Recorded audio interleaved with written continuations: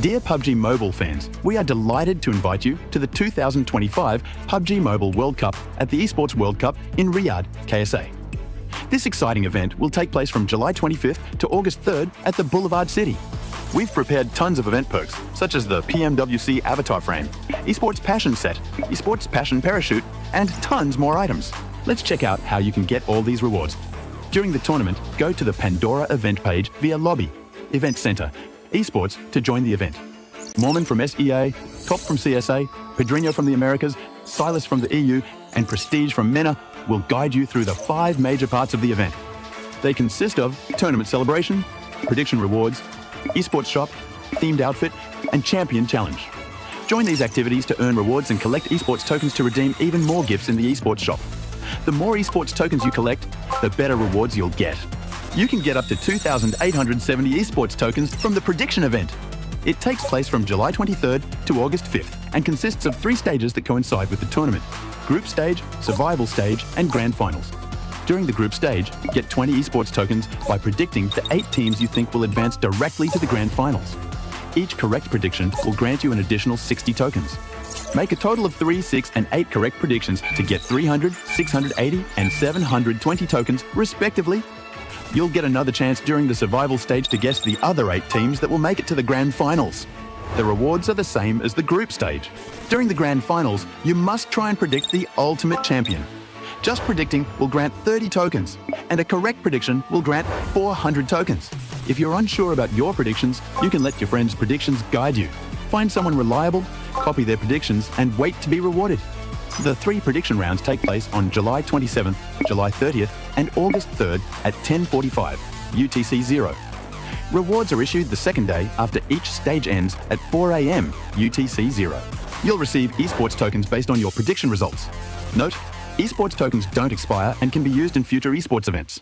Who do you think will be the ultimate champion? Join the 2025 PMWC event and share your predictions. Invite your friends to join the predictions and watch the tournament unfold.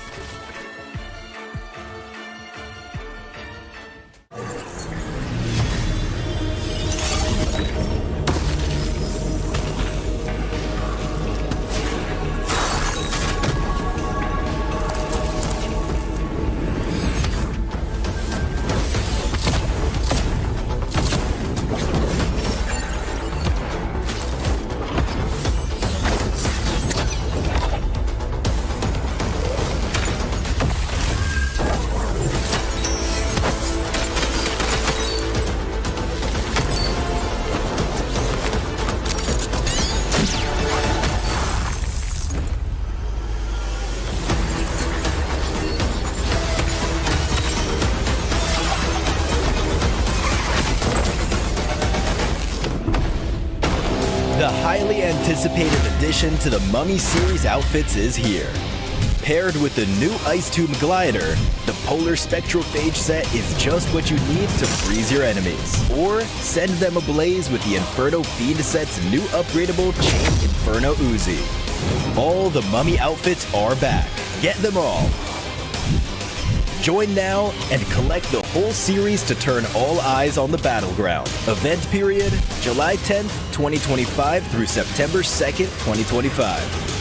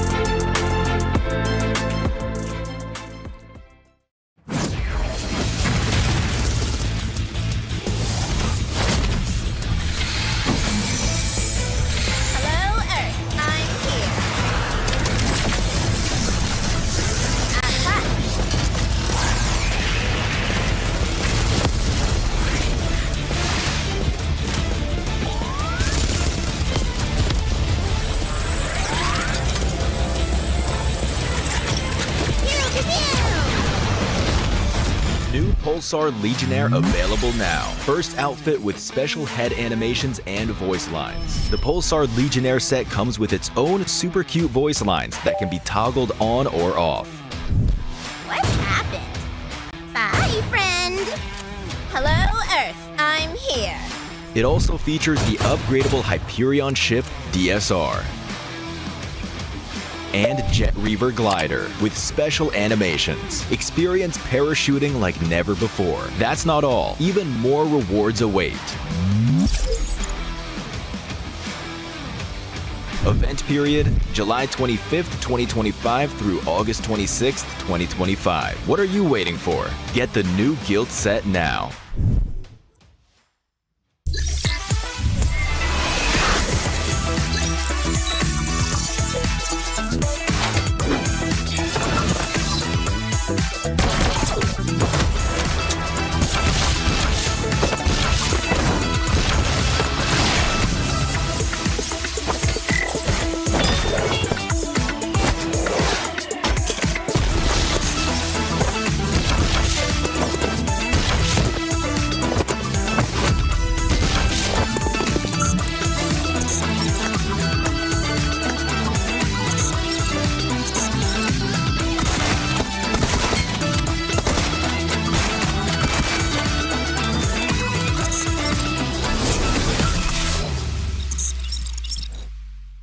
Cybertron's future is near.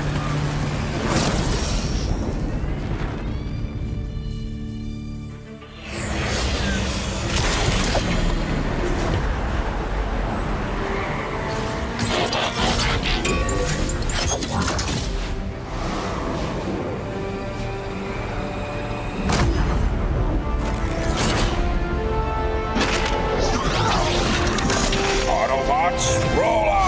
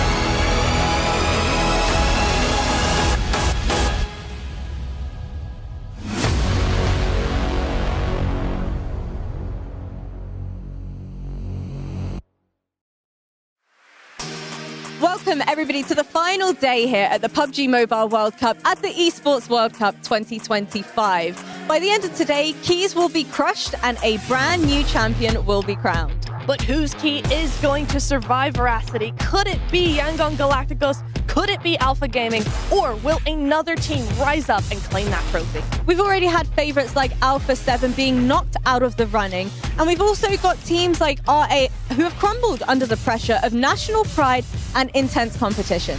So one thing is for certain, absolutely anything can happen. Yep, in these final hours, we will know exactly how this journey ends. Let's go! Let's go.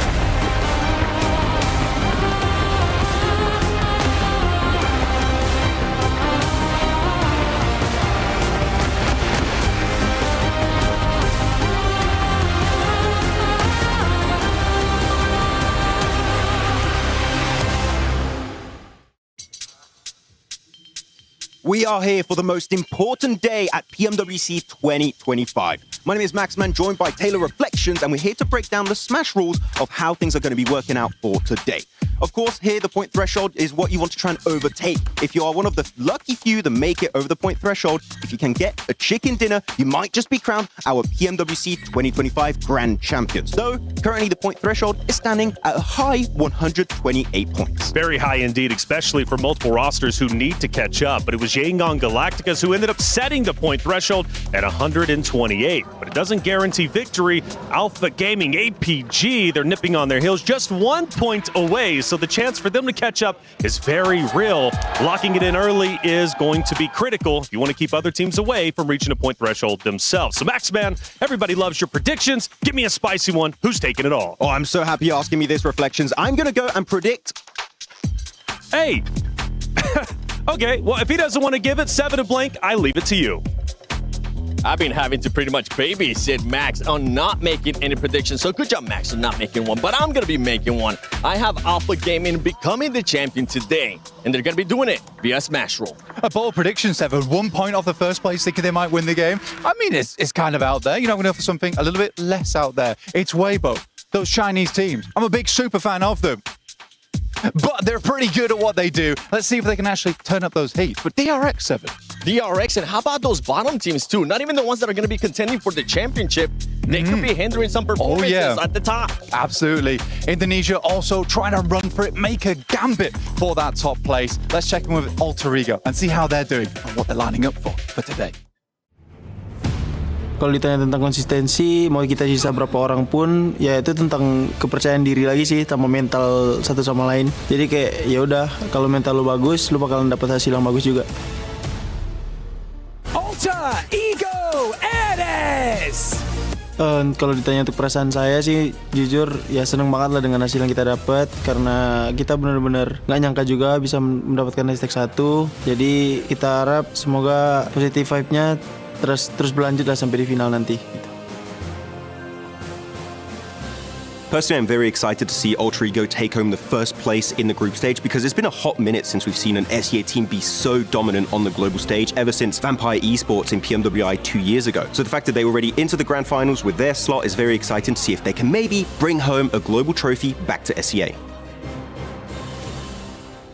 Alter Ego's mowing down 4 Thrives, pushing forward, looking to take down APG, and they will do exactly that. A beautiful chicken dinner coming through from Alter Ego. jujur kalau dari aku pribadi pasti ada meningkatnya karena di mana kita pasti banyak fans yang mengharapkan hal yang lebih kan daripada kita kan buat membuktikan itu semua. Cuman kembali lagi dari diri sendiri gimana cara mendakapinya. Cuman gue harap sih kita nggak bakalan kepressure banget sih dengan itu. Malahan jadi motivasi lah kalau bisa. Alter Ego and Forthrive, the major threats in this lobby. Oh, wow, but getting that knock is huge. Maybe Alter Egos can start to push up, mind you. When it comes to the reason why they were so successful in the group stage, I'd have to put it down to 3 players, Krypton and also the side of Rosemary in terms of fragging power. They've been very efficient when it comes to just eliminating everyone in the lobby. There's a chance that they could do really well at that stage. 5,000 damage by himself? Yo! What? It is going to be incredibly rough to make it out of those matches alive. Wow, look at how active Alter Egos are getting. They are taking the fight to everybody and they are winning. Kalau ditanya untuk strategi khusus atau apapun itu di final sebenarnya nggak ada. Jadi kita ngelakuin hal yang sama aja kayak di group stage. Cuman mungkin ada beberapa yang random mungkin yang bakal kita lakuin. Cuman itu kita nggak tahu. Kita bakal lihat nanti tentang keputusan coach aja nanti paling. It would mean everything to Indonesia if they can finally claim another global trophy, because the last time that happened was back in Malaysia in 2019 with Bigatron. So of course, if anyone can make it happen this time around, it would have to be Alter Ego. Untuk fans Alter Champs dan fans gue pribadi mau dari manapun itu tetap support gue, doain kita juga mau kita lagi di atas atau di bawah ya intinya support dari kalian tuh kita butuh banget dan doa dari kalian juga kita benar-benar butuh dan jangan lupa untuk ya bangunin mental kita lah dengan komenan kalian atau apapun itu yang kalian buat ke kita pasti kita sangat happy gitu dengan itu. Thank you.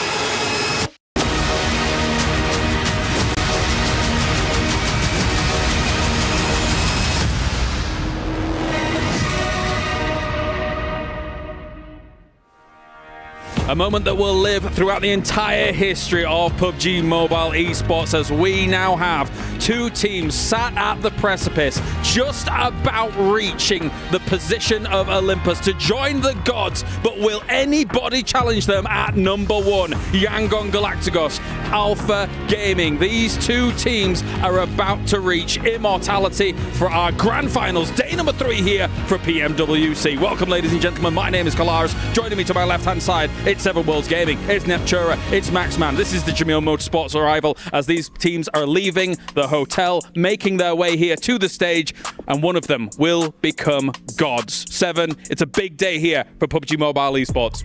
It is. I want to see which teams are going to be shining, which teams are going to be crumbling. We've seen it happen in the past in finals. I'm hoping that it's not going to happen here on the final day of PMWC at EWC. Neptura? I just really want to see a smash rule come into play. We tried. We almost were there in PMGO. We've seen it a couple of times in the regional tournaments. But at a global, we want to see it happen. It's looking like there's a very good chance of it happening today, so I want to see it. Oh, for sure. I mean, I'm also excited, of course, for who's going to be crowned the champions at the end of today, but also the prize pool increases significantly even in the middle of the pack. Correct. So just increasing 3, 4, 5 extra rankings, you could be bringing home a lot of extra moolah. Let's take a look at the Gadir top players here from our current days from the grand final and see exactly how all of this has gone down. Obviously, we start things off with Alpha Gaming because 7, it looked like Yangon Galacticos was going to run away with this tournament. Hands down, we had very few hopes for a lot of these teams, but they've stepped up. They are challenging their position. And even though Yangon is currently one of the favorite teams for a lot of people, a lot of viewers, I have been super impressed with what APG has been able to achieve throughout this finals. Even from day 1, they have been able to fix the mistakes. Doc is now staying with the team. They're playing a lot more compact, and it's something that I want to continue to see coming into today. Coming into today, though, there's one player that definitely needs to step it up for APG, and it's going to be none other than Top. Yeah. If we look at anybody throughout that squad, you see Doc with 27, Illims, Rifas with 21, Seal with 18. Once you get to Top, he only has 12. And for a player of that caliber, Max, he needs to step it up. He needs to step it up big time. But you know, of course, Yol has already won a PMGC in the past. We're looking at Top, we're looking at Doc, 2 players that you know are hungry to win one of these big global events, and this might be their one opportunity in a long time. Well, I'll get your thoughts in a moment here, Neptura, as we are ready for a lovely surprise before we begin day number 3 here of PMWC. So let's head over to the stage.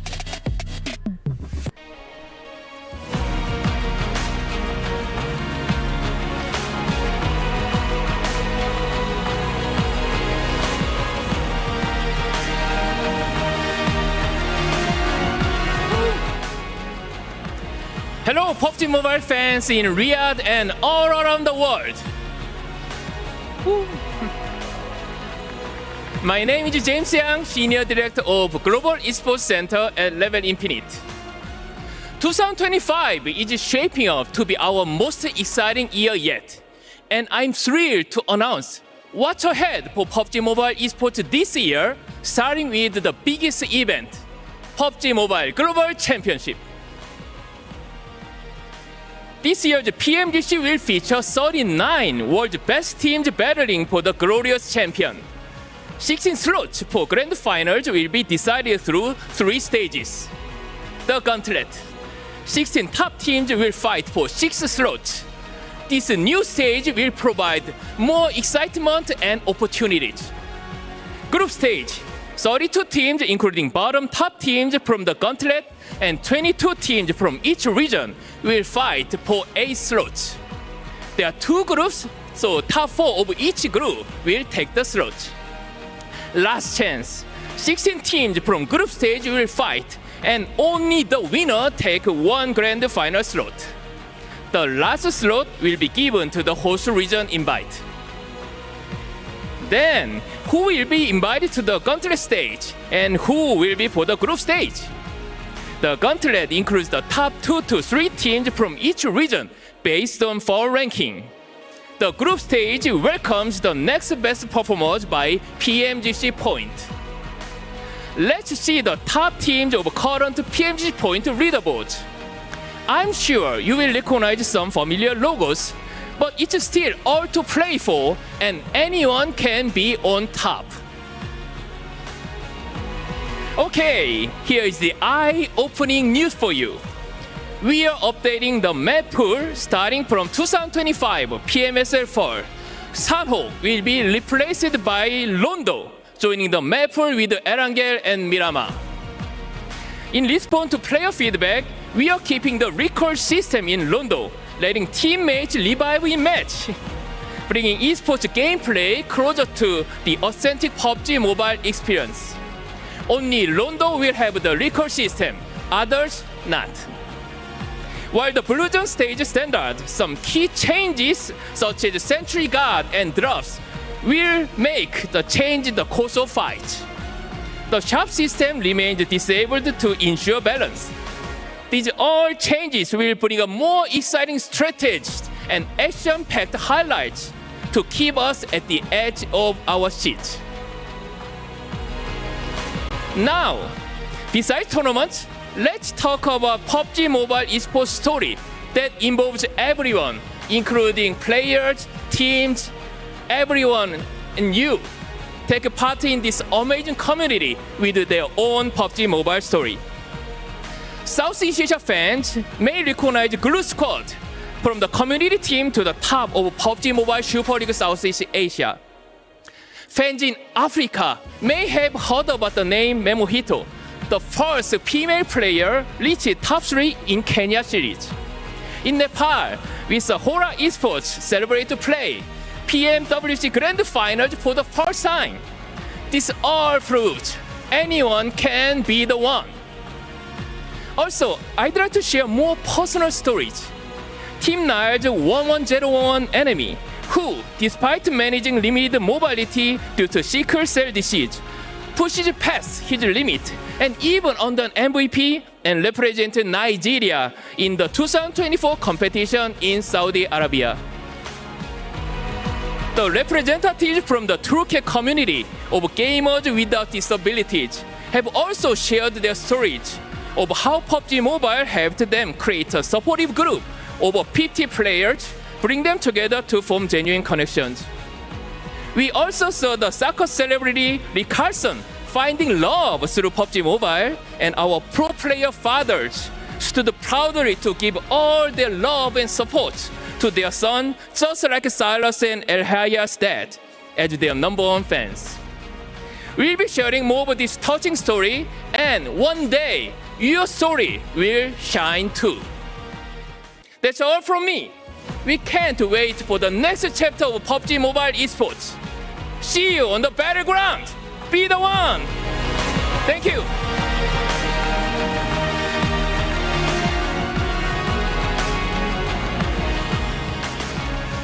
Thank you so much, James. And so, hi everyone. Have you heard about NextStar? This is PUBG Mobile's official program for content creators. Whether you have followers or not, if you love the game, you're welcome to join. Since 2021, NextStar has helped thousands of creators help grow them with funding, in-game perks, and of course, official partnerships. Anyone can be a star. The program offers a total annual prize pool of over $6 million, plus exclusive in-game rewards and collaborations. The best creators will even get official annual awards. And now, it is going global, because starting August the 3rd, NextStar is officially open in MENA, Western Europe, North America, Eastern Europe, Southeast Asia, South America, LATAM, and Africa. So, if you've ever wanted to share your PUBG Mobile moments and build your own community, now is your chance. All you need is passion, and we will help with the rest. So if you want in, just scan the QR code to apply, and of course follow all of our channels for the latest updates. We can't wait to see you there. Good luck, and we'll see you on the battleground.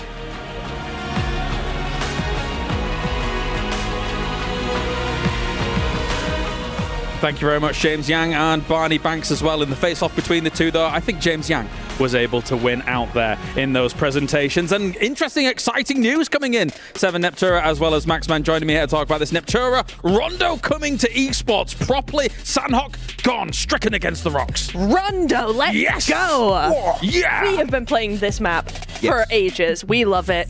I'm so excited to see it coming into esports. I'm slightly sad because Sanhok's my favorite. I'm sad. Seven's too. But, hey, Seven.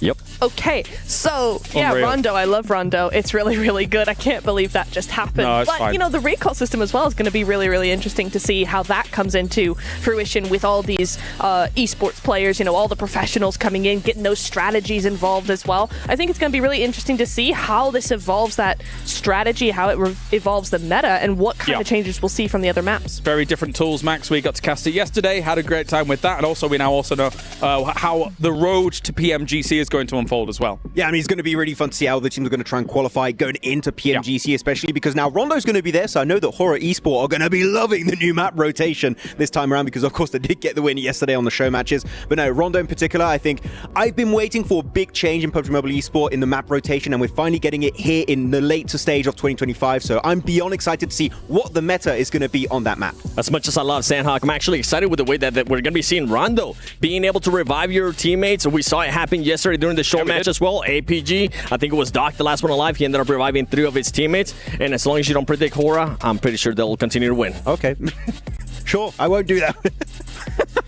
We're going to have to bake it into our contracts, Max. So only we're allowed to cast Rondo from now on. I like that. I wouldn't hate that. You guys were great, actually. I learned about Rondo hearing you guys talking about it. He's been nice to me on...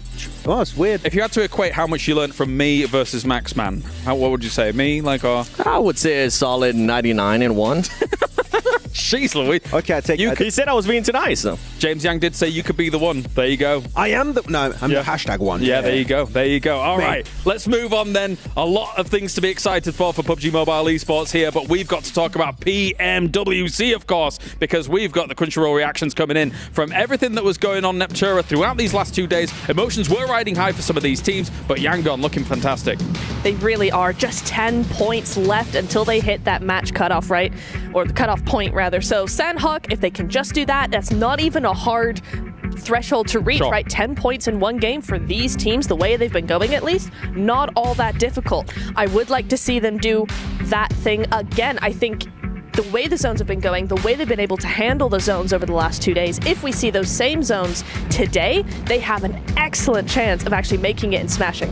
Honestly, even if we don't see the same zones, the way that this team plays, I was talking with Blank and we've kind of both agree that this team just plays to win. They let everybody else fight it out. They don't really worry about anything that's going on. And yesterday, they showcased that perfectly, being able to third party. One thing I am looking forward to seeing the most, Max, is seeing if they get the 10 points here in Sanhok, if they can finish it on the second match, because this team has gotten back-to-back wins on the second game every single day of the finals. It's going to be really a tough one going into this one, how they're going to be playing it out. I mean, Yangon Galacticos are the quintessential wide-rotating team. I even talked to Falcons, like, how are you guys feeling about Yangon? They're like, they wide-rotate, and they just keep getting the circle. It's because the rotates are good. They find the path of least resistance every single time in the circle, and so far as you can see on the leaderboard, it's been working out. All right, so here we are. Let's spell it out for you.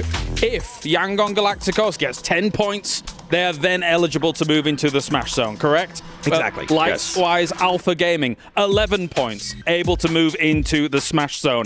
Those two teams are head and shoulders above the rest. If they smash, the tournament is over 7, and there's a very real possibility with how they're playing that it could occur here today.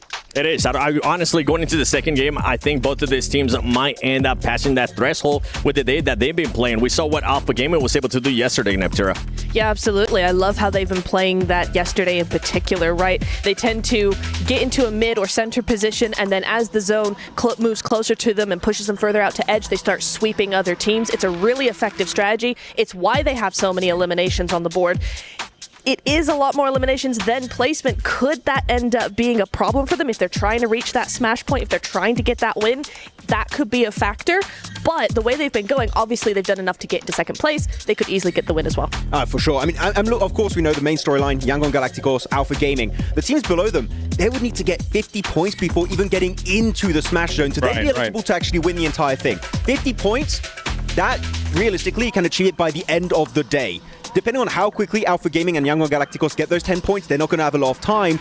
Are they going to try and target them, though? Knowing that they need to get 50 points, that's a massive risk. Is anyone going to be willing to go and take that risk? One team that I'm going to be looking at targeting, especially if they don't start off hot in Sanhok, is going to be Alter Ego. Because after Sanhok, Alter Ego, keep in mind, we're going to be playing 3 Erangels. This team has been absolutely awful when it comes down to Erangel. Day 1, 11th place average. Day 2, 13th place average. This is not what you want to see out of Alter Ego. So if you were asking, anybody's going to target them? Netura, I think maybe Alter Ego will try to target them in Erangel. Exactly. I really would like to see also for Alter Ego, for them to go back to the angles and the splits that we were seeing from them in the group stage as well, right? Because they had some really, really good controlling angles, particularly in Erangel. But since the finals have started, we just haven't seen that from them. So if they go back to that, again, yeah, they start trying to control other teams. They start trying to control the zones. They have a real good chance. Here's our 9th through 16th as well. And do not forget, yes, of course, we're focusing a lot on who will become the champion here at the World Cup. But there is still a lot of money on the line here for every single one of these placements, Max, to try and scramble above your competitors. Thunder Talk in particular, at the bottom of the rankings, right? They've had so many elims, very little placement points. If we can see them have a decent day today, maybe they could just able to jump up onto the first page, and that prize pool increase would be huge for the side of Thunder Talk. So even if you're at the bottom, you still have a lot to play for in this final day. And the question all the way at the top from me, Seven, is what do these teams prefer? Do they prefer to try and go for the crazy glory of trying to knock these teams off the pedestal because you constantly have to target them if you want to try it? Or do you protect what you currently have in terms of prize pool? Because it's still a lot of money for 3rd place, 4th place, 5th place, etc., etc. I think the tone will be set after Sanhok, depending on where the top 5, depending on where they end up in Sanhok, what the gap is going to be looking like going into the later matches. Then we might start seeing a little bit of targeting, especially if we end up seeing a little bit of gaps here and there. One thing though is that all the other teams from 3rd, I think, to 14th place, technically they're still close. So it's along the lines of what you're saying, Max. They are going to be fighting for the prize pool. Yeah. Well, this is Jamil Motorsports' arrival here for all of these teams to get ready and good to go. You can see the tension rising here for some of these teams again, especially for those 2 towards the top. Max, you were saying? No, I was going to say, actually, if we see one of the 2 top teams actually make it in a Smash Zone in the first game, the entire lobby is going to be an absolute shambles because the tournament could end the very next game. Do you want to try and go for Hail Mary send, hot drop the top team so they can't get the smash? Do you want to try and slow down your main competition just above you? Do you just want to play it safe and get points so you can hopefully get high in the rankings? This is why I love Smash rules so much. It changes the whole dynamic of how your last day really goes down, what the strategy is for these teams. In CSA, it was all over the place, and I think we might have something very similar here for PMWC. And with that, what you're saying is I'm starting to think about Yangon Galacticos. They need to make sure that they actually get within the Smash zone, Neptura, because if they don't, this is a team, we just mentioned it, they tend to just play their game, they tend to just play for the win, and if for some reason APG is able to cross that Smash zone, I don't see Yangon Galacticos being aggressive enough to try to hunt down APG. Yeah, I think that they're very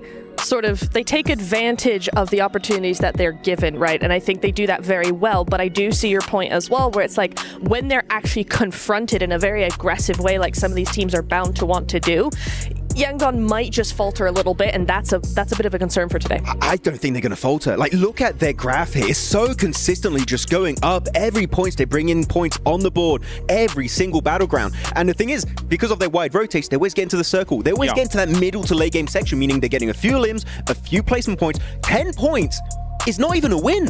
It's like a podium, maybe even a top 5 with a few eliminations. That could be very easily achievable for Yangon Galacticos. Very rarely do we see the graph like that. Very rarely do we see two teams being able to just protrude over the other teams, dwarf the other teams at an international tournament like this. And it does concern me, Seven, especially when it comes to the pressure that will start mounting on those two teams in particular today. But I think there's a different dynamic for the pressure for those two teams, because I think Yangon Galacticos may crumble to the pressure a bit harder than Alpha Gaming. Alpha Gaming is absolutely a veteran roster that I think might have the perseverance today to be able to overcome that pressure. What do you think? I was over here smirking because I was just waiting for you to say the words. I was waiting for you to say, yeah, Alpha Gaming is full of MVPs. Alpha Gaming is full of PMGC MVPs as well. They've been here. They have that experience. And to be honest, I don't see them crumbling. And this is why I just continue to pick this team. I don't see Alpha Gaming letting off the gas, especially with the way they're playing. It's kind of crazy because I think for a lot of us, having watched PUBG Mobile Esports for so long, it's kind of destiny against the dream, right? The fact that Alpha Gaming on one side has the destiny laid out before them. We always think that they're going to win an international tournament, Max, but then the dream of Yangon Galacticos, this young kids coming from Myanmar, nobody really expected them to be able to take this position, but here they are, potentially going to win one of the big ones. You would ask anyone if they predicted Yangon Galacticos before this tournament. I could tell you that number is extremely low. The dream is alive right now, 118 points, creating currently a massive gap between themselves and third place. And then you have Alpha Gaming. We've been supporting Star Wars back in the day, Collage, for ages, never winning a global event. This tournament would mean so much to especially Top and Doc to join up onto Zyol, and Zyol could also confirm his second global trophy. This would be a massive achievement if they can make it happen, but again, the pressure is going to be high. Let's take a look at the power rankings here and boil everything down. You were saying, Neptura?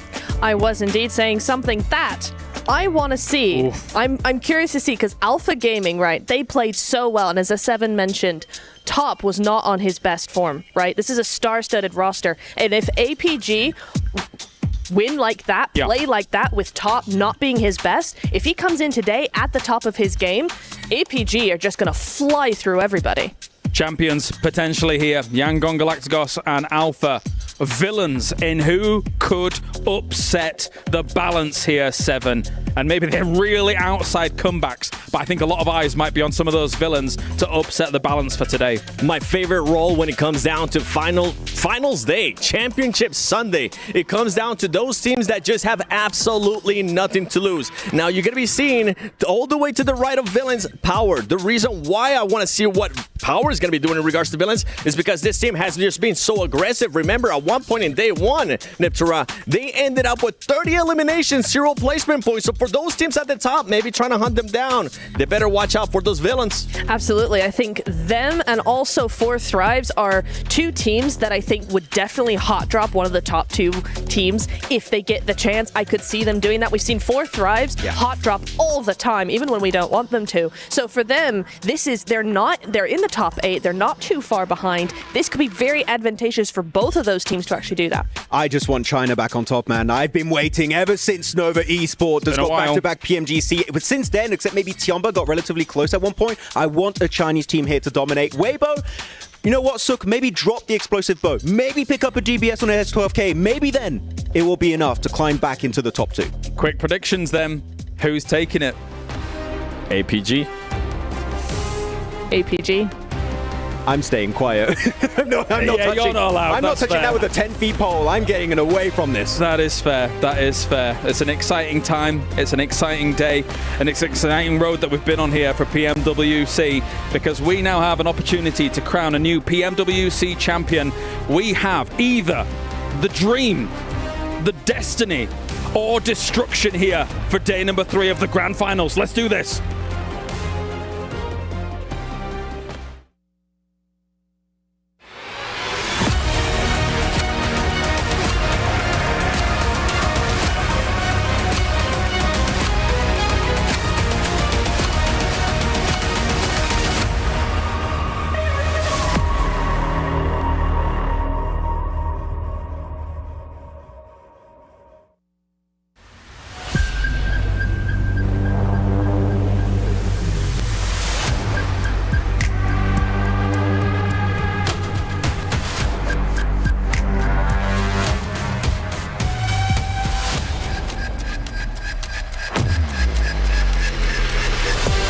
The defending champions will not be going through to the finals.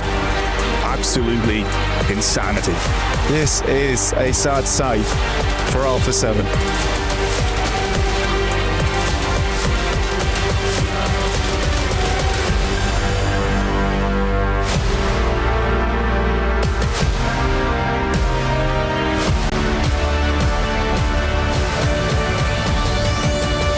Four Thrives on top again and again. Power has more control over the circle.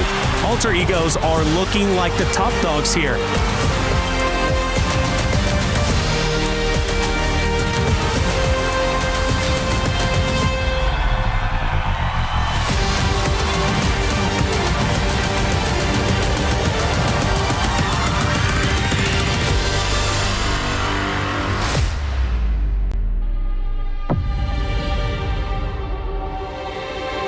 It all comes down to this. 16 teams, $3 million, and 1 trophy.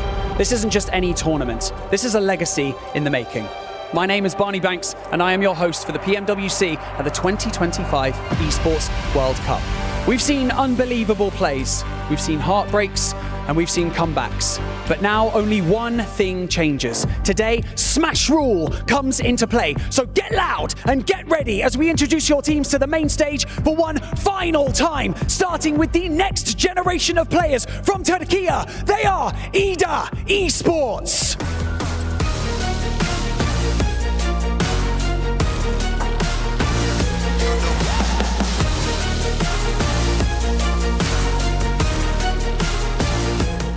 Dominating day 1 and 2 of the finals. Can they cross the finish line in style? Yangon Galacticos!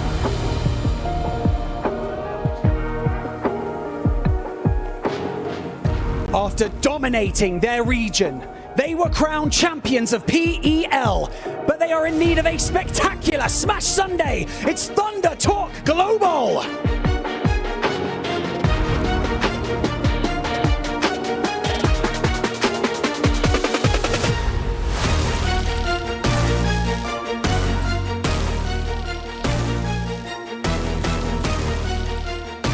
Entering this tournament as the reigning club champions. They are also the reigning champions of PMSL Europe and finishing top 3 in their past 2 global events. It is Team Falcons!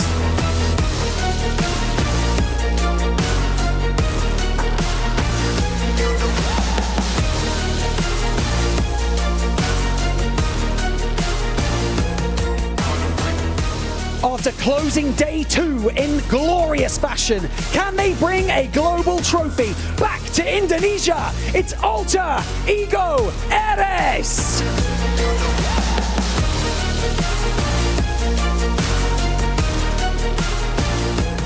Your reigning champions of PMSL Southeast Asia, E-Arena!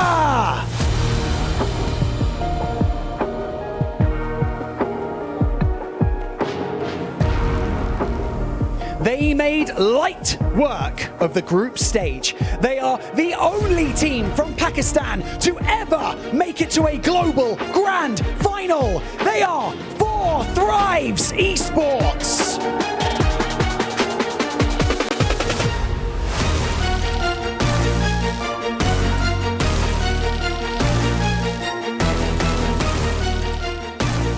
A familiar face on the main stage. They are your 2025 Rivals Club champions, Nongshim Red Force.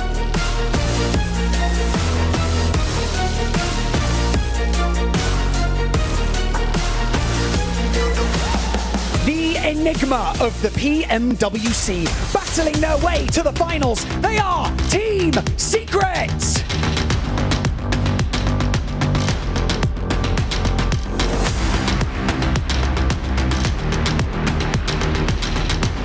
Your hometown heroes and the last MENA team standing. It is Power Esports.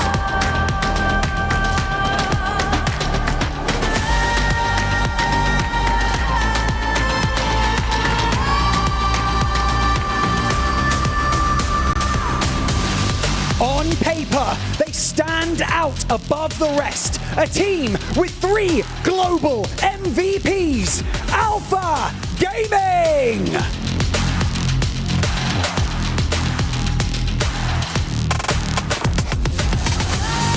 Their player, Silas, has the chance to secure the global Grand Slam right here. They are the reigning PMGO champions. It's Regnum Carrier Esports.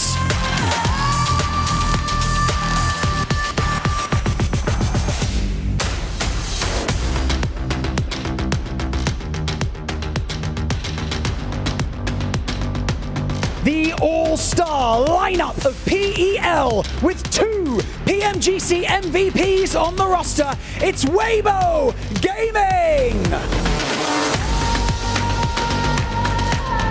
The team who smashed their way through the survival stage. They are Hora Esports!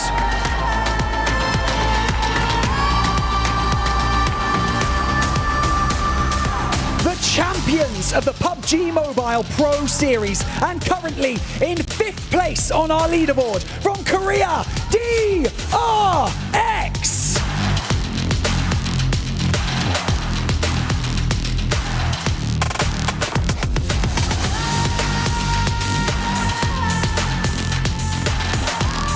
And finally, can the veterans secure a global title at the PMWC? Turkey's very own Fire Flux Esports.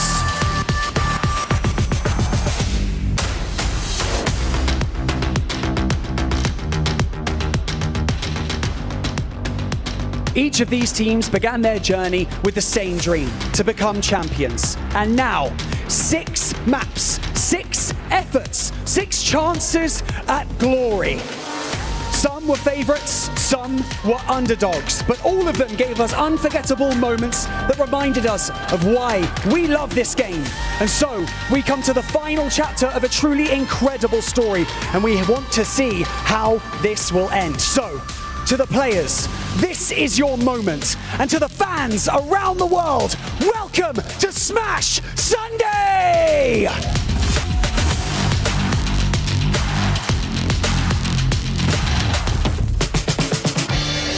There were so many good teams entering the group stage here at PMWC 2025. You had 4 Thrives, Alpha Gaming, the side of Horror Esports. All of the CSA teams were looking so incredibly good at the start. And of course, Weibo with Order and Sogda had a lot of hope behind this team as to could they possibly make it into the finals. And to make it into the top 8 was always going to be incredibly rough at that stage. When it comes to team that impressed me during the group stage here at PMWC, one team instantly comes to mind, and that is going to be 4Thrives. Every player performed exceptionally well. You're looking at T24P, Faluk, IQSD, IGL, but especially Noki stepped up big time, able to secure some really key chicken dinners in the group stage and able to secure themselves the second place to move on into the final. Well, my favorite moment in the group stage, I think it would have to be the almost 1v3 clutch from Noki on 4Thrives against Alpha 7 and Miramar. That clutch would have just been absolutely historical for the Pakistani region as a whole.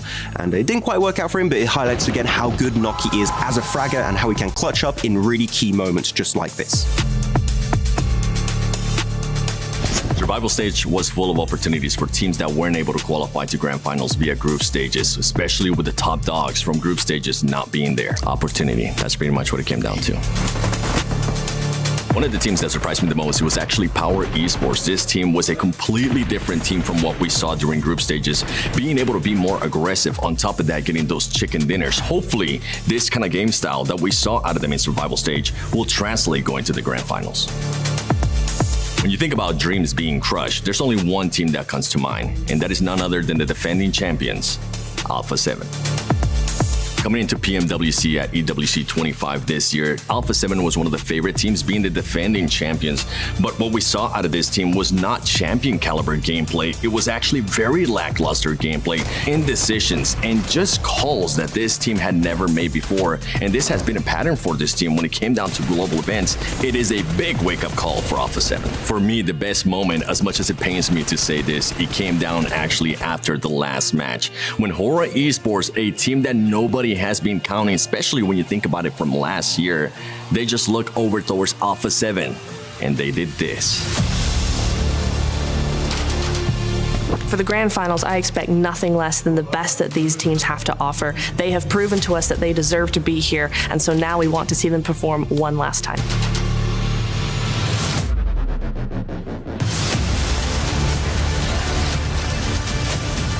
The stakes have never been higher at PMWC. Not only do we have a $3 million prize pool, an epic trophy, and the all-important key, we also no longer have Alpha 7, which means we are guaranteed a new champion to both claim those prizes and crush every other team's key.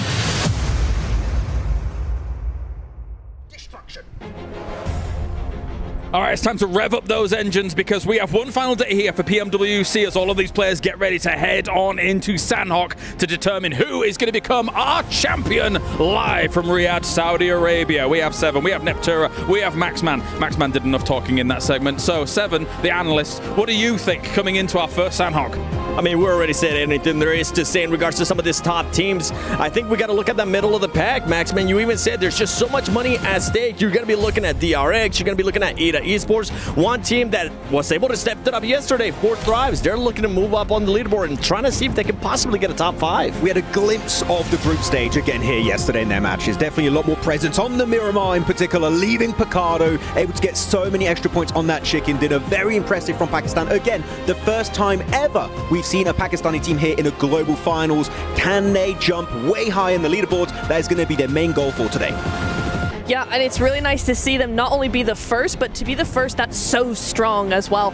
4Thrives coming in, showing what they're made of, making other teams respect them. A little bit of a falter in day 1, day 2, but coming back really, really good into day 3. I'm very excited to see if they can contend that top 2 position. You've got so many storylines that are just going to be colliding in all of these matches. Possibly 6 matches, maybe way less, we'll have to see. But also, MVP. Who could it be? So far, there's so many contenders at the top. You're looking at Alpha Gaming. Doc is currently leading, followed up by Reefus, which is a big surprise. Ziol is currently in 4th position. There's a high chance Alpha Gaming could be taking at least 1 award at the end of today. That is true. That Sony Grand Finals MVP will be focused on towards the very end. There are some big names, Seven, that could be taking that spot. Yeah, I think right now, you mentioned it, Max, top. Doc, I mean, Top actually needs to be able to improve with what we were saying earlier. Doc, with the way that he's been able to just continue to play, continue to improve on the performance, and at times, a player that would usually be the one that gets first eliminated for his squad, that's not the case anymore coming into this grand finals. He's kind of been saving the day, actually, surviving at the solo in these matches and able to get extra placement points, that, as we see right now, was very, very impactful to allow them to just stay just behind Yangon Galacticos. But I think one player we were talking about quite a bit for Alpha Gaming, Neptura, was Reefus, the player that's been way more silent in PMSL CSA, but he's really just like Noki for 4th Thrive, just risen up to glory. Yeah, it's really nice to see a lot of those players that you can kind of call support players, right? They're the ones that are making the things work for those fraggers to come in and sweep the lobby. But it's so nice to see them come into their own limelight as well. You've got Rifus coming in, some really good angles, some really good hits, great shots. He's doing very well. He's getting into that MVP position, and that's just making Alpha Gaming that much stronger. Let's get to it then. Sanhok is on the cards for our first game of the day. Will the Assassins come at the two kings at the top here for our first match? Let's head over to the commentators. The bookend map for the PMWC here live in Saudi Arabia at the Esports World Cup. We started so long ago on Sanhok, and of course this will be the beginning of the end for these teams today. So close to that smash rule coming into effect, and as Barney Banks said down on the stage, it's gonna be Smash Sunday. There's gonna be intensity, action, blood, sweat and tears. 15 of these keys will be crushed blank, and only one squad will walk away champions. 15 teams battling it out to dismount Yangon Galacticos from the top. The two kings in APG and Yangon Galacticos sitting high upon those thrones. Can those teams underneath dismount them? Like Kale says, it's a wonder here, but we're getting Sanhok to start things off in just a short moment. No smash ruling will come effect on this first match. It's all about getting over that match point. That's what we're working with. We'll keep you up to date as things flow, as the teams start to show us what they're made of today. But all you can do, if you're watching at home or in the arena here live, give these teams your energy. Make some noise in that building and show us how excited you are for these games. We're cutting across Sanhok, directly horizontal, like a slice from a katana. Which one of these teams will be sharp enough in this game to get above of that match point at 128 and take this whole tournament home? Or will we go all 6 maps today? We can only wait and see as all the teams get out the plane and situated on this match. It looks like Power and 4th Thrive are not done on their duel up towards Hattin. It's been a fitting name for Power because it has been a power struggle between these two teams. It's happened again and again. We'll see if they actually learn and have some reservations. Obviously, the first time it was Power that pulled it off. Second game, it was 4th Thrives that came out on top. And this time, they both call it quits on the adjustment drops. Smart move from Power here. They know they're in 10th place. They're going to push this further. Surprisingly, 4th Thrives are actually over the top of them with 68, but middle portion of these points is so interchangeable, and the interchangeability does mean massive swings in cash and glory as you head further and further up those tables. We're going to sit ourselves over towards the eastern side, which does, surprisingly, or not so surprisingly with the circle look that we've seen from them, Yangon Galacticos in a great position in Paradise Resort. A team that has proved so much in such a short space of time. Tons of talent, very exciting to watch, and I think it's been quite an amazing storyline with how obviously some of us were looking at this thinking, yeah, okay, you're kind of making it work, but is the consistency there? Is this sustainable? Is this repeatable? And I mean, all we've had from the playoffs has been a big resounding yes again and again and again. It's been more of that, please, the entire time. For Yangon Galacticos, their maneuvers have been sound. It has been smart when it needs to be. Some god grenades been sent over the top from this team. No individual player really strikes out either over on Yangon Galacticos. There has been some moments of absolute domination from some of those players in key moments, but it's a different player each time stepping up to the plate to deliver for that squad. And I think that's what makes them so great, is that the players all can perform at such a high level. No one's lagging behind on that team. Everyone's running in lockstep with one another. But there's a couple of teams would be focusing on this match, and this is one of them right here. It's Weibo Gaming.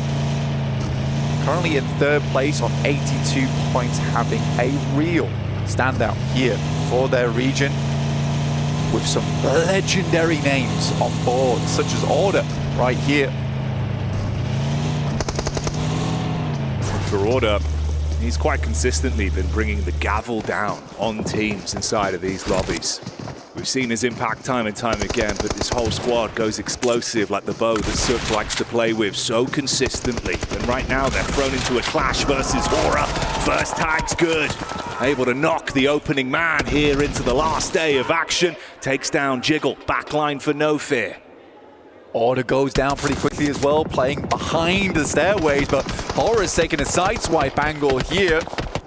I think Team Secret starts to get slightly involved. Sky moves up, but he's in the grass, waiting like a blade of grass to stab and strike from the back. He's getting these audio cues as well. All about timing for this one. Slowly makes his move forward. The jump up from Sky might have given the game away, but the periphery wasn't spotted. He instantly engages. Angle peek as well. Good tag from Sleepy. The bite back. It's a hefty hit. Looking for more. 33Z steps up though, will find him on a beautiful DBS shot. And Weibo, they've been taking knocks here and there, but this is a resounding success from this team. And again, it's a real fast start here for Weibo Gaming. They know that they need big elims on these matches if they hope to catch up to APG as well as Yangon Galacticos. No Fear. The opposite of his name at the minute, man. You are going to be sweating bullets. Head down. Hope to avoid being just an additional point on that markup, because like you say, they'll be grabbing those with both hands. Already some more action from the squads that are at the top. It's Alpha that are back on screen. Looking for a bit of a drive-by. A couple establishing shots that were thrown out towards Fireflux. Weibo Gaming get themselves back up on their feet now, all four players. Alpha Gaming on our screens, down towards the southwest side, coming in contact with Ida probably quite soon, alongside with their Turkish brethren in Fireflux, who are just off towards the east. This is around Quarry. Not an easy position to play, honestly. Will siphon a lot of teams down towards the south side. And they'll have to break fast on either the east or the west. Yangon Galacticos, though, targeted. And why not? Give yourself extra time if you Regnum Kaya, who've had some okay games, honestly, currently at 74 points, but they'd like to bit further up the leaderboards after such success over towards PMGO and overall from this team. They want to extend these playoffs as much as possible. They would need to climb. And like you say, that's starving out these teams from being able to get themselves into a position to win off of that smash rule. The longer the day goes on, the better. Here, opportunities could present themselves. It's Loxic who's hoping to lock in with the barrage of bullets, but the instant response, that was so quick. The 180 off that one, what was that? If you're Regnum Kaya, you're thinking to yourself, I'm working against a reaction speed machine. That's terrifying. That would scare me. That would really scare me. It's like Regnum Kaya now realize that they need to be instantaneous on a knock. They need to get this team shot on board quickly now, because they know they can't take any of these quick stabs in the dark. If they're not successful, immediately Yangon Galacticos is going to know the position. If that's not a good litmus test of what their form's looking like today, I don't know what is. That was absolutely balmy, mate. They're wired right now. They are wired. They know it's at their fingertips. The trophy, the title, the lion's share of the prize money. Oh boy, you talk Alliance, and maybe there's a couple looking for an opportunity to pounce 4 Thrives on a bit of a rotate around.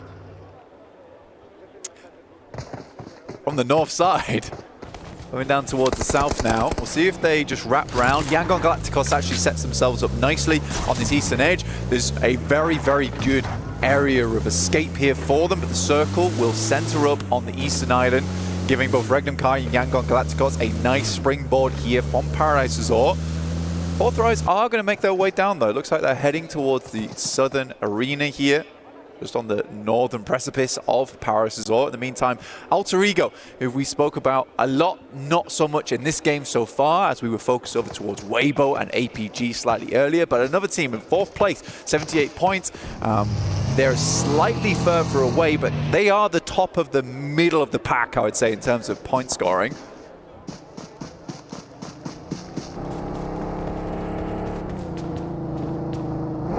Alpha Gaming. They move bit by bit here.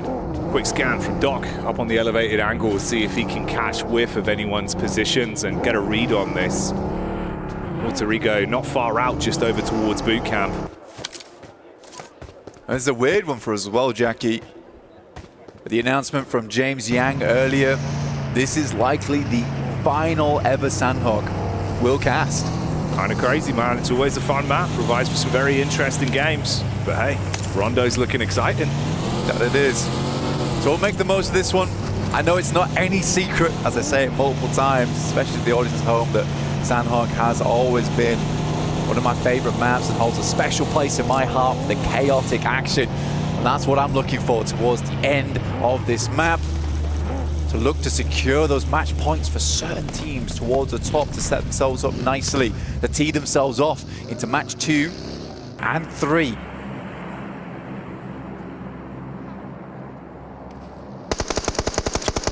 Weibo, the shots down range. It's the RX that are on screen now. We get their POV. Nades over the top. Nice. So good. Right on top of order, and look at the follow-up. The downtime on that is pinpoint. Great communication to get that opening conversion instantly blank. No opportunity to reply. Yeah, Order wasn't getting away from that no matter what. Even if he tried to crawl inside the rock, those nades would have still done the trick. So Weibo Gaming are forced off of this one, and 3 elims is not enough so far. They need more off the back of this one, and right now they're sandwiched between 4 Thrives, DRX, Horrors underneath them, Team Secrets guarding out towards the west. Smile did move down from Yangon Galacticos over towards a small shack on the south side, which gives them a comfortable position, an anchor point for the rest of the team to drag themselves over towards. But Weibo, they lose Order, they lose Sook. 2 very prominent players on the team are now down. He and 33Z will now need to move off. This is not the game they wanted to start off things with, and like we said, there were so many teams around them.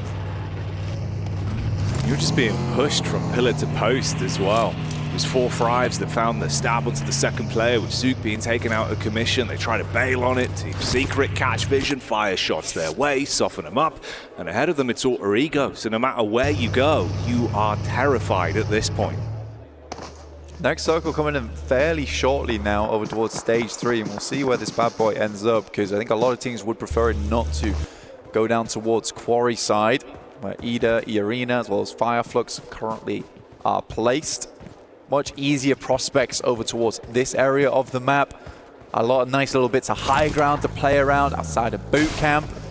APG currently just guarding though for Thunder Talks, who are coming in from that western side. Falcons haven't found a home. Still in the blue, down towards Cave. They have to wait things out. There's a lot of teams that move through Camp Charlie. Looks like we're getting some Rondo gameplay early, because those bird cages are going to be startled when they make their move over towards the zone. Non-Shin Red Force ready for the clash, but we're already thrown into one. There's Falax unloading. The DBS rattles back over though, and 4 Thrives might come unstuck. You think you finished the job, and T24 has to do it himself from the backline. A messy engagement. Noki's gone. You can at least get that pick-me-up play back over onto Falak.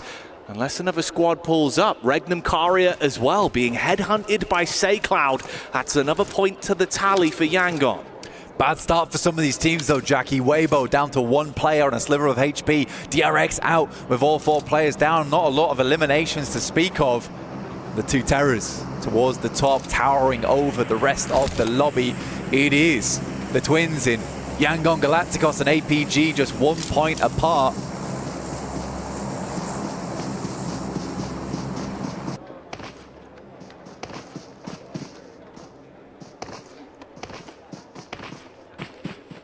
You can feel a bit of a different air with how these teams are approaching it today as well.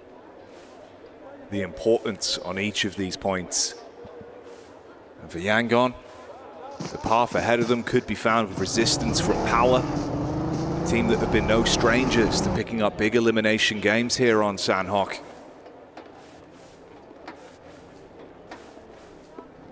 APG playing this out very slow at the moment. They know they need to. This game's about getting over match point. And I think for APG, it's a slightly different story for them because it's quite an aggressive team. For Yangon Galacticos, they sort of just need to play their own game. They'll have to switch things up too much playing on the outer edge. But for APG, this is where they'd go to die right now if they're not able to get over that match point early in the day. Yangon Galacticos is able to fix that one for themselves. Right now, I'd say APG is playing a smart game. They're not trying to push too far. They're securing that location on the western side. They do not want to be backstabbed.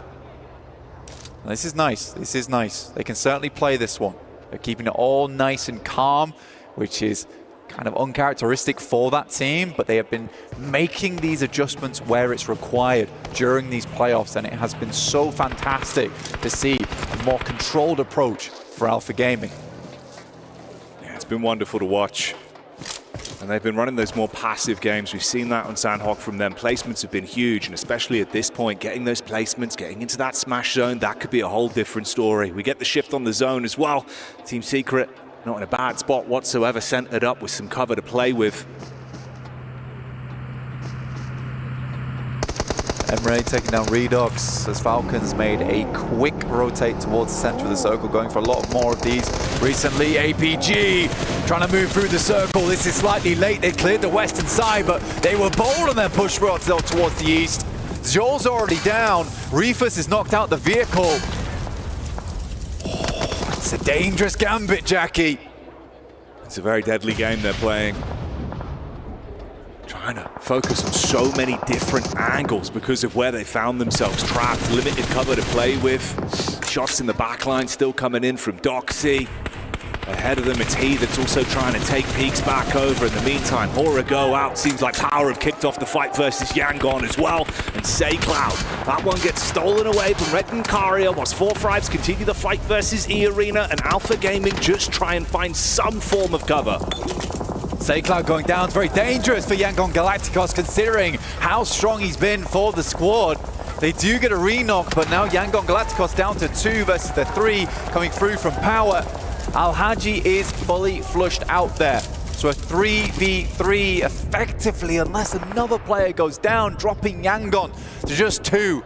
In a similar boat with APG in those moments. Smile gets taken down by Ragnar. A match point might just not be found in this match as Yangon Galacticos are out.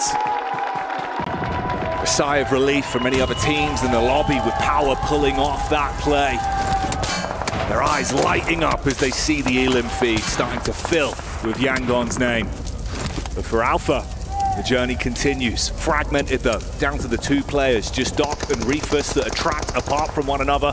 Bullets out from Reefus onto the back of Doc C. He's trying to take the peaks on this. Tough game now for Alpha Gaming, just the 2 players. This is really rough. Reefus hits the deck also. This is Alter Ego, almost about to lose Krypton at distance from Tizzy. Out in the blue. You'd be furious if you're Alter Ego. This was a very, very good opportunity for them to catch up in the rankings. For Nonshin, I don't think this will be a Dr. Dre play. They won't forget about Doc trapped in behind the rocks. Via Flux taking the head-to-head versus Regnum Karia with a third party from Team Secret as well.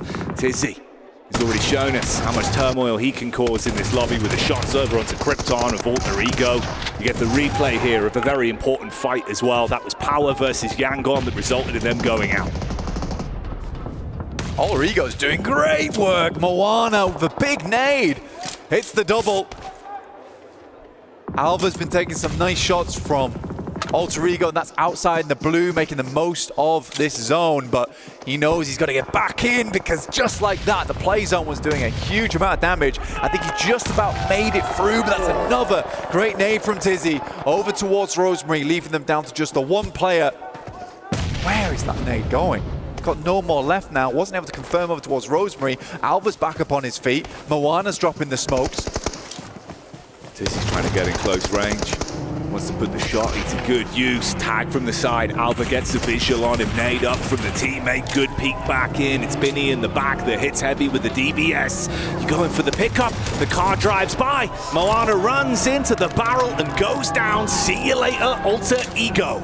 Almost all of our big ticket teams are down now. Regnum Kaya, DRX, Alter Ego, Weibo. But it's Alpha Gaming surprisingly getting Reefus back up on their feet. This game's not done yet for this squad. Seems like they smell blood in the water off the fight from Alter Ego. The bounce on the nade. That one's going to arc you back up and get you a little bit clammy in the hands. Rifus has 4 nades of his own to reply with. Casts one in close. Vinny rocks over. They can play off one another. That's the manpower advantage they have. And Rifus, he's on an island. The nade bouncing over the top as well. Reply with the molly to force him out of position. He's being burnt, cooked in position. They just need to get close to finish him. Oh, gets tagged by the flames as well, and that will be Rifus going down here. Now just Doc, the big man himself. 27 elims during the playoffs. It is a massive result for a singular player here. Can he hold his own?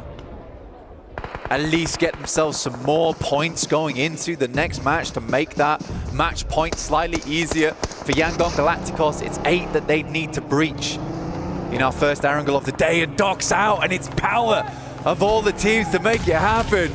Making these games interesting, taking down both Yangon and APG, the Giant Slayers. Heavy is the hand from Power today, as they are running through these teams. They take the fight to 4 frags from distance as well. Confidence to split. It's easy that was able to strip Falak out of the competition. 4 frags, not doing too badly on this match. 9 eliminations. Good result for them. Nice shot through from IQ. Once again over towards Easy, being left behind as Vahiden has to wrap back round again to wrap Vahiden with bandages. Get Easy back up on his feet as quickly as possible, because this blue is starting to push in and it hits hard. That might be both of them going down, in fact. Vahiden's very lucky to get out of there as quickly as he did. Had me scared, man. The drive through the blue, the wide turning circle. The play zone still going to nip at the heels of Easy as well. So it's starting to go south for Power bit by bit. 4 frags taken to pieces as well. Team Secret engage on top of them. Nongshim Red Force just watching. Biding their time. You've got the 2-player push-up close towards the Falcons that are catching whiff of this. Cole and Ralph. Deadly duo here. The IGL. And the slayer of squads, Koa himself. Good nade up from Zizzy. More Molotovs thrown through, just delaying what Falcons can do here.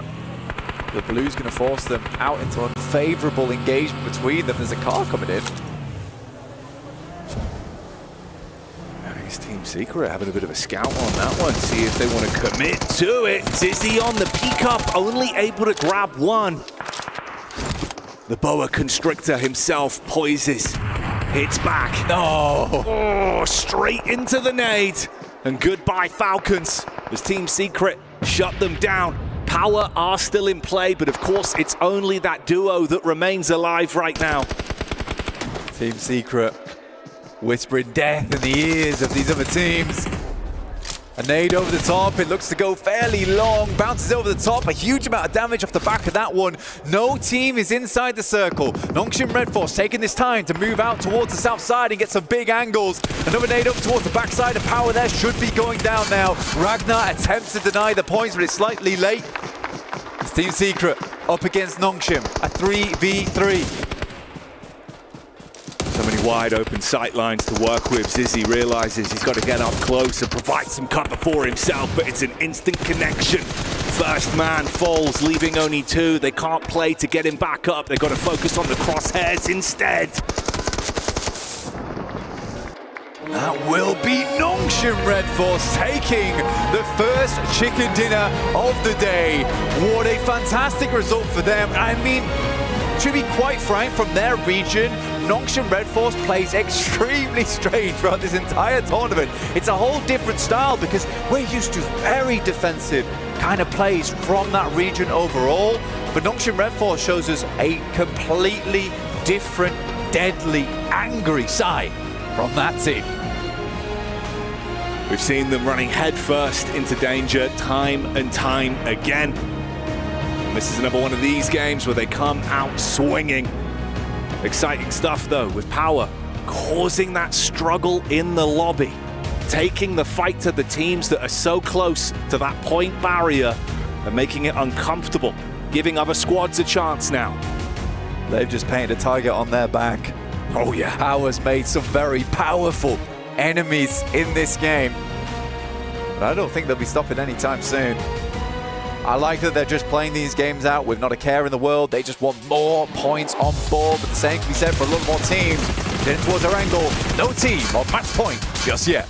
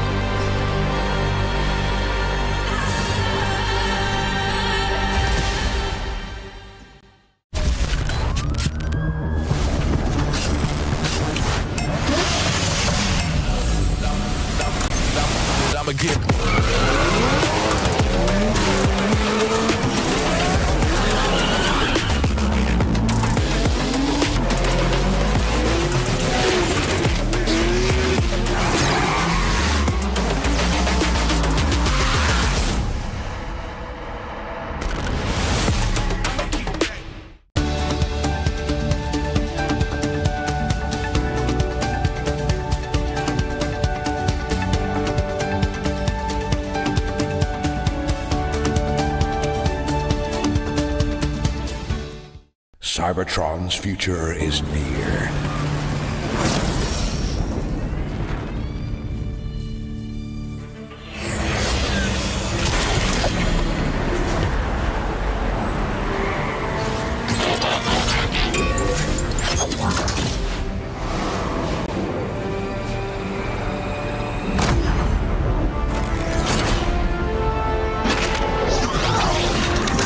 Autobots, roll out!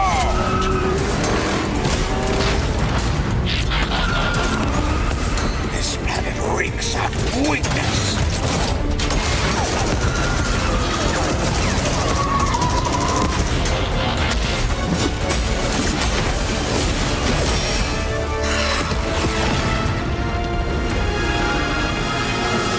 Your courage reignites my spark. We'll crowd a new load of Cybertron.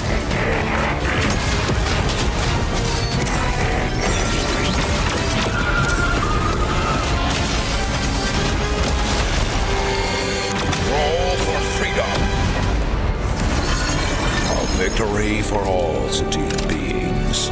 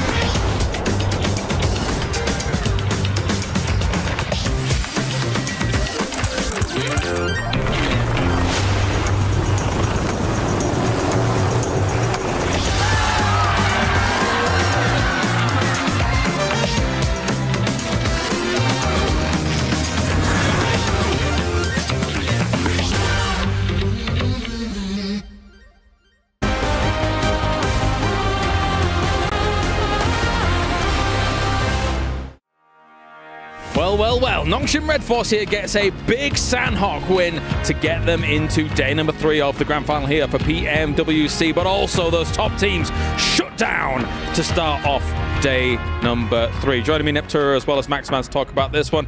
Max, Nongshim Red Force, actually, we spoke about it at the beginning of the day. These wins for these teams, even if they're not able to challenge for number 1 by the end of the day, this is still big wins potentially for these teams. If you get in the top 5 at the end of today, you're going to make big money at the end of this one. So, of course, they had a ton of eliminations, get the 10 placement points. We'll have to see when the leaderboards pop up to see how much of an increase they really got. But Nongshim Red Force, if there's any point in time you want to get a win, it's right now, especially on the very last Sanhok of this year currently when it comes to globals. So that's going to be a very impactful one for their team. 21 points go their way. Team Secret gets 13. 4 Thrives has come alive once again. But Nongshim Red Force here, Neptura, to focus on the winners here for a moment. They had the compound and they had some great transitions afterwards. Yeah, I really liked how they played this, actually. You saw them take advantage of, in that zone, in the mid-game, one of the only easy entry points that circle had to offer. They actually had a split down onto the southwest side, blocking that entry point. You know, APG do come through a little bit, but those other teams, they had to actually fight to get into the zone. And so actually Nongshim were able to just farm eliminations after that. I mean, the compound is quite good. Though you're looking at this first page of the leaderboards for this match, guess who we're not seeing? No Yangon Galacticos, no Alpha Gaming. Hooray. They're not in the Smash Run just yet. I want more games. I want 6 games if we can. Going on to the second page, here you go. Yangon Galacticos, 2 eliminations. Alpha Gaming, 1 placement point. There's still enough time for these teams to try and play catch up. No, definitely.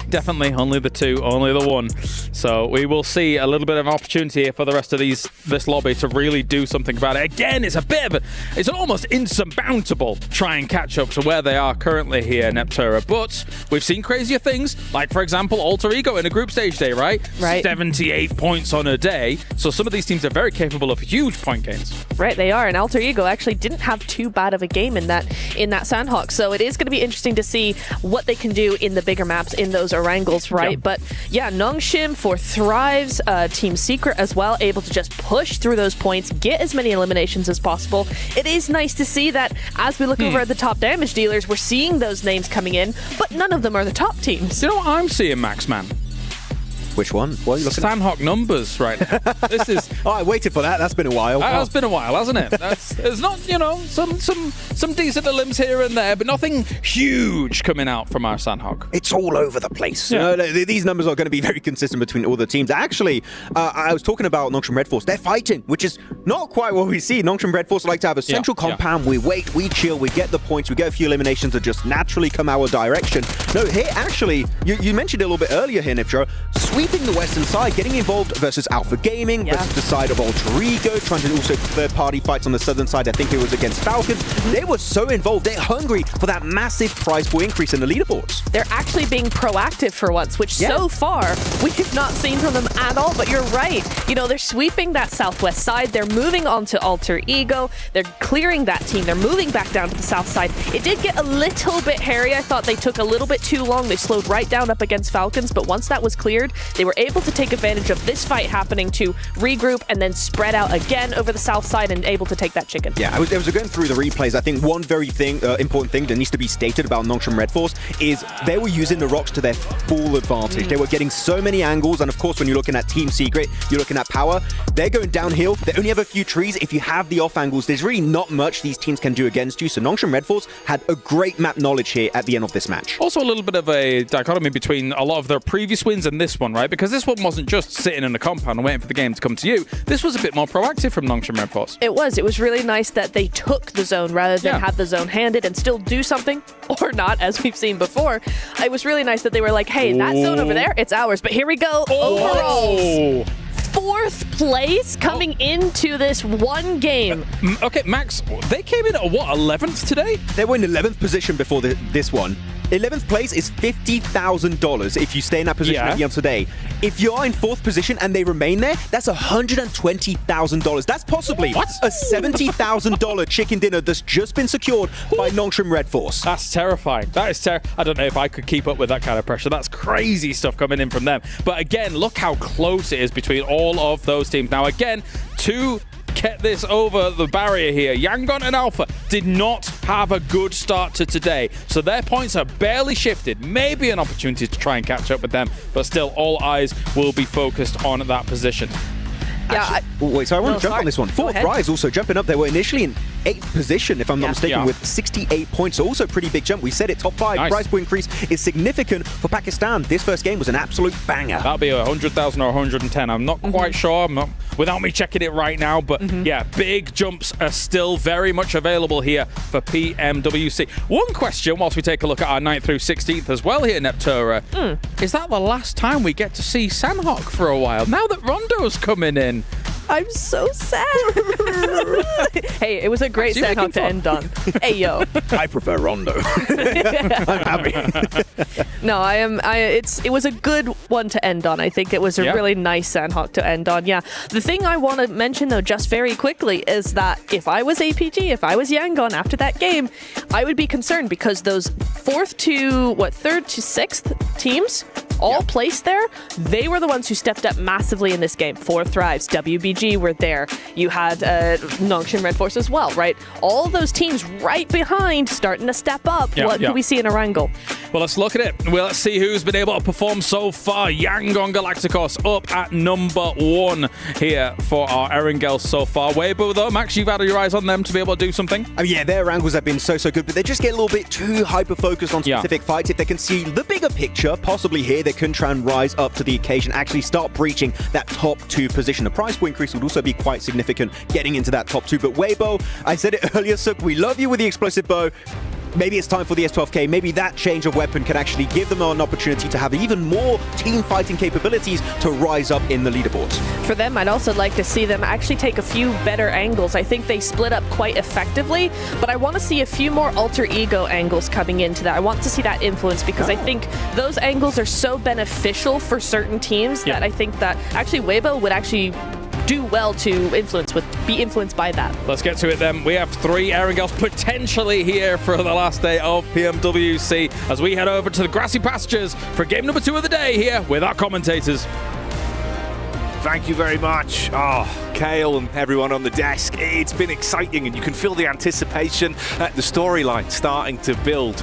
But we appreciate you switching over to us so we can give you the breakdown. Of course, if you want to stay up to date in your own way and follow all of the action, head on over to the official map feed so you can check it out and follow it exactly how you'd want to with a full lay of the land. And you'd need it, Blank, because we are at the precipice of greatness for so many teams.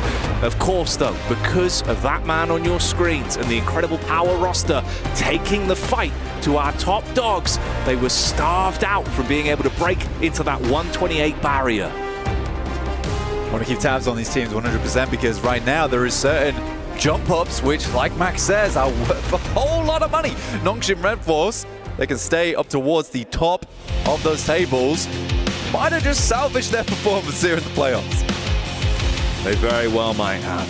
But it's time once again.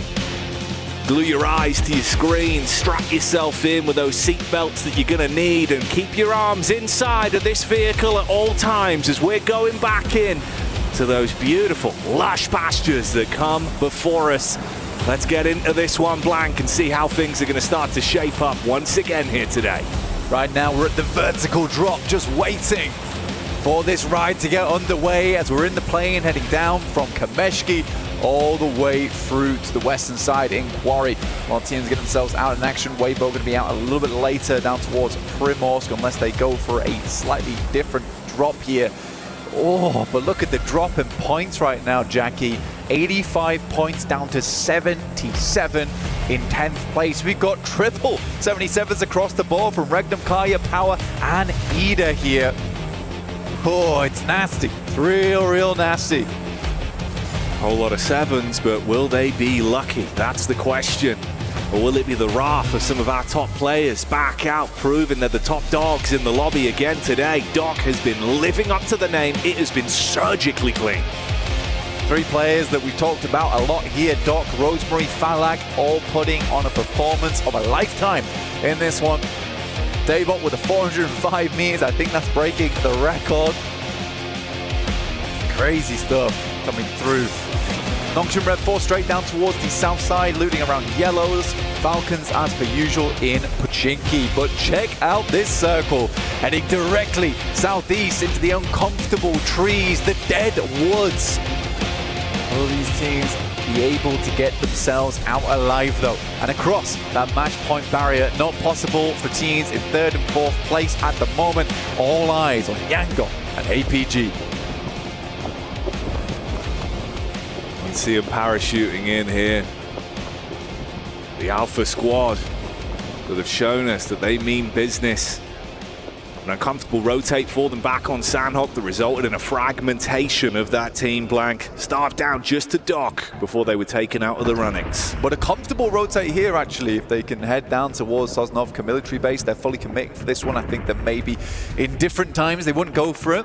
4th Thrives are at their back though, so they need to get a move on, get sprinting at the moment. But if they can get down towards Sosnovka, they can make a comfortable rotate over towards that eastern bridge.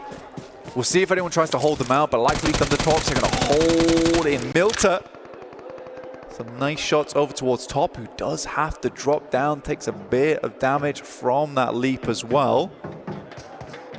This is a slightly sad start, but it should get better, unless 4th Thrives tries to get involved in this one. It'd be a risky maneuver from two. Full commit, full send, hop behind the wheel, put the pedal to the metal and chase them down. But they're still raining out shots. IQ is the tool for the job as well. QSS, not the best weapon in the world, but when you've got no vest, no helmet, it will hurt, and comes pre-installed with that scope.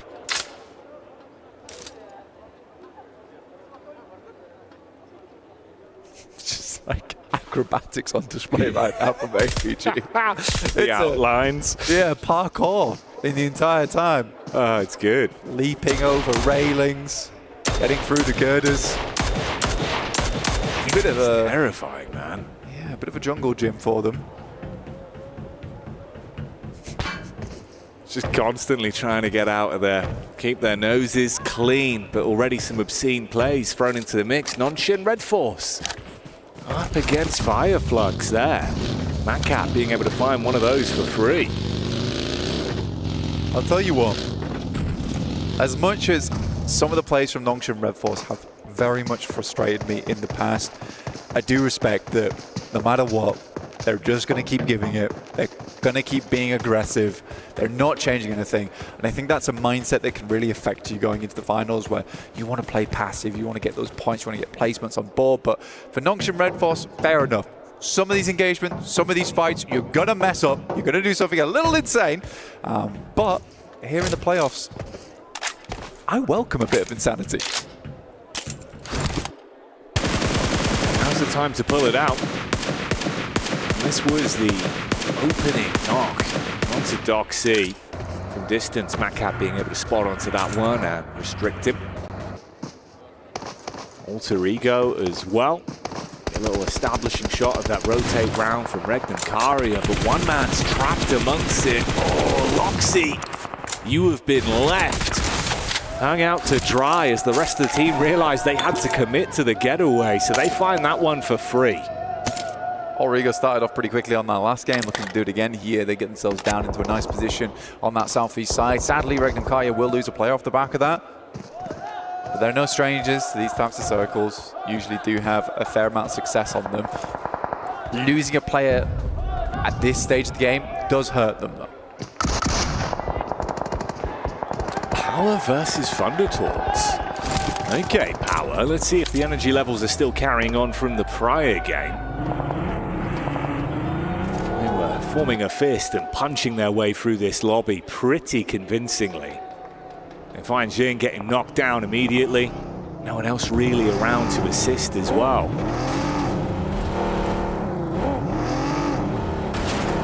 Power pushing up. This is not a bad spot for Power either. They can play this. Regnum Karia do move up. Bumper cars in play. Easy's attempting to get out of there. Bullets raining on the vehicle, but not quite hitting their mark. I'm surprised he was actually able to get out there so confidently. I mean, you've just crashed straight into him, no follow-up from it. He gets away, and obviously for Regnum Karia, you're at a disadvantaged fight. That would have at least been an equalization in the battle of attrition. If they took down Easy, it would have been a 3 versus 3. They could have probably pulled that game out a little bit longer. I think for Yangon Galacticos, though, as well as APG, they're one of the few teams out on the western side and down towards the south that just have not found a home here over towards that southeast side where most teams are confirming their position. There have been a couple of times where we've seen more teams spread out over towards Mansion and around Shelter. And likely on this circle, it does center up around Mini Milter as well as Milter itself. And this is the smart choice of them all sending central. Does give some more time for squads on the outer edge to play this game slowly though.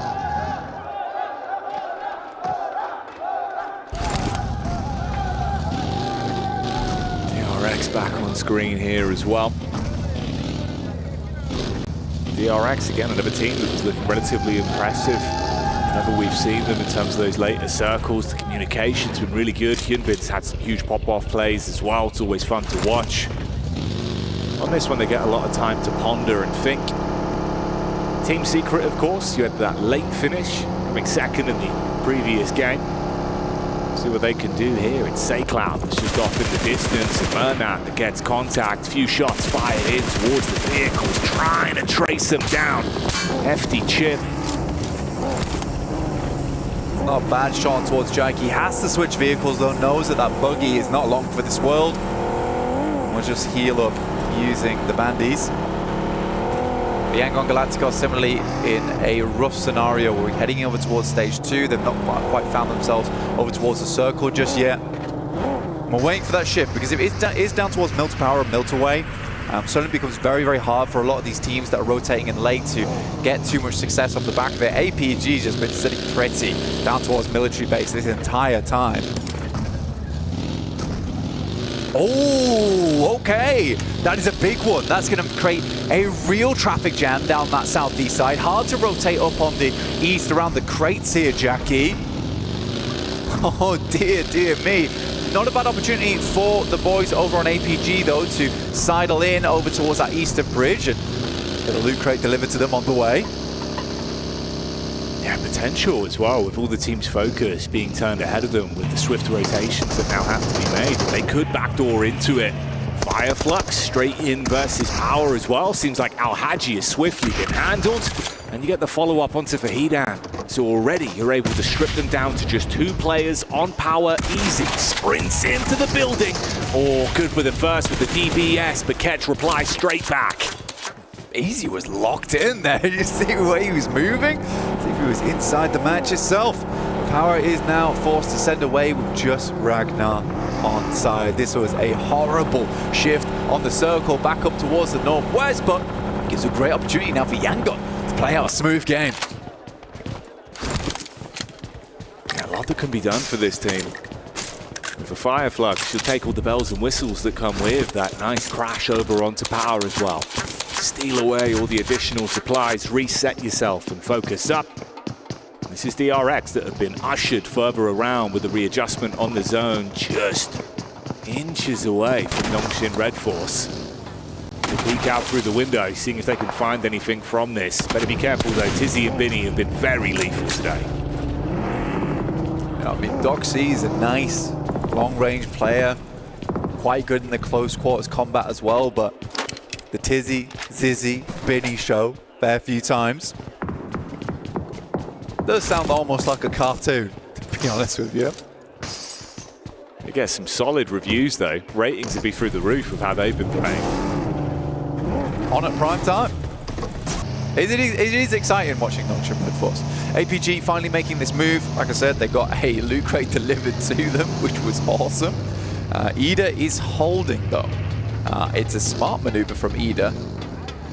One that might just pay off, especially if they are confident that APG is going to be moving through late, which possibly means here that APG is going to have to wait on the outer edges. Top goes for something very aggressive. They're going to try and swipe right over towards the beachhead and deny those sightlines, and Ida has absolutely nothing to say about it. Yeah, it looked like they were clued into the situation. We're going to hold this in a nice crossfire, but instead you kind of leave one man out. All on his lonesome and dark hit. To jump in the back of the buggy and try and make a quick getaway from it, link up with the rest of the squads. They're not at a disadvantage, but you get over the bridge and back onto the mainland now. Back over towards the east, Prison as well as Shelter. limited cover in some of these areas. Prison does set yourself up nicely up towards the rocky outcrops and the high ground, but no one's really sending into Prison unless it's a absolute desperate maneuver. So that cuts out a little bit of playing space. I can't imagine we're going to have 16 teams going into Zone 4 though. Something will start to change soon. Top. Offering up a short back and sides to Ida. Trying to trim them down from a distance on the coastline. Meanwhile, DRX thrown into a third-person fight as well there versus Fireflux. Yangon Galacticos going for a wide wrap up towards Prison side. I think it's a smart maneuver as well, Jackie, all things considered, because they know a lot of teams must have shifted back up over towards the northwest and might have left those areas a little bit more dry in terms of players. It's a bit of a bold maneuver, but with the information you have, it's probably the best informational play you can go for at this stage of the game, especially if you're just trying to stay quiet and get over that 128-point mark. How is he not down? Man. Damn. Tries to get the quick connection off. Rapid peek in. Great follow-up, and that's how Thunder Talks get removed. So that's that first squad falling now. We get our answer. Thunder Talks out. I mean, they've just not had the greatest of playoffs, really. In 36 points, the bottom of the tables. DRX, though, comfortably will hold on to that one around Milter, but they've got further to go. And here's APG, in fact, looking to get the toothpick out and clean out the remainder of DRX inside of Milter. If they can do that, they will control nicely down towards the south edge, and they know that DRX has been forced in an uncomfortable spot now. Ooh, this is problematic though. Top further ahead. They're able to find that angle into the building and get the knock on him. That's from way back up on the hillside with Fireflux. Doc, why are we faking that? That's a crazy maneuver. I get that, you know, he has teammates that can come in, but what are we going to do? Another teammate comes through, get peaks, almost goes down. Potentially might have had 3 players going down there, losing durability on helmets and vests. Just get your boy up, all right? Top's probably shouting at him, like, just res me. Like, that's all I need right now. First on the drive-by inside of that hovercraft. All the bullets smashing into it. He's getting torn to shreds as well. So many squads having vision onto him. Very, very overzealous maneuver. I don't quite know what was going on in his head at that moment in time. I know they want to get into the circle, but you've got bare information going into it. There's plenty of players that can sit around those hilltops as well. I suppose he thought he could get further in the hovercraft, but there was some serious team shots onto that vehicle, and I know that a lot of players hate how that hovercraft can get players and teams into pretty notable areas of the map, so as soon as they see it, they see red. And this to me is starting to look a little bit like Alpha coming into this one, maybe quite antsy today. Some of the decision making, the way they're jittering a little bit. Feels like the nerves might be there, the pressure that could potentially be put on them, and from the environment we're in here on Smash Sunday. It's always so uncomfortable not hitting match point game 1, because then it sends you in a bit of a spiral where every single game, therefore, feel like, well, we just need a passive game, just need 10 points. That's all we need to grab in these matches. Let's kind of pull this back, let's reassess the scenario going forward. Most of the time, you should just play your own game. Don't think about smash ruling, especially for Yangon as well as APG. Not sure what happened there with T24 and IQ, but especially for Yangon and APG, they were so far ahead, it doesn't matter. They just need to play out a regular match of PUBG Mobile for themselves, eventually hit that marker. What is happening? What on earth has gone on there? T24 nades. Double team knock. Is it replay? That's like Max's nade of the day right there. Yeah. Max a minimum on that one. We'll forget about that. Focus up on this. Nonshin Red Force versus Fireflux. Throwing out fists inside of the building. Close quarters engagements with that third party of DRX. Trying to get a look in as well and see if they can snatch points from this. As we do lose out on Scarface, Matcap goes down, so the Fireflux cleaned out on this one. Alter Ego with the read over on the side. It's Krypton that's quick to the hit. So with Hyunbin falling, the RX starting to lose some manpower as well.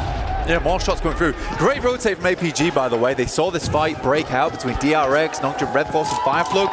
That was their direct competition on that north side. They used that moment to swing round to the west. So I really enjoyed that coming through from APG. Don't even want to think about what happened in the Fourth Thrives camp. I think they're quite frustrated with what just occurred. Yeah, that is a comedy of errors that you will be very quickly clambering to forget. Meanwhile, though, you're going to be having your eyes light up if you're a fan for Yangon, as they're in with 3 eliminations off the back of that. Oh, I'm getting a replay. Don't show us the replay. I'm glad they at least didn't show us the Molotov as well. Dear me. Yangon, though, that is 3 separate teams they've been involved on. It was Team Secret, Ida, as well as Alter Ego, and they just keep going. They just keep going on that one. At this point, even just off elims alone, I mean, only 4 more to find now. You've already grabbed yourself so much stock inside of this game, and it's very early doors. We're already 17 minutes in. Yangon Galacticos down towards plenty of teams, and they took advantage of that high ground that Prison affords you on that eastern side. They knew they were lacking information and they're coming in from that northwest, so they change up the game and they use the plane map as well as the circle that came through to identify an area on the map that might be a little bit more open. They can start to develop that intel. The Arena Gladiators swinging and showing us they're handy with steel up against Team Secret, but the clap back from the hillside is Yangon that try and get a spot down and see if it's worth committing to this one. You know, there's been a fair amount of chip damage, and there's even more follow-up coming in as well. I think when you look over towards E-Arena as well, the fact that they delay them here almost certainly should count them out, because the circle is going to push them in. They are on the short side of it, so it will take a little bit more time, but all Yangon Galacticos really need to do now is just send a couple of shots, a couple of bee stings down towards E-Arena and keep them locked down. It's not just that Yangon are playing well, it's that Alpha are obviously having a real struggle of a game as well. I mean, it's just Shoal now. You have the sideline shots that came in from Falcons as they were trying to make their way over, so it's just down to the solo man. Again, another game where likely APG is not making it over the match point. Rests on the shoulders of Yangon. Should get at least 4 points off the back, or at maximum 4 points off the back of the arena. This moment will be stolen away by Horror. That could have been right there, right then. If they took out the entirety of E-Arena, Yangon would have made it. Need to get themselves into placements range now, though. I honestly think that's what they were debating as well. You can see kind of the difference in the 2 players that were further up, almost feeling like if they went for that one, it would have been worth the risk and reward potential. Falcons back over onto Alter Ego, giving as good as they get, with Nonshin also looking to see if they can snatch away some points from this. Falcons actually not playing a terrible game right now over towards the south side. They are roaming, they are making sure they keep track of a lot of the players coming through. The circle will start to push E-Arena in.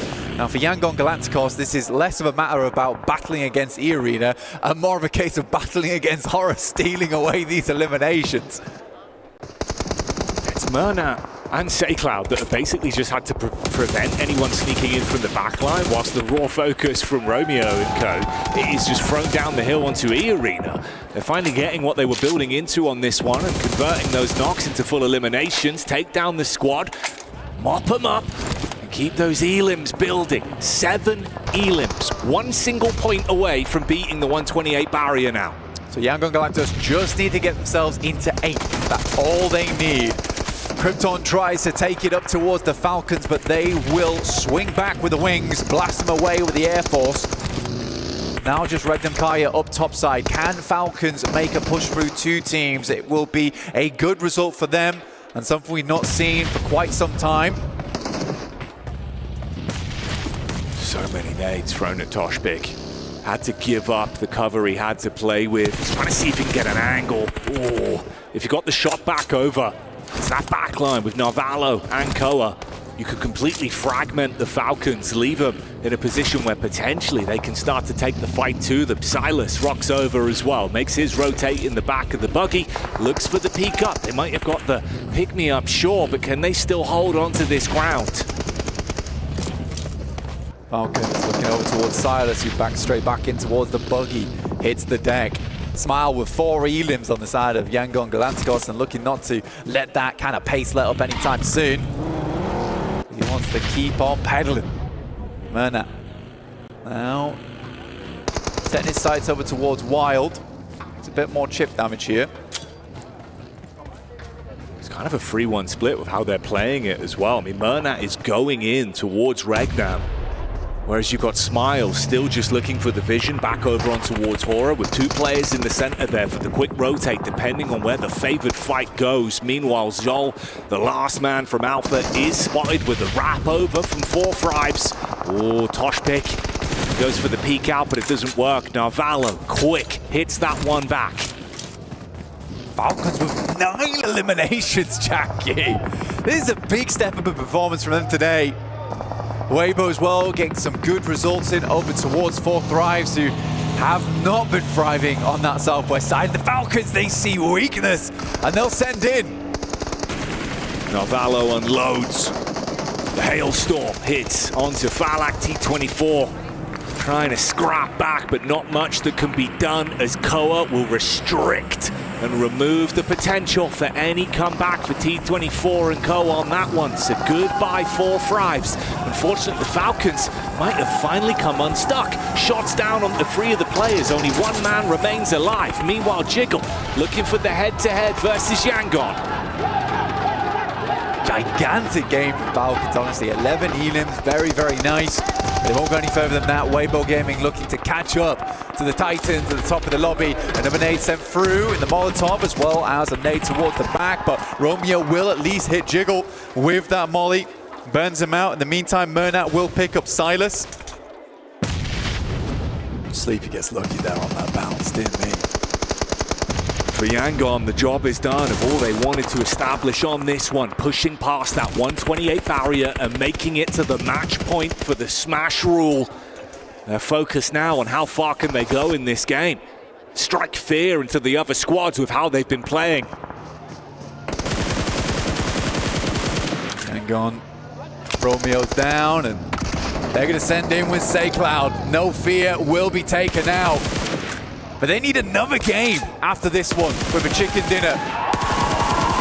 Sky, though, from Hora, putting in the work, and Weibo still holding on that south side, Jackie. Good shot from Sky, dear me. Really crisp stuff. Yangon have finally met their match in Hora with how they've been able to play. Wide open angles and quick shots from Sky. Murnat, though, frustrated, wants to grab even more points for them, push further up the standings, and leaves these squads knowing that if you come to the best, you better be able to strike them down. Weibo needs to get moving, though. Like, this is a fight that they could capitalize off the back of. Yangon needs to push up the hill, and Weibo's had no influence here. Order finally looks over. SayCloud is down, and do the boys want to move over towards his way? He's gathering as much information as possible. Now with the big weapons in the back pocket, looks to put the hurt in. Ragnar with an off angle towards the back. Order jump spotting. SayCloud's still down. Might have just not seen him there. They've both got so much utility to work with here as well. In a position to provide themselves some better sight lines, get those smokes down. Nades for the engage as well. A good range of different placements in terms of where these players are. If the fight kicks off, they can get angles onto you, even if you only slightly peek back into it. Murnat inside of the vehicle, hit heavy by Order. There goes the first man. It's good timing as well as the circle starts to push in. Brilliant timing, in fact. They can delay as much as possible, will make life very hard for Yangon. And Power. Of course, it was Ragnar that was left as the solo so long ago. The last man representing the organization, trapped in position with he just guarding his only exit. Yeah, just needs to worry about the blue, essentially, and that'll do the trick. Now Weibo can set their sights completely over towards Yangon Galacticos. They have a man advantage, but positioning is not great for them. Surprised SayCloud was able to keep himself alive. He dived in behind the tree in the loot crate. There's a nade that's going to be cast towards his position, but he's topped himself back up. The heal comes through in the nick of time. Meanwhile, the shots uphill are good for damage, but the knock is confirmed onto SayCloud. Really important knock there coming through from He on a side swipe. Murnat tries to make his way across. A very important game, not only for Yangon Galacticos, but also Weibo.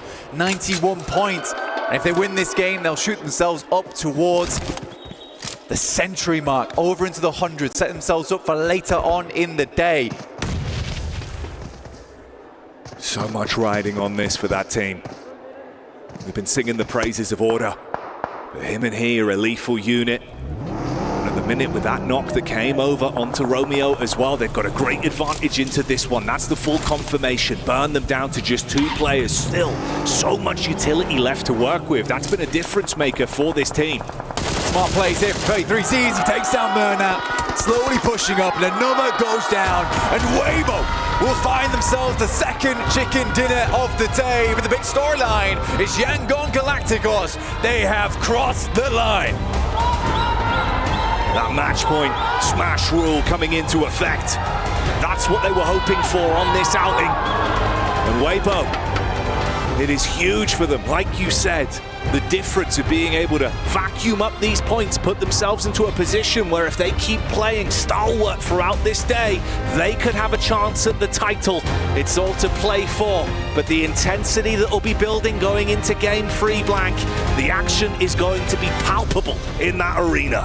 The bowstring is pulled taut right now for Weibo, and they're hoping to keep that tension in place to accentuate that gameplay. You look towards this team, they're pretty strong, but I think Yangon probably quite happy that he gets the chicken dinner. It feels bad, hard finding in the second. Let's wait for the third match today over at Erangel. In the meantime, we'll be heading back over to the desk.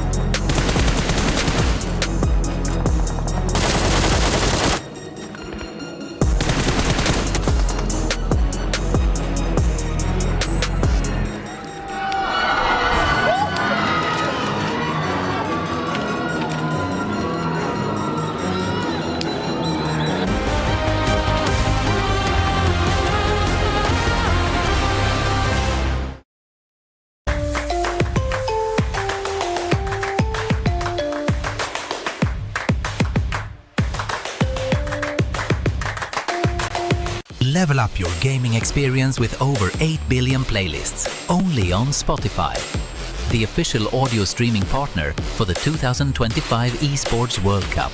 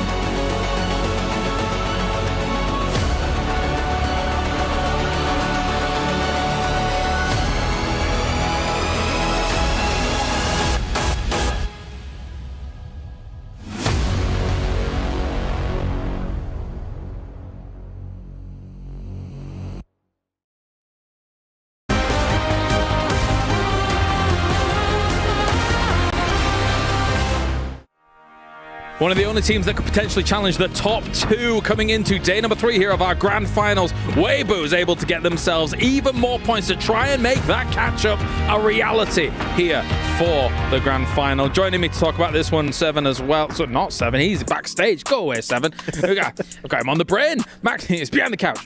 Maxman as well as Neptura to talk about this one. Neptura, good to see this team be able to step up here on Erangel to try and make that catch-up happen. This game was so classic WBG. I feel like they go center, they go mid, and then as the zone pushes them to the edge, they end up starting to sweep teams. They kind of wait for other teams actually to sweep each other before coming in the final few moments, and that's exactly what we saw them do here, right? Landing, or not landing, but going to shelter, rotating to shelter, being able to get elim after elim, and now 10 points. That's going to be a 20-point game, and when we look at that leaderboard, Max, we are looking at being basically halfway to that smash point. I mean, yeah, but okay, Yangon Galacticos, they breached the threshold. We saw it this match. That's the issue now. They are the only team that could smash next game. That's going to be, of course, bringing up the question. Big target on their back. Are any team's going to want to do anything about it? But 17 points here. Again, so successful when it comes to wide rotations, making it up north, waiting for the circle. It goes back to the east. All of the teams are going to be highly concentrated south and west, meaning northeast next to prison is open. They take control. They get the elims. They get their ticket in the smash zone.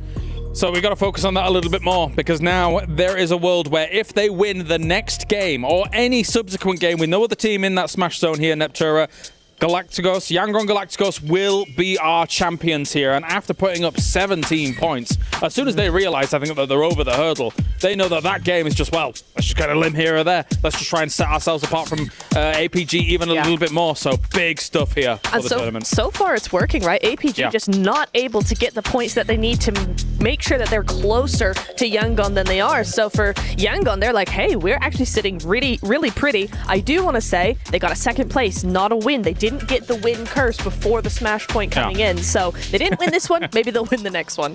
The other team, though, up at the top, obviously APG. I initially want to make the point, Max, and then you can continue on, because I am of the belief if you're a military-based team, you have to have a drop-up spot. And to watch them try and run over the bridge and dodge bullets and all this stuff, it's not enough when you're on the hunt to try and make something happen. What do you make of it? It's like talking to a wall, Kalaris. We've been doing it during PMSL CSA. You drop in a military base, you should have a secondary drop, but they've never done it now over the course of a year and a half since I've known this team, and especially since the brand new iteration of this team for Alpha Gaming. They're just so committed, and they almost lost players against 4 Thrives with a VSS from IQ across the bridge. Yeah. It was rough, but here, as we can see on this graphic, they only jump up 1 point per game. 119, they started off with 117. Alpha Gaming, you still need 8 points. It is achievable, but the way they're playing, they might take 2, maybe 3 matches before they even get there. I think with Weibo getting this win, it couldn't have happened in a more perfect way here, Neptura, because now we came into today thinking 2-horse race, absolutely. Yeah. However, if Weibo suddenly just pops off once again, we're right there. 3-horse race here for day number 3.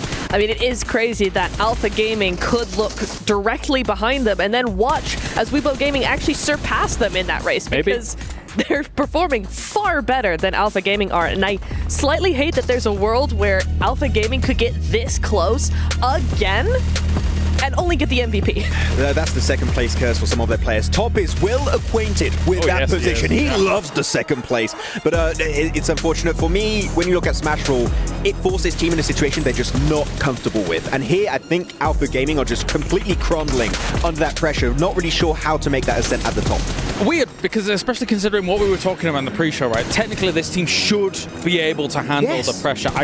Again, if you have a backup drop, Yangon Galacticos has gone for backup drops on Erangel. Well, technically, right? Because obviously, they had a lot of Novo drops throughout the tournament so far, but they've gone to those Georgia Paul crates, Neptura. They've been able to capitalize on that. The wide wraps have looked fantastic for them, and they get beyond the smash zone. Yes, they do. It's really, really nice to see them be able to do that. They seem to just have this knack for knowing what is the best entry point in a zone, right? They have really, really good map knowledge, really good team knowledge as well. We were talking about it where the zones were popping back and forth, so they knew which side of the zone was most likely to be open.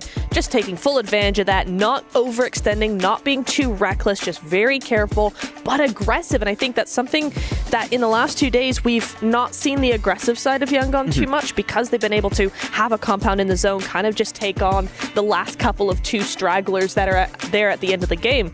But for this game, they were able to just take team after team after team and take advantage of them. You said they're very good at understanding the circle and everything. For me, the mark of a champion team is how they understand a lobby reacts to a circle. And I think Yangon Galacticos have that nailed down to the absolute limits of how he could be on that kind of macro approach to the game. They see the circle going west and going back northeast, meaning all of the teams are focused on the western and southern side. Entry point northwest, northeast is going to be completely open for them. They know how the lobby reacts to that kind of situation. Free entry point, they get into the circle, they play off the back of that.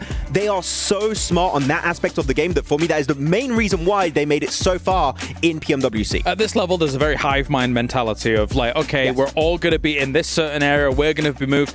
A lot of these best teams that you see come along Neptura are teams that are already in their vehicles as the circle's popping. Okay, we need to be moving right now in order to be able to, because if you are going for wide rotates, you need to be the one moving first. Otherwise, other teams could leapfrog you. As we take a look now at the overall leaderboards, 137 points, but that point number won't matter for the moment. All Yangon Galacticos has to do is win a game. If they do, they become our PMWC champions.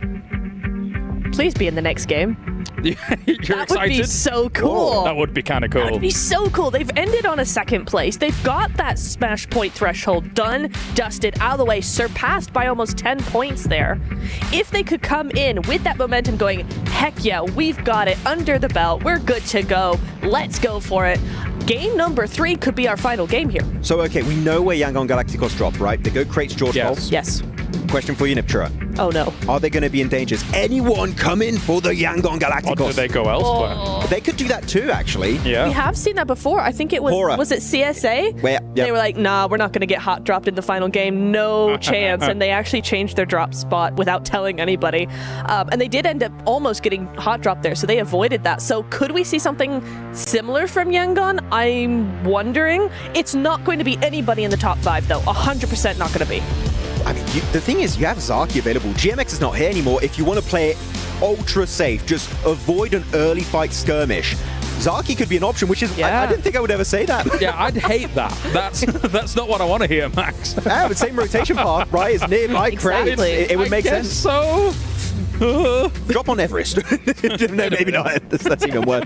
But actually, pull an RPG where there's no weapons when you drop. Yeah, great. Yeah, actually, we were looking at the second page of the leaderboards. You were talking about Falcons that, again, increasing your rankings, you could get an extra bit of money. Yeah. Of course, here now it's match point. We are in Smash Zone. Yangon Galacticos is the one team to currently breach across that. The question on my mind is, how will they play it out? It is very, very high likely that they have never been in this position before. Will they keep their cool? It's time to go to the commentators here for our next Erangel of the day. A position they've never been in before is a sentence that can describe so much about this team. But all they have been doing is playing to their strengths, pushing further for placements, for eliminations, for the pride of their own home nation. This team has shown that age and experience does not matter. All that counts is what you bring to the grand stage here live at the PMWC. And blank, Yangon Galacticos have been delivering in droves. With the smash rule now in effect, they have the opportunity to walk away as not only the victor of this game, but the victor and new champion of this entire tournament. So let's shatter, let's smash here on Sunday. Over towards Erangel, match 3 of the day, 137. We're above the marker now. From Severny down towards Primos. We're getting into it. We're getting loud in the arena. Alpha Gaming watching as Yangon Galacticos gets further and further ahead towards the horizon. This is their chance. This is their moment on a map that they are known for. There's great heads-up decision-making in the prior game of how they split off into 2 duos, maximized eliminations to get themselves over that threshold. But now we'll see how they play when that smash rule's in effect. If things start to change, if other teams target them, or if they're able to play their own game. And of course, if some of our other squads can take them down early, build for themselves, as there is a few challengers nipping at their heels. This is where you got to solidify the knees, no weakness allowed. The nerves need to be cut short. And you need to be solid on this battleground. The adrenaline must be pumping. They have to keep it quiet, keep it calm. Like you say, play their game, play their style. Out on the edge. And certainly will be living on the edge for Yangon Galacticos. Over towards South George at the moment. A very, very central circle. It's anyone's game. But Yangon Galacticos have set their sights on it. Zeroed in and ready to take that chicken dinner. But it all comes down to the action in the lobby. And we'll keep you updated with how it develops here. Issue is, Romeo's pulling a classic here. Starting out in Ruins. They revealed that position though, to one team in particular. That was Regnum Karya from yesterday. This might not have the same effects as Yangon Galacticos are hoping for, especially if Regnum pulls out early and will look over towards Romeo, take him down, leaving Yangon on just the 3. It's a nice position for Romeo to have. It's a good anchor for the team to refold over towards. But it is known. And that's the interesting talking point, right? Obviously from yesterday's set of games when they rotated through Ruins and Romeo bided his time until it was one final player. I believe it was Loxy that was the last man to go through. He took shots at him. So like you say, they're aware of this. It wouldn't catch them off entirely. Weibo Gaming, another team trying to catch up right now. APG not over the match point just yet at 119 points. Still shy by 11. Weibo much further behind, 23 points required. So probably a chicken dinner and a fair few elims to make that one happen. But at this stage of the game, with only one team on Smash ruling, is where things get a little bit more spicy, where teams might even just try and dogpile on Yangon. They're elusive. They're in the night, in the shadows. They're hard to find a lot of times. Great team when it comes to hide and seek. And a lot of teams will be seeking. And we just got the countdown down to 0 here on our match 3.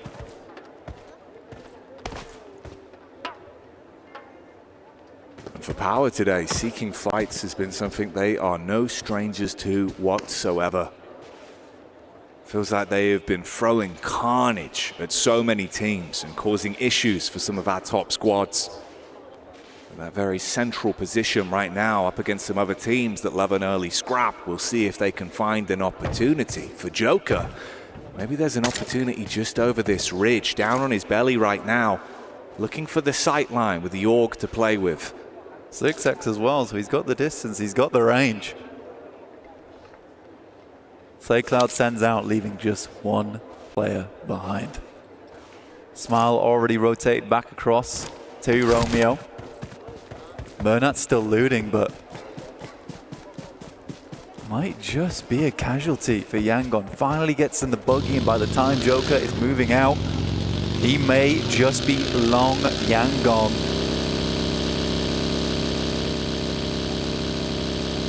Saved by the bell. They didn't even realize was ringing. Mernat's rotate will keep him at play. He can link up with the rest of the squad, and the advanced position from Romeo has not been forced out either. So they can link back up with a loop to play with. Look at how many teams are bustling towards one another as well. A lot of squads that love those fights. Alter Ego, no strangers as well to throw in their hat into the middle. Nongshin Red Force, a little bit of a wild card inside of this circle. Never sure when they're about to strike, when they're about to send a blazing wide swing at you. A real haymaker of a team is that squad. When they come a knocking, you better be ready to open that door, or at least bar it shut.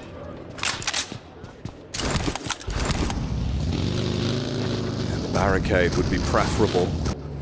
How Nonshin have been playing. Now throw the C4 on the door, and anyone in the building won't be breathing no more if you give an opportunity to Doxy. Vinny and Tizzy as well have been a very lethal duo, and lethality is shown here from Hora. The first punch is thrown out. Hyunbin gets an opportunity to strike back versus the Falcons again as well. An aggressive rollout here from DRX over towards Pachinki early, and I don't think the Falcons were quite prepped for it. A lot of times people just leave them alone inside of Pachinki, but with points being so close to one another and big jumps meaning big money, you'll take the advantage from wherever you can, especially on the last day where this is the penultimate Erangel match that we have for ourselves. You're going to pull out all the stops going forward. See Yangon on our screens, the picture in picture. You can see how focused these players are.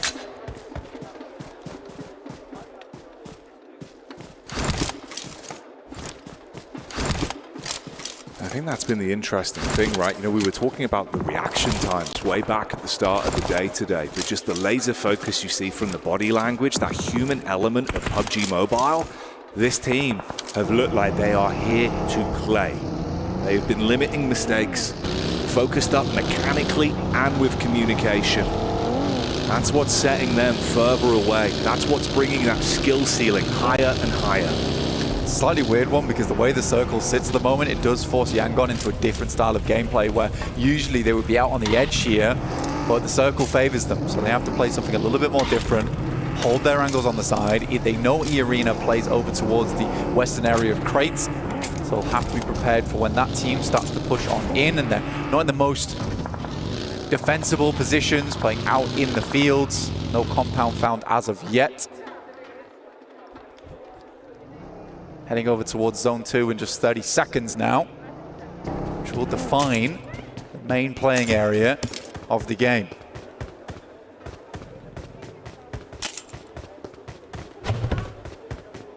It was fitting, obviously, the Joker was the man that was looking for an opening knock over onto Yangon with the trap that E-Arena had sprung upon them in the previous matchup. So we'll see if they're out to attempt to upset and get revenge here on their rotation. All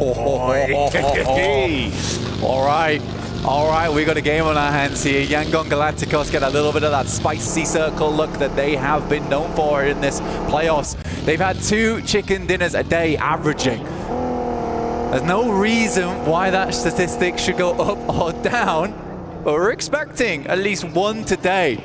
But will it come soon enough to shut this one down early? Have to wait for that. Murnat finding Ralph on the rotate. Falcons now down to 2, and Yangon further solidified their position out in the open. Playing against Murnat must be so frustrating as well. Feels like he's always buzzing around, stinging at all these squads in the lobby. Quick reaction times. It's been hard to hold him back. And immediately Falcons realize we don't want to mess with the beast. Yeah, the boys on Yangon obviously playing out here. There's been no opportunity for more loot, so absolutely dropping that smoke to secure some more of that utility on side. Here's APG down towards the southern edge around the hay bales. Chasing over towards Nongshim Red Force. APG probably one of the only other aggressive teams to match Nongshim Red Force. T24 finding Koa, and Falcons again now down to just 1.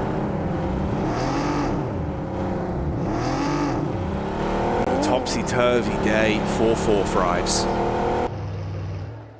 And a couple of uncontested eliminations there will at least get them perked up into this game.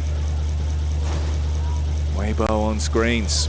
Suk, a human explosive bow that has been ripping and tearing. This is again another talented squad that we've got here. Obviously 3rd place right now, 105 points to play with for them. Weibo went fairly central on this one, almost immediately. Was not really stopped at all on this push either. A lot of other teams concerned with their placement, with their points. It's a hidden blessing, really, where most teams are just looking to get towards that end game, because they know that even 3 or 4 placement points could be the difference between tens of thousands of dollars here at the PMWC. So Weibo was able to send in towards that center area of the map with little to no contest.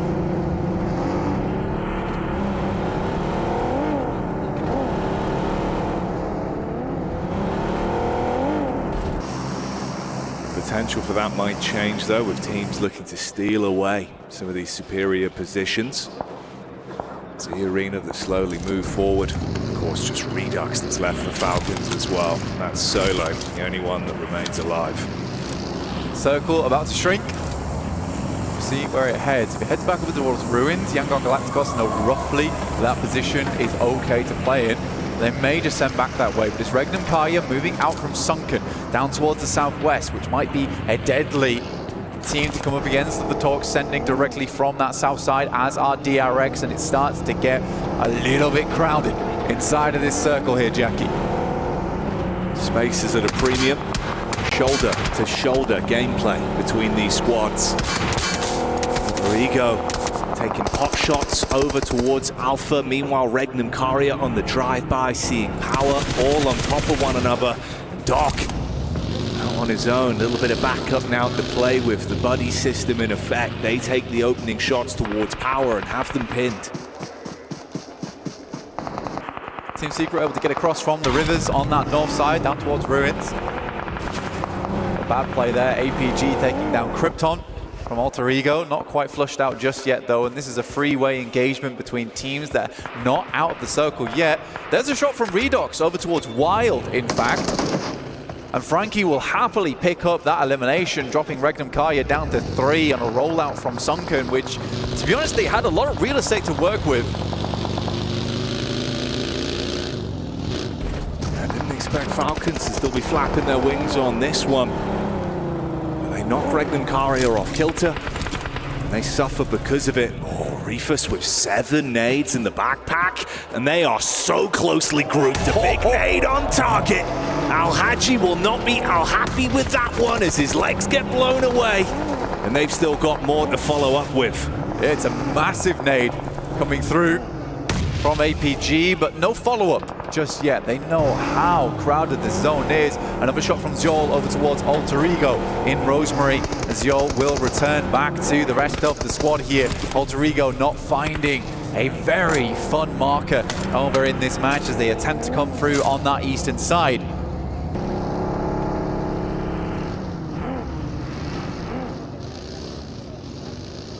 Longshin Red Force down towards the southwest side of Gakka at the moment in the fields. Yangon Galacticos currently holding a, let's say, a 2-2 split at the moment. Players down towards the south side watching the roads. Romeo inside a compound on the north. Looks like they are going to regroup on top of it now, though, as Loxley starts to get a little bit closer over towards power. Danger close at the minute. Nades on top. Again, the follow-up explosions are good to try and restrict power. But that one does more than just chip damage. The whole roster getting hit heavy by the mortar strike from Alpha. And even Loxy realizes he wants nothing to deal with this. Tries to get away whilst they crash in to clean up onto the down squad. Shots are clean. Even Maxman would agree that some of the arcs on those nades were better than arcs from One Piece. Unfortunately, APG fall fairly quickly afterwards as Regnum Karya continue to put on the pain. They're going to try and get themselves back up on their feet. A bit of triage coming through from Reefus.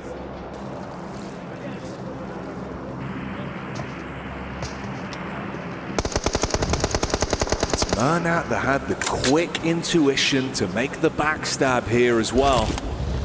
It's a good tag, bit of an opening knock to give them some room to play with, but do they want to run the risk of over-egging the pudding on this one? Letting the infighting continue between Regnum Karya and Alpha. It only benefits them at the minute.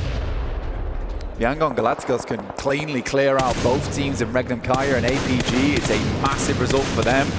Moana even getting involved alongside with Alva from Alter Ego, who are still up and kicking, and a massive long-range shot over towards Loxy makes Regnum Karya all the more uncomfortable, and another nade over the top will do the justice from APG.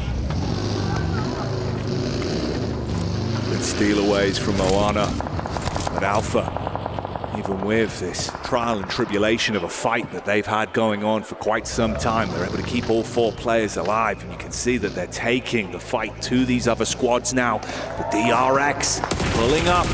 Oh, Maria arrives and instantly hits from the sidelines. Goodbye, Reefus. Top now in an uncomfortable position. Murnat could even peek over the top, but looks like he's going to send back up towards the rest of the team, realizing that things are about to look not so pretty on the eastern side of the map. Oh, nades on target. Good connections here. Softening up DRX.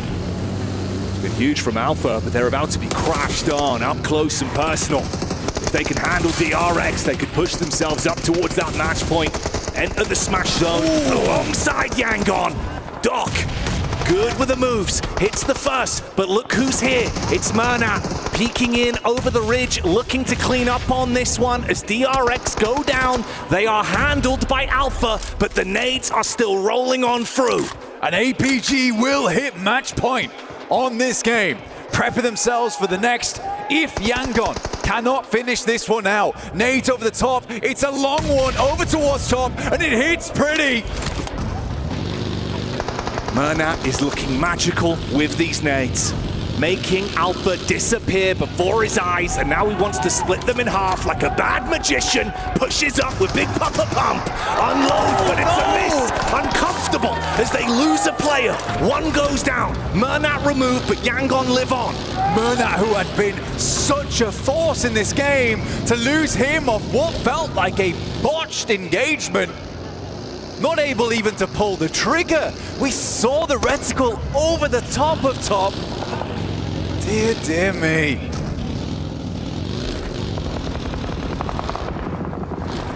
Yangon instantly on the move. Rotation from fight to fight. Hearts must be pounding in their chests right now. It's T24. The 4 Fribes representative trapped just apart from the Alter Ego duo and that last man, Redox, that's been causing curveballs for some of our teams here as a solo. Yeah, Redox just does not slow down inside of Ruins. The area around him broken and fragmented. Redox's spirit unharmed.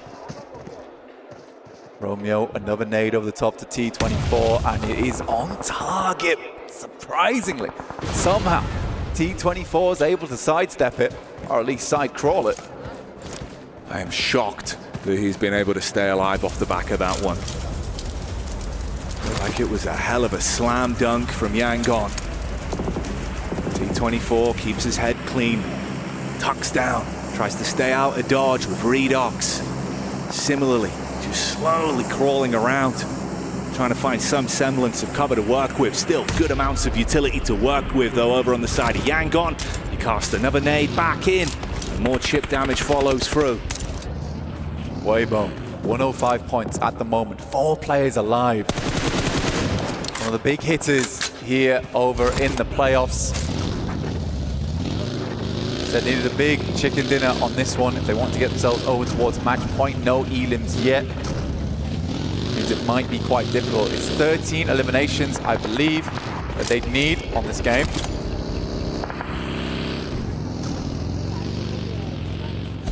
There is never a second where Yangon are not looking for the next opportunity to fight.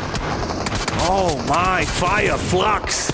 Seems like the fire's going to be going out off the damage done from Yangon, but they at least reply for a single knock back onto them. It's Saycloud with very little HP to play with here. He goes down. They lose another man, down to just the duo now. Romeo and Smile is all that remains for the team. Trying to clear out as much of this southeast side. I think they understood that as soon as they took down APG, they lost one of their key players in Murnat. Looking for some more eliminations on this game. It will be hard to win this one with just the 2 players. Weibo looking so formidable down towards that south side, not to mention Thunder Talks and E-Arena still living at large. Sighting got down to Adidas players. Ida being able to put the Bazone to good use. A bit of a push-up on the reshuffle round here. Still looking to confirm onto T24. Obviously, his position was compromised quite some time ago. Smile could lose his teeth off the back of that, and there's other squads that could dive onto you the second they see weakness here. Smile's got to move forward, man. Drops the smokes. The Blues pushing him in. Shots coming through, I imagine, from Alter Ego. Currently still in ruins. Keeping Yangon on just the one. Will finally take down Redox. Just one man alive now in Romeo. Not a love story on this game. There's been plenty of bouts between these teams. Zyol, 6 elims on this match. I mean, Alpha Gaming put up a real result here. Alpha on the move up. T24 can have a position to actually backstab onto that, cause some issues. That's when you can still take the fight if you're Romeo in a spot like this. And remember, it's not just about trying to close it out with the smash rule. You could still just look to gain additional points for the side, make the differential even further. They could just win it on the long con. Even if it goes all the way to game 6, as long as they're in that top spot, they're going to be happy and walk away crowned. Yeah, the big thing here is that Yangon just really hasn't changed up their play style, and Yangon will go out. No chance at a chicken dinner, a surprise one at that with a one player as we play on. For Weibo, they're looking for as many points as possible. A truly gigantic game needed, but they're in good position to make it happen. You saw the frustration as well, how focused Romeo was. The slam of the fist down onto the desk, but the brawl in the lobby continues. Alva could not withstand the might of T24. 4 thrives, even when it's just a solo, they cause issues. Ida being hit heavy as well, thinning the herd now. The arena looking up. Weibo took a big hit there up towards He. Not quite down just yet though, but he's on life support. Weibo trying to control this ridge side. Arena do not have to move as of yet though, but it's Weibo who would love to control this ground.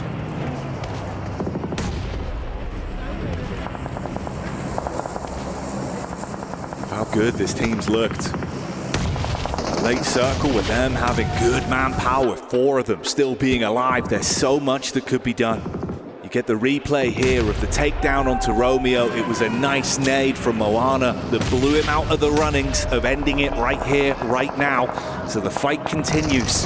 And on our very screens, it's Horror that are being pushed in by Thundertalks. Quick peeks, more damage done. Jiggle out of commission. Sleepy hit from the side of the arena. Sky looking to handle it all on his lonesome now. Sky hitting some good shots, but it's the arena looking down this way. 18 bullets in the M4. Not a lot of ammunition to take this game further for E-Arena. A nade goes through. Sky's not done yet.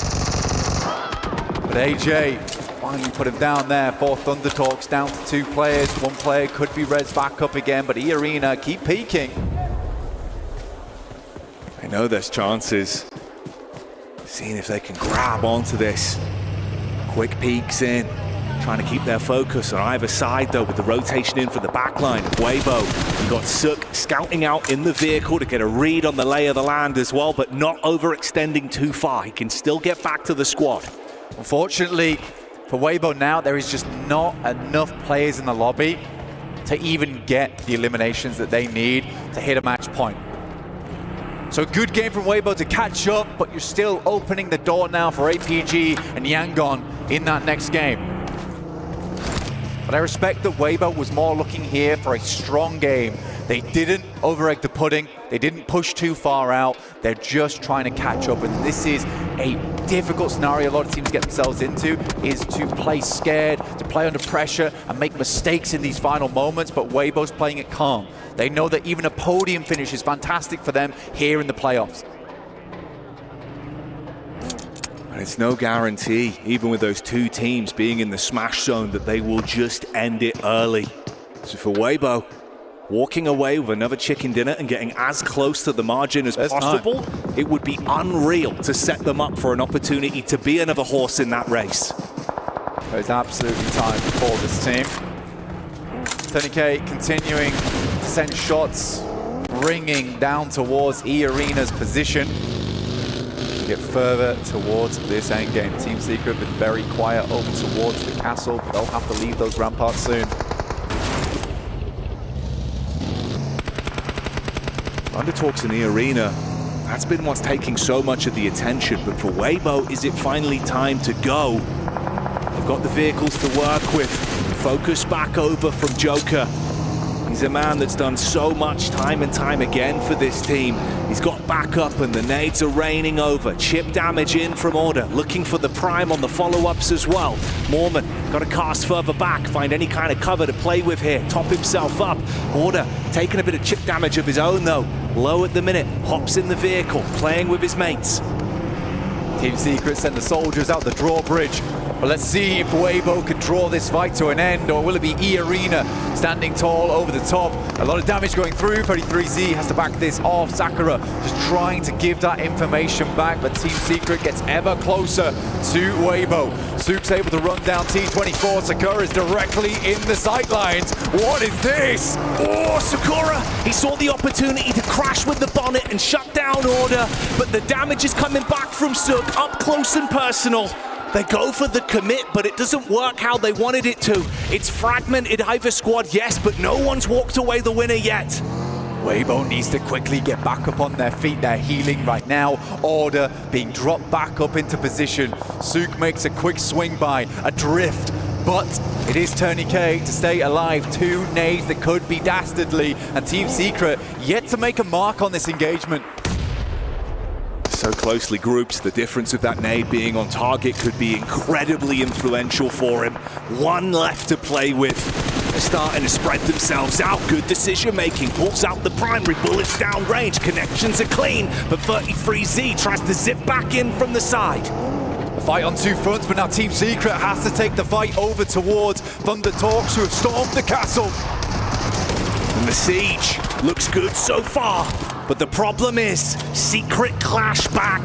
The thunder is gone, and Weibo is here, trying to keep this intensity going whilst they know that Secret are weakened, and they are finding what they need. Inside the church, the bars on the window, a prison cell for Team Secret as more bullets rain through. Tourniquet, the final player now here for E-Arena, but Weibo looking to finish strong.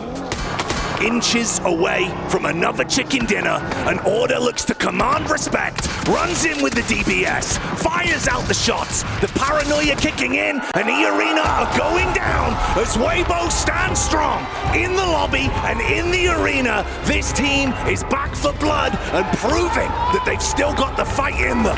Weibo, once again, what a win from them. They are not giving up today. It has been a gigantic performance from them, and they are catching up. These teams in the front better breathe heavy right now, because they need to get a move on. The eruption from this team. The knock-on effect of the crowd going wild. The support is here in droves. The fans at home will be ecstatic with this result, but it is the first step. More to be done for them, Blank. They are close, but there are teams that are even closer. The intensity keeps on building. Do not go anywhere as the action reaches its climax.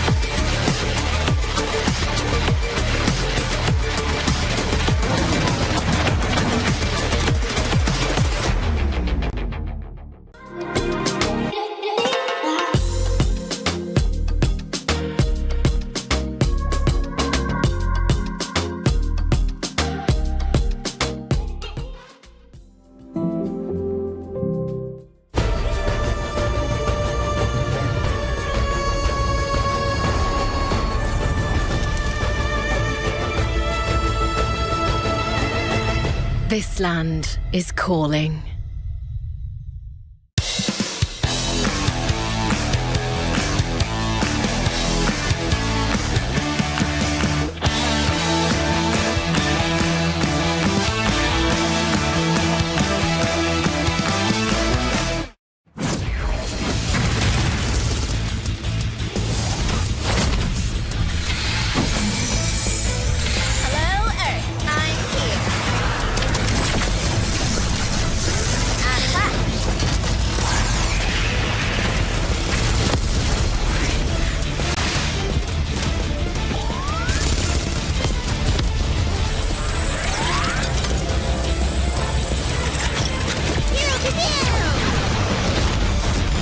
Pulsar Legionnaire available now. First outfit with special head animations and voice lines. The Pulsar Legionnaire set comes with its own super cute voice lines that can be toggled on or off. What happened? Bye, friend. Hello, Earth. I'm here. It also features the upgradable Hyperion ship DSR and Jet Reaver glider with special animations. Experience parachuting like never before. That's not all. Even more rewards await. Event period, July 25th, 2025 through August 26th, 2025. What are you waiting for? Get the new guild set now.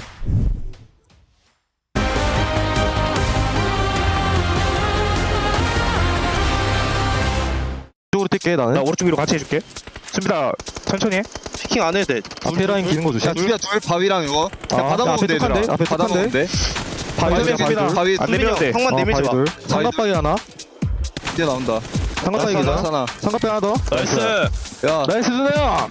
아 나이스 동이 형. 我的意思是说，加入我们俩去左下，懂吗？可以，至少可以打，至少可以打。再刚刚，我们可以顶着。我打这个石头。别急。有个人要守，我看到一个。我看到人打，你们别担心。他叫我，你们冲，他只叫我。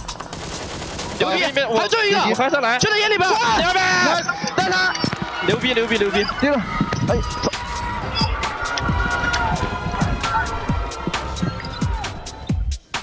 Are we witnessing one of the greatest comebacks in PUBG Mobile history? A back-to-back chicken dinner when they needed it the most here to try and claim that trophy right there. Weibo with another win to get things rolling. They are so close to putting themselves in the smash zone here. Joining me, actually 7 this time, alongside Neptura to talk about this one. Neptura, a back-to-back at this point, in this moment, in this tournament is insane.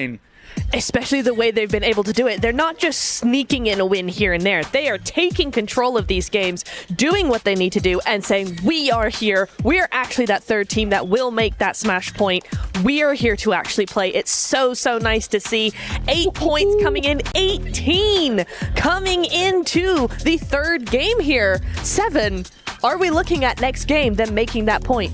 Oh, they're definitely going to do it, especially with the way that we're playing. We got to talk about it. This team was just sitting in a compound for the longest time. Whenever they actually realized that we have to move out, that's when they started spreading the wings. So when you talk about they're doing what they need to do, that's exactly what they did. Talking about a team that needs to actually get into the smash zone, Alpha Gaming, being able to do that, and you can tell all coming from eliminations. Oh, yeah. One thing that I will have to nitpick with this team, and I'm going to be talking about it for a long time if they continue to do this, is they are not playing like how they have done the previous 2 days. They have just been playing way too split, and those rotations are not early. I don't know what's going on with this team, Neptura. Yeah, it is unfortunate to see. It feels like under their pressure, they're kind of defaulting to a previous strategy that was not really working for them. They've tweaked, they've adjusted. In the last 2 days, they've looked really good, but now as things start to fall apart, they're going back to those old mistakes. What I will say for them, though, they handled that fight with Regnum Karya and Power really well. DRX in the end as well, right? They were able to balance those teams against each other, get those nades, get those knocks, but not full commit, not full send, because they knew Regnum would just third party that. So really well played against both of those teams to actually get those points. And who would have thought we would have seen first place going up against second place? Yangon Galacticos. Let me talk a little bit about you because Miramar was scouting APG for the longest time, especially as soon as they saw DRX go towards them. Great scouting and great time to pounce on APG when they were down. You can see Weibo here. They know that there is an opportunity that has arisen off of them being excellent in the last 2 games. You could see the elation on their faces as well, Neptura, as they realize once again, another win under the belt. Yes, just inches away from that smash zone. So they're going to have to do something in this next game. But as Seven said, with the way that they're playing, I think it's a likelihood. Yeah, I haven't seen Order smile like that in a very long time. He was very pleased with how the team's been performing. And with a back-to-back on Erangel, it's really nice that we have another Erangel coming up. So that is really boding well for them as well. I will say zones have been kind to them, not necessarily given, but a little bit kinder to them versus an APG, which have struggled to be on that edge constantly, always having to rotate. But in these last zones, that's where it really matters. That's where that strategy comes into play. And WBG have just been able to have that patience, that control, and most importantly, the decision-making. If they want to go for something, they do it wholeheartedly. If they decide, actually, this is not a good idea, we need to go back, they do that wholeheartedly and quickly as well. You talk about decision-making. One decision that was going to scratch in my head there early on was Yangon Galacticos. We're saying this team might not end up crumbling under the pressure. I think they're starting to feel that pressure because we saw something a little bit different out of them. Max and I, and you too, were discussing behind the scenes while we're watching the game. We never see this team go to the center of the circle early on. They've been playing the edge for the longest time. For me to be able to see this squad go towards center in a situation where they're more than likely trying to win the game, yes, that might have ended up working out, but that's going away from what they've been doing for the previous 2 days. Do you think that they should fall back on what they've been doing? It's been successful, Neptura. Do you think the adjustments here is really not worth it? I think especially in that last zone, it might not have been the play because in the center of where it ended up, it's very low ground, very open, where the edges where everybody else was playing had a little bit more cover. There was a little bit more of that high ground, that scopeability as well there. Yep. So I think in that case, yeah, Seven's right. They should have stuck to the edge, but I do understand what they were trying to go for because for very good reason, the center was very open and no one was there where the edges were very busy. Overall rankings time. All right, with potentially 3 more games remaining here. Yangon Galacticos and Alpha Gaming are currently in the smash zone. However, if Weibo Gaming gets themselves 5 points in this one, they will join them as well. And after rolling a chicken dinner into chicken dinner, who can potentially stop them? I am very concerned here, Seven. Either we get one of those 2 kings that coming in from the previous 2 days, being able to take a victory, but it very clearly seems like both of them are either feeling the pressure or adjusting their strategies to the point where they're not exactly comfortable where they need to be to win PMWC. I'm going to be looking at Alpha Gaming. I got to call them out real quick. I feel like if they want to get a chance at actually winning via Smash Roll, this next Erangel would be the one. We've seen Yangon Galacticos win in Miramar. Weibo, I mean, we know what they showcase, especially in PMHI, getting the championship there, wanting to continue on a trend here. But I'm also looking at some of the other teams. I'm looking at some of the other teams trying to stop their squads from getting the points. We saw Turning K from E-Arena stealing those elimination points towards the end. And I mean, these are teams that even though they are towards the bottom, they are fighting for that prize pool. Yeah, it's really nice to see them because even though they're not in contention for those top 3 spots, right, at this point, they're just not. But they're able to take those placement points away from a team. They're able to push those teams further down in that game, and they're able to steal elimination points, as you said. So they are still making a massive game for themselves. All right, and you guys at home, of course, can be involved in everything that's also going on around the game here, or for also PMWC. Starting from August the 1st, which was 2 days ago, the PDP Global Fashion Icon Contest officially has kicked off and is currently ongoing. This competition accepts both in-game outfit design submissions and participating by showcasing real-life outfits for you to wear. Use your sense of fashion to influence the world, and the total prize pool reaches up to $120,000. And with that, we are going over to the commentators. One final Erangel. Let's see who can take it. One final Erangel, one final chance potentially to play during PMWC 2025. 2 eligible teams currently on Smash Point. Of course, we're talking APG, who just makes it off the back of that game number 3, Erangel, and for the other top dog, Yangon Galacticus, who's been here now for a couple of maps, but they haven't been able to seal the deal. But now is their opportunity. If you want to stay up to date with everything that's happening on the map, go ahead and check us out on YouTube. Have that up so you can follow each and every route of our potential championship match. I'm Taylor Reflections Noble, joined by John. We'll be calling the action over the next 3. It's going to be a lot of fun. John, things are getting serious, and Weibo is looking to also be on Smash Point after this very map. I mean, you say we're covering the next 3. We just don't know how many we're covering. That's right. It could end at any moment, although it will have to be the end of the match. But Weibo, with a back-to-back, have made a monumental ascent up the tables to be in the contest. They are just on the doorstep right now of getting into that Smash zone to potentially take it away from Yangon Galacticos, who have been cruising at the top of the tables. You know, I said earlier on for one of my hot takes, and I'm going to keep bragging about this one, is that I felt like a Smash ruling was going to come through, but it wouldn't be from the point leader. It is not out of the question that that is occurring here. If we get to a match 5, if Weibo are able to get past that boundary, they could really take this one away and not be on top of those tables when it comes to those points, because it's all about that Smash.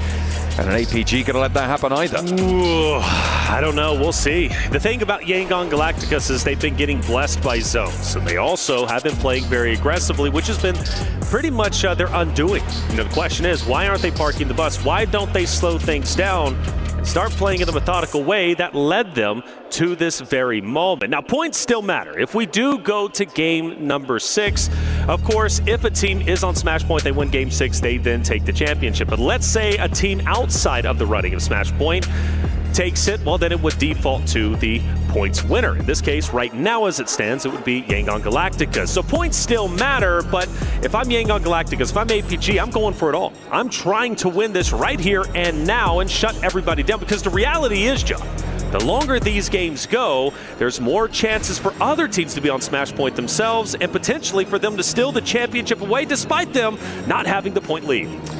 It is, of course, that outside chance, that title, and not to mention the cash that goes along with it. It's going to be looming overhead, a bit of a threat here. $500,000 for first place is up for grabs. Insane. You drop down to second place, you will allow that to sneak, you slash that number in half. Down to 250K, that is a big, big drop-off. You don't want to let that happen, and Yangon Galacticos, Alpha Gaming, both of them essentially neck and neck as we go into our final Erangel match. Match number 16, coming through from Sosnovka military base up towards Stalva on the northeast side. Let's get stuck in. Let's get it going. Predictions in chat, predictions in the arena. Who are we supporting? Get loud, support your favorite team. They need your energy over the next 3 potential matches. For Weibo, 5 points away from reaching that Smash Point threshold. Very close, but could also be infinitely far away, depending on how these drops go. Now, my prediction for this specific map, theoretically, for Yangon Galacticus, this is their best chance to win this tournament on a Smash Point rule set. The reason why I say that, Erangel, in my opinion, from what I've been observing, tends to be where they feel most at home. Then you flip the script, we go to our last 2 Miramars. I look at APG to then be the favorite. So if I'm Yangon Galacticus, I'm locking it in right here and now. Map number 4, I don't want to see Miramar because my chances of winning might have just gone down the drain. APG's on fire, but one of the things that's been hurting them is they only land military. They don't have a secondary drop, and because of that, they ran into issues a couple of maps ago. It took them a little bit longer to get to Smash Point, but yet here they are. Now, military is going to be quite active. We've talked about it. 3 teams on military, things start to get crowded. APG is now one of them. They are going to get involved on military. They get to drop out early for the first time today over towards their drop spot, but the circle sends up towards the northwest side, so teams moving over towards Georgia Pole. That's normally Yangon Galacticos, going to have potentially a little bit of a better time, but on that north side, you've got those vehicle drops that could potentially get a little bit messy and get involved with other teams, but it seems like they're extricating themselves effectively for the time being. No one getting too close to one another. And no knocks being seen just yet. Of course, we're looking at Weibo as well. Down in Primorsk, got a split up towards Quarry as well. Nobody really contesting on that spot. again, early on that plane path, they should be looted nice and quickly. And that west side rotate, very available for them. Very available indeed. And well, for Yangon Galacticos, they land a little bit short. Normally, they're up towards Georgia Pole, which would be phenomenal for them, being dead center. This time around, they will land a bit more to the eastern side of things. For E-Arena, already running into some issues. What a Sky getting the knife, and one is down. But Sky needs to get out of here, stay alive as long as possible. Good news for Bora towards the bottom of these tables. E-Arena try to defend. To be honest, no one's really paying attention to these teams down low. And it is 4 players to a vehicle for Yangon Galacticos, which we hate. But it does mean that they are going to have to grab a couple more vehicles on the road. And the buggy we first picked up by Smile. Besides a monster truck there as well, but they don't want to go for that. They're just going to draw up into those buildings. This is a great opportunity for Yangon Galacticos to play for in-game. Not get too antsy. Let's not try to overexpose ourselves and go for eliminations. Let's tone back the aggressiveness. Again, I feel like they got way too aggressive in that last game. Would they still have won? I don't know. It would have been tough, but they were getting blessed by zones. Here, they have the best chance. This is quite literally the most perfect opportunity as it currently stands for Yangon Galacticos to hold it down, center zone, play for late game, and just stay quiet. That's my game plan if I'm them. Now, you do have teams moving in. Team Secret's going to be on the other side of the river towards Georgia Pole, and then, of course, E-Arena starts to come in as well. Maybe tempting fate to go into where Yangon Galacticos is currently at. They might go where Team Secret is. But we also shift our attention to APG. Once again, center of military, and they've got to make a decision. Eastern Bridge, Western Bridge. Where do they decide to go? Well, they've got 4 Thrives or Ida potentially to deal with them. Could be problematic as time goes on. Team Secret have a position now against Joker, who's actually taking the fight fairly effectively here. Went down very, very low fast, but Frankie wasn't quite able to connect those final rounds. And now Frankie is in danger with Tony K and Sakura on the bottom floor. They will need to call for reinforcement, and in they come. Team Secret rallying around their high ground player. Sakura on the windowsills, looking for the shots, pre-fires the angle, and actually catches Cirrus on the crossing. Beautifully found, and now Tony K has a turn up the staircase. He's going to go ahead and camp up here, Frankie. Holding it down, nades cooking. Don't think it's going to have any impact. I'd like him to pull it back if I was him. Sakura, though, very limited health. And finally taken down. Team Secret taking this fight in stride, and an opportunity to get their down player is here, and they will be successful. As Tony K will fall. E-Arena starts to run on fumes. Joker last alive.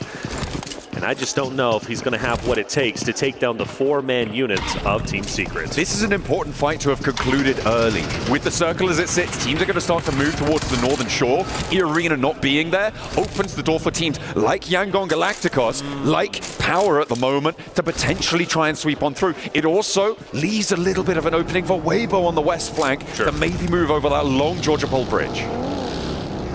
Notice Ida starts to move across the Western Bridge. APG to follow suit. Thundertalk most likely going to go across Eastern. They won't have anybody there. APG's going to have to fight really hard to continue their way to center zone. That's why Yangon Galacticos are in such a great spot. Although Smile, I do feel he's a bit spread out from his roster, and that gives me a little bit of concern. I understand you want to lock down these bridges, and that's great for eliminations, that's great for points, but stay with your boys. Stay together. There's no reason to get too antsy here. Taking a shot on the stairs. I mean, that kind of feels antsy to me. I would say so. A little bit of a pop there. Maybe a signal of things to come. They weren't able to close down, getting a little bit too over-aggressive. They've taken some damage, but they're establishing control on both sides of the river now for Yangon Galacticos. So a lot of overlooked positions, and that's the danger that you play into crates, right? It's so open around the edge. Getting out of there, if you overcommit early, is really, really difficult once teams start to move in. We're on board with APG, though, now, and they are being careful on their bridge crossing, but they needn't be. Oh, maybe. Okay, no, he's fine. He's around the edge of that blockade. They're zigzagging, they're going left, they're going right, and they are fighting ghosts right now. Correct me if I'm wrong. We had, I know you would, we have a situation with Yangon Galacticos who were in this very spot when they won a game on Erangel. What, a couple days back, right? It was Team Secret who ended up crashing in on a roster on the ridgeline, or maybe was it Yangon Galacticos who? Yes, and then remember, then they crashed in, and they ended up taking a victory, and it was very, very close to where they currently are. So it was APG, and so they've won a game in this very spot, basically, or at least close to it. So familiar territory. They've already got a W here. Maybe they can replicate it. Oh, well, they'll definitely be trying to, that's for certain. They would love to take home that chicken dinner and that title. The $500,000 in prize money. It's weighing heavily on the mind. And Weibo trying to weigh up to them. 5 points short of the match point boundary right now. They do need to earn 5 more. You can see they're posted up right now close to the west bridge on Georgia Pole. A long rotate across that bridge. It can get pretty dangerous, but at the moment there's only one team on the northern shore. That is Team Secret. That will change pretty quickly though. We've got teams starting to move in from the north. You've got Alter Ego, you've got Aura. Yangon Galacticos unlikely to go to North George, but potential for this area to get a little bit more packed. For Alter Egos, maybe even fourth rise, but focused on Alter Egos, who I feel have been doing decently well today. They can have a good game here. There is a big chance potentially they can start to do what Weibo's been doing, right? Rallying back, breaking in to Smash Point. This game is critical to get close to that narrative, and then the next Miramar, maybe they surpass it, game 6, they can steal the whole tournament away, which would be insane, right, from Alter Egos and how well they've been playing. You look at Krypton yesterday, his clutch against Regnum Karia was incredible. So that would cap off a wonderful storyline we've been developing for this Alter Ego roster. Now, let's see where this next zone ends up going. And it's going to go straight towards Alter Ego up top. And Yangon Galacticos, who do make the audible, they follow Smile up ahead. Seems to have paid off because they're now well within the next zone. That is a crazy hard shift up towards the north side. Yangon Galacticos immediately go to the northern shore. Power under pressure. Weibo on the western side, moving over that west Georgia Pole bridge. APG, I wouldn't be too surprised to see them following Thunder Talk all the way out to the east, play that Roshok bridge, insert over to the east-hand side of this next circle, but it's all on what Yangon Galacticos can do with the control that they've got over this river crossing. Pushing Falcons back, Narvalo saying, okay, let me go ahead and scout out and see if that house is available. Well, it's simply not. He doubles back in, takes a couple more shots, and Bernat says, look, you gotta stay away, brother. I'm not playing around with you. Falcons getting testing the waters just a little bit, but Yangon Galacticos hold it down. Regnum Karia also in the area, and we're still moving. Yangon Galacticos going forward, potentially challenging that of Falcons. Oh, Mernat looking to try and clock Koa as he spins out the buggy or tries to connect on the tire. Maybe Ralph in danger, but he's pushed back. Yangon Galacticos have allowed about 4 teams through their position now for no benefit. They've got such a blockade that now sits to their north that was all southwards of them before. They retreat and they fold back. This is interesting, and now APG getting relatively close over at Roshok. There is a chance maybe they clash depending on the route APG decides to take. I assume they're going to go more east and then go up north towards where Thunder Talk is currently at. But I agree with you. Yangon Galacticos letting Falcons get through along with a multitude of other rosters now puts them in a tough spot because you guarantee, well, I can't guarantee, but I at least think they're going to have to go north. This is the thing, right? They didn't do either of the things that position was good for. 1, hold teams out towards the south. Take aggressive fights, force a blockade, force a traffic jam on that south side, and choke those rotations out. 2, head north before everyone else. You already have that advantage in terms of the pacing, and they've done neither. They took a little peek here and there, and they played it timid. They folded back into their compound, and now they're on the edge of the circle. They can still do something from here, right? There is still that opportunity, but I feel like they may have made a mistake in this situation. We'll have to wait and see if it's going to pan out that way. I also spotted Weibo tilting teams towards the top, right? They rotated up that West Georgia Pole bridge. They've gone now wrapped around up towards the shooting range hill on the north side. They have a nice spread on the west side of this circle. Yes. I like what Weibo has done on this match, a lot more certainly than Yangon Galacticos. Yeah, Weibo, Alter Egos, I think are in prime positions to have a deep run in this game, and 2 rosters, you know, Weibo obviously 5 points away. I mean, they could get that with placement points depending on how they play this. For Alter Egos, a good game here puts them closer and closer to the smash points. Loving where they're currently at. They can just hold their ground. They look strong. APG finally starts to get up towards the top. They rotated up through Roshok. We have another shift, which surprisingly still has Yangon Galacticos in it on the southern portion, and they are relatively uncontested, so another deep run potential. But for that narrative against Alter Egos, they now have to go down south towards shooting range for Weibo, still relatively strong opposite of Team Secret. It's a non-zero possibility that Alpha Gaming crash into Yangon Galacticos' position here, and we get a fight for the smash point early in this game. We're still waiting for teams to start to drop here. We have already lost one, but there's still 14 more to go. As of course, we do have to have a chicken dinner winner at the end of it all. Fireflux, they've been busted down to 3 right now. They're playing on the northeast side. Gonna stop a little bit short. Can't stay in this compound. And they will have to get on the road. Alpha Gaming, same story for them. A little bit more south, though. So 4 Thrives. That's just north of them. Valak catches one off guard. I mean, Fireflux Solish, yeah, just pumping gas over there, unfortunately, instead of moving forward. And that will take, of course, they will take advantage of that situation. 4 Thrives, a team that played so well throughout the group stages, now find themselves knocking on the door, potentially reaching Smash Point. Another roster that needs a solid game here in map number 4. It's a possibility. And that's what makes this grand finals great. We've got 2 teams who are already on Smash Point, but we've got teams who are definitely looking to make their way. We get to game 6, I'm expecting maybe 4 or 5. I mean, it could go that way. It depends what teams like Alter Ego, what 4 Thrives are able to do here. It feels like those are the 2 teams who are, well, they are most likely to join, right? Especially with 4 Thrives already getting 3 points. They're up to 95 now. It's still quite a way to go. I think it's safe to say it is still very much a way to go. Unless you're just going to do back-to-back chicken dinners, a la Weibo, it's going to be very, very difficult to make that one work. With where 4 Thrives are right now out in the east, it's going to be pretty tricky for them to enact that. So before Yangon Galacticus had Smile go as a solo across the bridge, this time around 3 go up. Team Secret gets close, but they leave Renat down low on the shoreline, potentially closing that in if they do need to rotate back depending on where the zone ends up shifting. But I get so nervous when I see those solos out in the open like that. I really hope Renat does not get caught off guard with a third party. At the moment, though, we're on board with Alpha Gaming. They are circling around the south side of Falcons, who are crunched in the middle of a bit of a standoff here that is sort of concluding towards their north, and I imagine the Falcons going to want to get stuck in.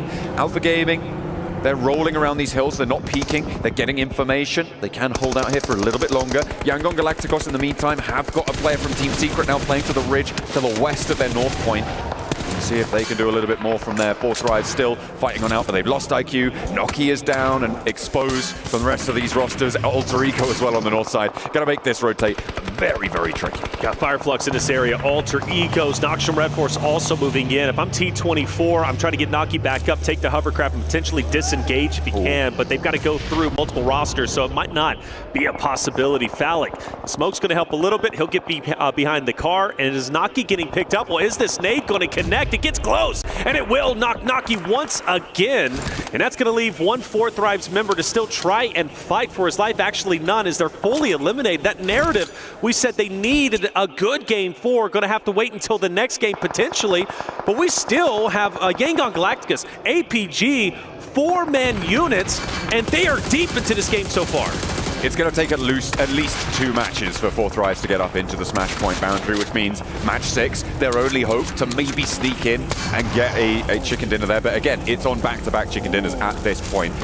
Eyes on the top 3 right now. Rosters on the table. The circle went up northwest. That's going to help Weibo potentially. Yangon as well, bolstering their position on the northwest side. So we'll see if they're able to find it. With Alter Ego stuck in this scrap on the northeast side, I don't think they're getting out of this one unscathed, especially with Alva already down. Fireflux are right next to them. Falcons are to the south of that. Thundertalk and APG beyond them on the horizon there. I don't think Alter Ego are going to be able to push through this one in a healthy way to take that chicken dinner on this match they would so desperately need to get up to that boundary. Well, one thing we know about Alter Egos is they know how to fight. They know how to get scrappy, and that was represented in Game 6 on Miramar just yesterday. With all 4 still up, well, maybe 1 down at least currently. I think Alter Egos might have a chance, but you're right. It's not going to be easy, and with Koam knocking down Rosemary, John, I'm starting to believe in what you're saying. This fight on the eastern side has been taking place for quite some time now, and it's still going to be probably another minute or 2 minutes before it's concluded. Falcons picking up a few points there, picking up their teammate too, as they take the fight and they draw it away. Fireflux will fall in their face, but Yangon Galacticos versus APG. This is the fight for the top side of the tables. Hang on a minute, on the ridgeline, Yangon Galacticos have position, but Alpha Gaming rock on up. They swing from the east side and they're pushing in. First player to go down is Myrna from Yangon Galacticos. Nades over in, and there's no equalizer. Smile starts to back away, reposition. Top's going to try and get his teammate back up into the play. Smile, though, he's not going to relinquish that pressure. He's going to continue to push up. Doc does have a great angle if Smile overexposes himself. This is a critical fight. You have two Smash Point teams facing off against each other, and arguably, you could say whoever wins this, and especially if they win it in dominating fashion, most likely could, in fact, win this game and win the tournament. Doc gets clocked from the sidelines there, and it's Regnum Kaya to try and take him down. The SLR finds the angle. Doc potentially resible behind this tree. Regnum Kaya will come under fire from teams like Hora, from teams like Team Secret as well. And Zjol has an answer. Over towards Wild, he'll get that knock, and Regnum Kaya's sightlines will start to get diminished here. Playing that forward position towards that north side hold, it's going to work out well. And Regnum Kaya now playing only as two. They only have one active sightline that allows the res to come through for APG, and Yangon Galacticos, they're not going to continue to lock horns with them. No, not at all, and they also have a hard cover POI, which is wonderful for them. So when APG, if they do decide to push forward, APG is going to be in a tough spot. So the question is, will the third party from Regnum Kaya truly put APG into the dirt? Well, for Silas, he's worried about Noxium Red Force. You also have Weibo, who's going to be up ahead. We've lost Ragnar from Power, Ida fighting off against him from a distance. You also got DRX joining in as well. Fights galore taking place, and well, for every player that gets taken down, for every team that's eliminated, that puts other rosters closer to Smash Point or closer to a victory. Power eating lead right now as Ida taking them to task, but they have had their fair share of punishment here, with Eren going down as just Emre left standing, trying to flex those big muscles that we've seen on him. The size of that lad, indomitable, but right now cowering behind this ridgeline with a blue zone at his back. DRX, Haji from Power. DRX holding it down, not wanting to overcommit in this moment. By the way, the Alter Ego's Horde fight still underway. That eastern side has yet to slow down. Nice shot from Yudman up ahead. That's on Smile. That is a critical down, and for YG, they have to make a big decision. Leave their hard cover and go get the pickup. They're going to commit for it. The difficulty here is that Yangon Galacticos have to leave their hard cover. Al-Haji giving a good attempt at holding against DRX, but you've got to imagine his number is up. Will go down as they cut through him. DRX managed that one cleanly. Ida going down as well, leaves 9 teams remaining. Placement points coming in soon, which remember is important for Weibo. They need 5 points this match to find that one. Smile did get res for Yangon Galacticos, but they still have to move north, and APG have 4 players alive. Moving north is so tricky against where Regnum Kaya are playing, and it might get even harder with DRX trying to backfill. Here they go, and YG was firing a couple of shots. Sides is going to go up top and try and challenge the YG boys. This is going to get tense. Smile back on his feet, nade cooking, it's thrown. Hyunbin manages to dodge, another one thrown on Soez, but he dodges it as well. DRX continues to progress. Smile, he is dropped off for the second time in just a short amount of time. APG grinning ear to ear right now. The main threat from the south side taken down, but DRX may just sidle in to take their place, usurp that position on the south edge and play as 4 rather than the 3 that Yangon Galacticos were playing around with before. Hyunbin nade over the top play cloud, sidesteps another, a Smile finally bleeds out. He's staying alive on a sliver of HP, and Scissors cut along from the sidelines. Romeo steps into the fight. The nade finally takes him down, but Romeo now pressured out by the blue zone. Romeo, like you said, he's got to move, he's got to go, and he's pretty much the last hope and chance for the opportunity of Yangon Galacticos to close this out in Smash Point, but Reefus from APG guns him down, and APG now staying alive. A 4-man unit have a real chance to close the tournament out. 4 players alive, but look at the open field that sits before them. There are so many angles up the top of the hill that can take shots out this way. It's a question of keeping your head down, finding those later game rotates. We're in stage 5 right now, which means there's a lot of variability. And again, Regnum Kaya get the knock over to Doc on the tree line. It's resible, but they have the smokes? Do they have the time to go for it? Because DRX are right behind them. That's right, they're about to get pincered. DRX from the flank, Regnum Kaya up ahead, potentially Thunder Talk with the line of sight from the east. APG's job is not going to be easy. easy, but let's face it, it's not easy to be a PMWC champion. So Alpha Gaming has to fight through. Weibo on the top. They're fighting. It's getting scrappy, but they're losing forces quickly. The question is, were they even able to get 5 points? I don't think so. I don't know if they've managed to break that boundary. They are just short of it. Goodness me, they have fallen short of the mark. And again, it's going to be into the next match, unless APG win it, with 2 teams potentially in that smash zone. As we refocus, Doc gets res. He's now playing all the way on the west side, and the teams up the top of the hill gonna have to move. Team Secret, Hora, they've got to go in. For Tien, he's gone. ThunderTalk's forces are now down to 2. That alleviates a little bit of pressure off of APG, but maybe even focuses more from Ragnokaria up ahead, because now they don't have to worry as much about ThunderTalk. Doc, watch your back! Silas is taking you down! It felt like he was slow on the trigger there for Silas. He spotted a player from Team Secret as well. What are you doing stood up there, my man? A broadside found, and Doc again has to get rezzed for APG. They have to commit forwards, but they are so open to these sidelines. And DRX could rule them out of this match. Reapus is low. The 2 players from APG committed onto the res onto Doc. DRX, it's go time. This is the time for Ragnokaria to up the pressure, to up the ante onto APG. This is a beautiful opportunity to take them out and continue this tournament. When DRX starts to push up, you have a real opportunity. A nice shot. Yunbin will drop 1. That's going to be Reapus fully finished off, but Doc fights back. Doc gets a knock onto 1. He needs to give something back to his team here. He's been picked up plenty. Now he needs to pick up the slack where his backline is starting to fall. They're playing as 3, and DRX have 3 players bearing down upon them, and he's down again.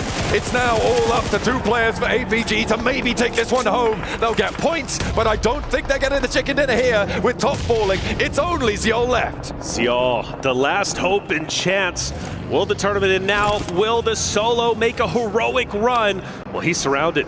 DRX, Team Secret now starting to crash in where DRX was just fighting against APG. Ragnokaria now forced to watch their back against Hora. Sleepy falls. Ragnokaria controlling center zone. The last one from Hora, last alive, is going to be No Fear. Down to a solo. Ragnokaria starts to push onto him. ThunderTalk with 2. Zeus moving in. Jaiki up ahead. Wild taking a lot of damage. Meanwhile, Ziol still stands. Only just, though. It seems like he is not long for this one. As soon as Team Secret start to extend control, or DRX on the flip side, he's gonna go down here. Ragnokaria can't quite peek onto him right now because of Team Secret, who are still moving, still trying to settle into their next position. Silas wants the angles, he wants these shots, but he can't quite find them just yet. Wild is down, and the last player from Hora is right behind them. No Fear, nade over the top. That's Ziol going out, and APG laps on the south side, meaning we're going into Miramar. Yes, we are, which is good news for APG, a great Miramar team. More on that in just a bit. For other rosters like DRX, Ragnokaria, a chance to elevate themselves up the standing, a chance to potentially make Smash Point, I would say, by game number 6. Their job not done just yet. I mentioned Hora earlier with No Fear, last alive. They've been fighting off against Ragnokaria, who now start to push up. And the question is now for Team Secret, can they take DRX out? The answer is undeniably yes, as only 1 more player remains, and now none. We're down to our top 3.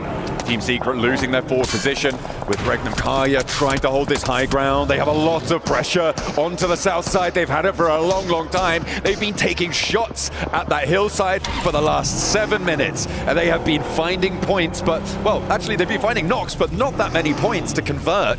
They've been snuck away from the other teams playing on that hillside. But now, 3 players alive for Ragnokaria. They need to move south and potentially down the hill. ThunderTalk with 2 playing on the east side of this circle. They've got a couple of sporadic pieces of cover that sit before them. I think the hardest time here is Team Secret with 2. They have to make a mad dash. The thing about Team Secret, they've had some deep runs today as it stands, but they have yet to be able to finally get over the hump, finally close out a game.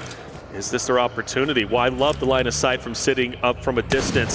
ThunderTalk most likely going to mow down Xerath, but you do have Ragnokaria starting to get active, starting to move just a little bit, and they're pushing where ThunderTalk is currently at, and they have the high ground. They've moved into this one. They know that Team Secret unlikely to push super far into this and backfill them on the high ground. ThunderTalk would cut across them, which means that they do have the freedom to move laterally on this. Unfortunately, Team Secret up on these rocks do have an angle or 2 onto this high ground.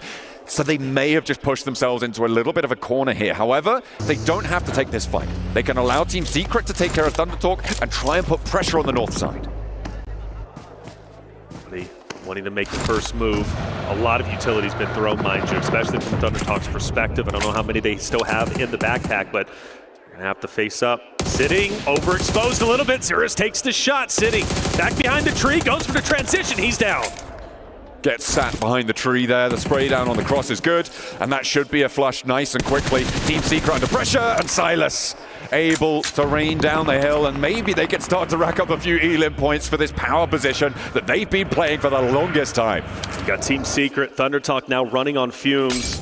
Jing so weak, Wild just needs to hit one bullet. Well, now a little couple more, but either way, you got to favor Regnum Karia. Loxy starts to push up. Frankie is going to drop Zerus as well. Now it's just up to one member from ThunderTalk. It's seeing from a distance. Only a tree to hide behind, and it's not enough. Regnum Karia control the pacing of the game, eliminate some heavy hitters, and they put themselves closer to smash point. Weibo falls short of the mark of the smash boundary in that match. I think that's one of the biggest storylines here, other than, of course, no finish of the tournament. That's right. But Weibo not making that 128 is huge. They needed 5 points. They got 2, maybe 3, I think, with the placements that they were able to earn. That is not going to be enough. So they can only get a smash victory in match number 6. That's right. Moving into match number 5, only 2 teams can win it before we would end our tournament anyway. However, it could upset the point standings. If a team is able to sneak in match number 5 into that boundary, things can get messy over towards the top. Well, there it is. Map number 4 is done. The tournament will continue, and coming up next is going to be Miramar. We're going to take a quick break. When we come back, map 5 coming your way.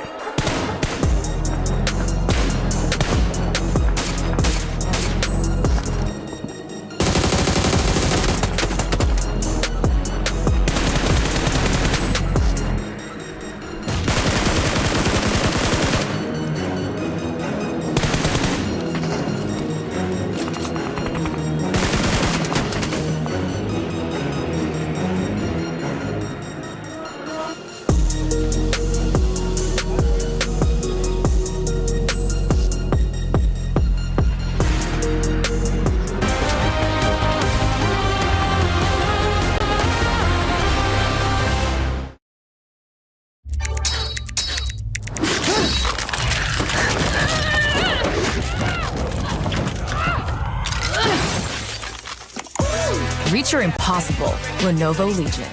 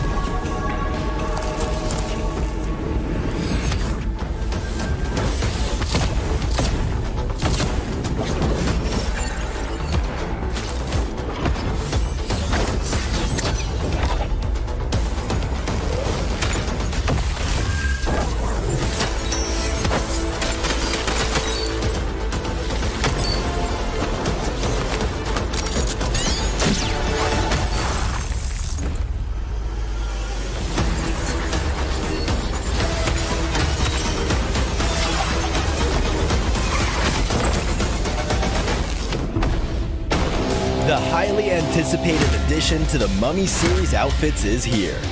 Paired with the new Ice Tube Glider, the Polar Spectrophage set is just what you need to freeze your enemies. Or send them ablaze with the Inferno Feed set's new upgradable Chain Inferno Uzi. All the Mummy outfits are back. Get them all. Join now and collect the whole series to turn all eyes on the battleground. Event period, July 10th, 2025 through September 2nd, 2025.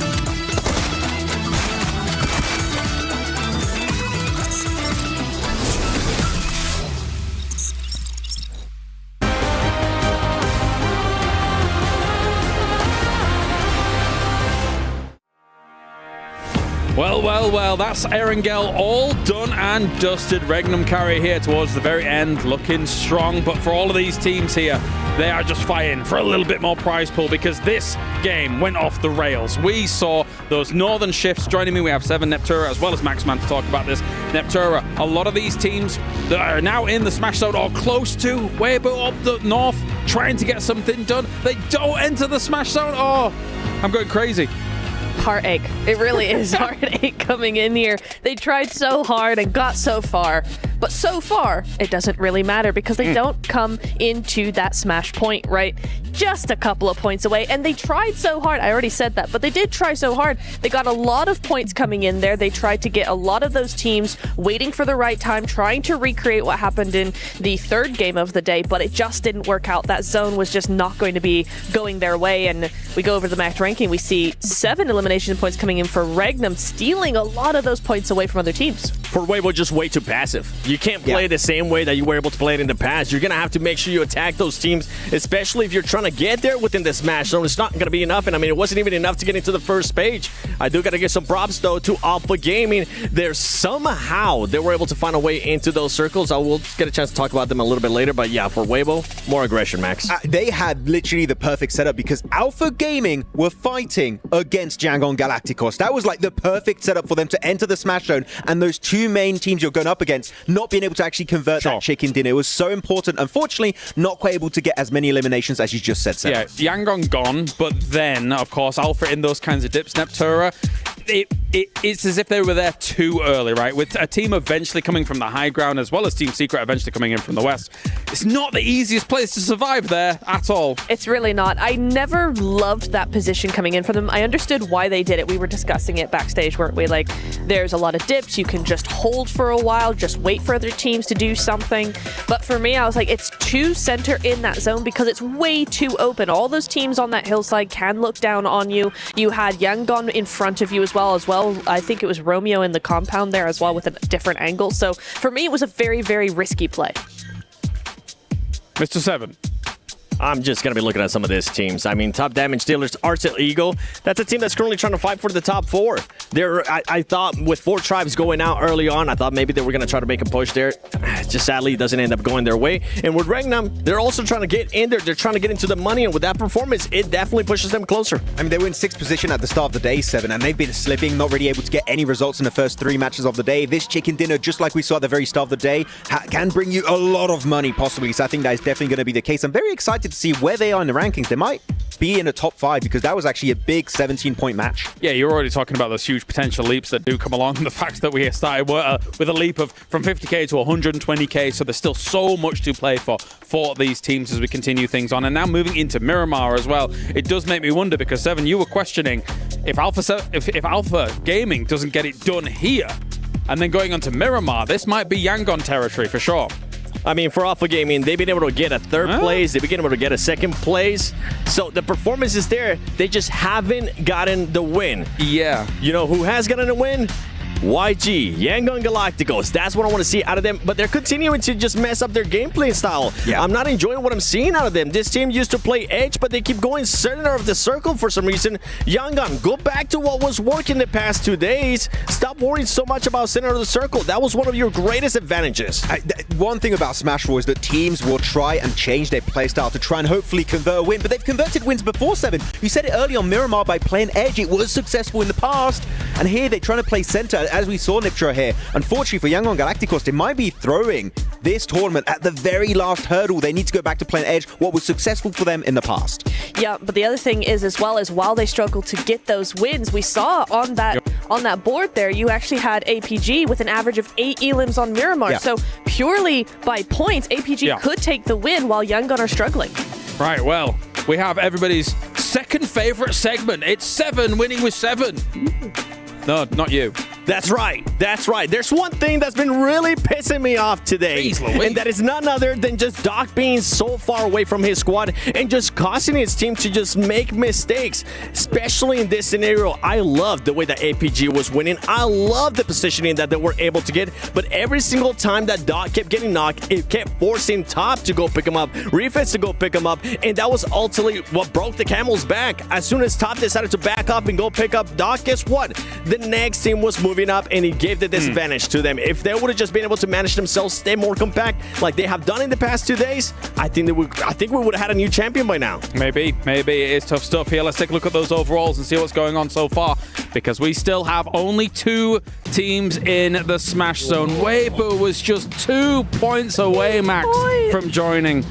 Oh, if they win their fight versus Horror Esports, they'd be in the Smash Zone. They could try and convert the win now, despite being so far behind at the start of the day. Weibo, I think they're going to look back on this game and just that is the worst possible time for them to possibly miss out on the Smash Zone. But Alpha Gaming, Yangon Galacticos still going up there. Currently a 10-point difference. So even if we don't end on a Smash, any of those 2 top teams could be the ones to take the trophy.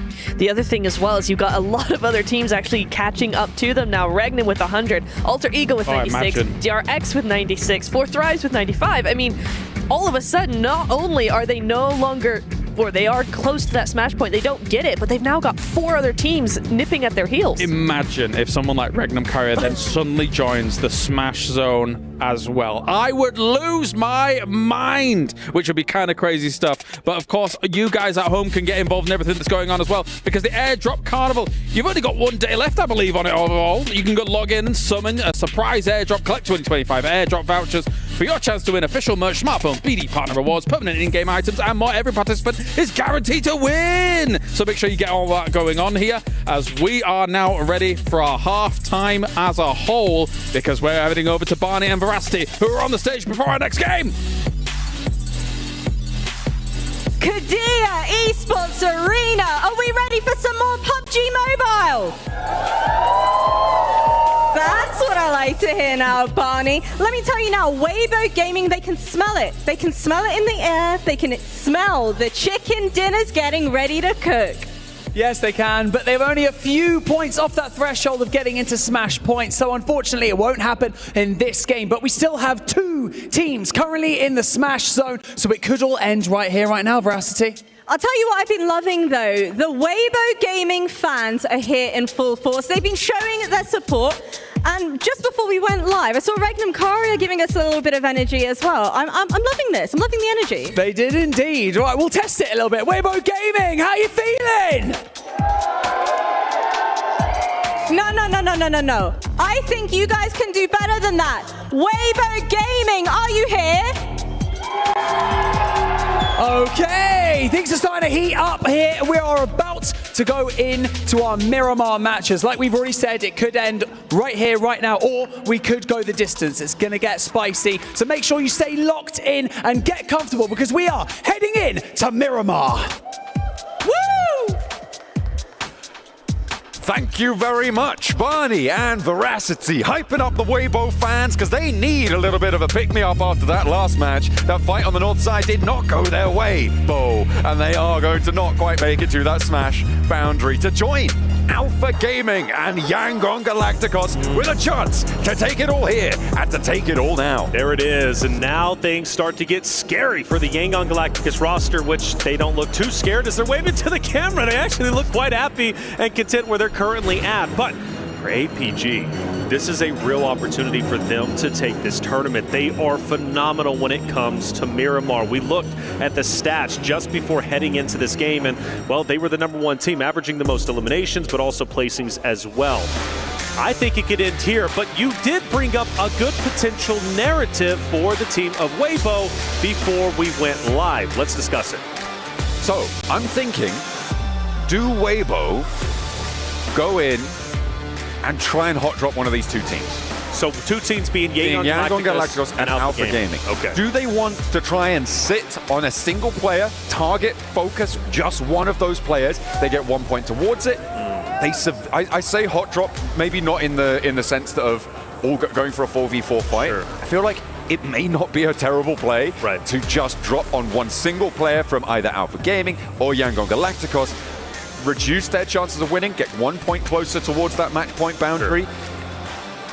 I think it might be an option. I think it's fairly unlikely. I think it's more likely that we see them just try and play by the book, play for the later game, but it's not out of the question, and so I'll be looking out for that. At the moment, though, it doesn't look like we're going to see that coming on through because both Yangon Galacticos and APG are out early.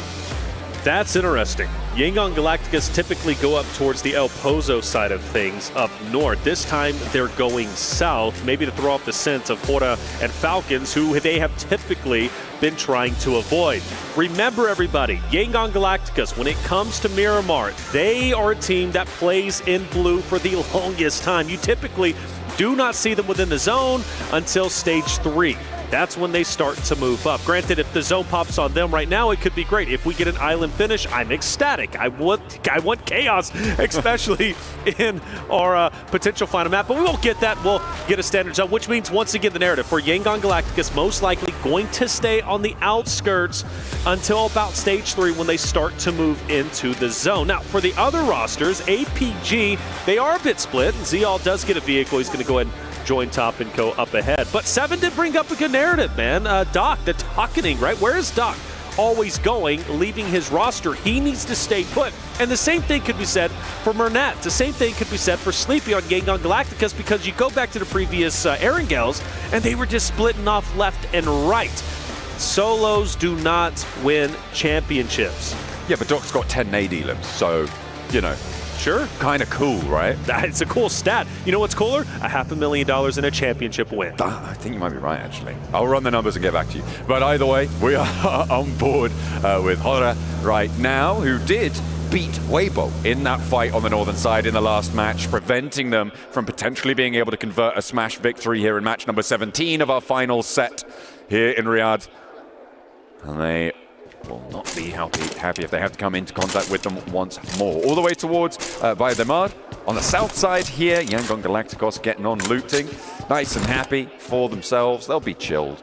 I'm looking at where they could potentially be rotating through. You imagine that they're going to roll up potentially towards Monte Nuevo, coming through around Power Grid, potentially San Martin. There's always the option to go further north on this one, but I think it's fairly unlikely that they go the other direction and come into contact with APG, because that's really what I'm sort of looking out for here. Are those two teams going to come into contact with one another at some point during this match? Yeah, Regnum Karia, big win on Erangel, puts them exactly at 100 points for map number 5.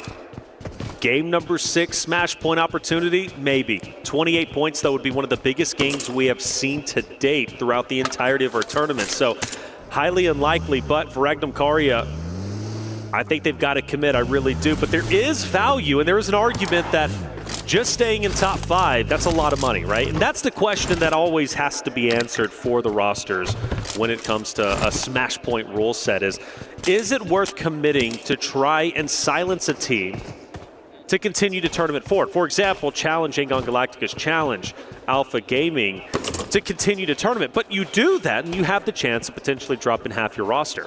Doing that means another team who is a 4-stack has a chance to then pass you up, and you potentially lose out on thousands and thousands of dollars. So you've got to weigh the pros and cons, and you have to question, is it worth it truly to challenge the top rosters? Or is it more worth it just to play your game and maintain your positioning and not necessarily go for gold? I mean, that is the question, right?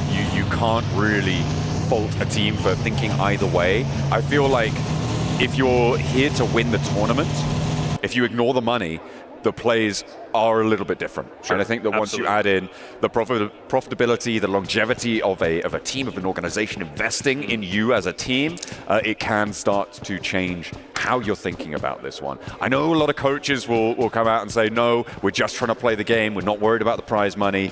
They're worried about the prize money. Like they're worried about the prize money. What they're doing there is lying. And they will be much more focused on getting towards those spots, climbing that ladder, more so potentially than going for that top spot when it's a really outside chance. So Alter Egos, you can talk about an outside chance even further down the standings than Regnum Karya. Huge pop-up game needed for them, but they want a sliver of a chance to take Smash Point. Because the reality is they're just a little bit too far away in the points category to catch up to first place currently, which is Yangon Galacticos, who still have a valuable lead in the point standings. Even if none of our Smash Point teams gets a win, let's say we go to Game 6, nobody gets a win, Yangon Galacticos being in first place still wins PMWC 2025. But for Alpha Gaming, they are still on their heels. And again, my favorite team to close the tournament out in map number 5. But they're going to have to fight tooth and nail into the zone. And well, 4 Thrive's going to be just above them, Alter Egos to the right. And you also got to think, Yangon Galacticos, Weibo are also going to be coming behind you. So you've got some competition all around you. In terms of teams that can steal this first place spot, on these tables right now, I think from Alter Ego downwards, there's no chance ever that they are going to be able to make this one. Fair. As it stands, Regnum Karya, to be able to win via Smash, would have to get 28 points in this match, which is an 18 Elim chicken dinner. The biggest game we've seen. The biggest game we've seen so far in this tournament, so even they are an outside chance. Here. So it is really a 3-part story in this final set of matches. These final goes at the desert, and we are with only 2 out ahead by a leg. For Gaming, they already rotated in. They're a little bit behind 4 Thrives, a little bit behind Regnum Karya with Alter Ego parallel to them. DRX moving up past Impala. The team to actually do a lot of damage to APG and to Yangon Galacticos in that last game to deny a Smash victory in the final Erangel of the day. DRX traveling across the coastline. They stay on the outskirts of the zone. That's going to be great for them because they can go all the way up towards Truckstop if they decide to go north. Hora Falcons starting to get relatively close to each other. That's a narrative we've had throughout the entirety of this tournament. Falcons, Hora, and typically Yangon Galacticos, who normally are up in the north side with them, but again, they choose to avoid all of that nonsense and drop down south.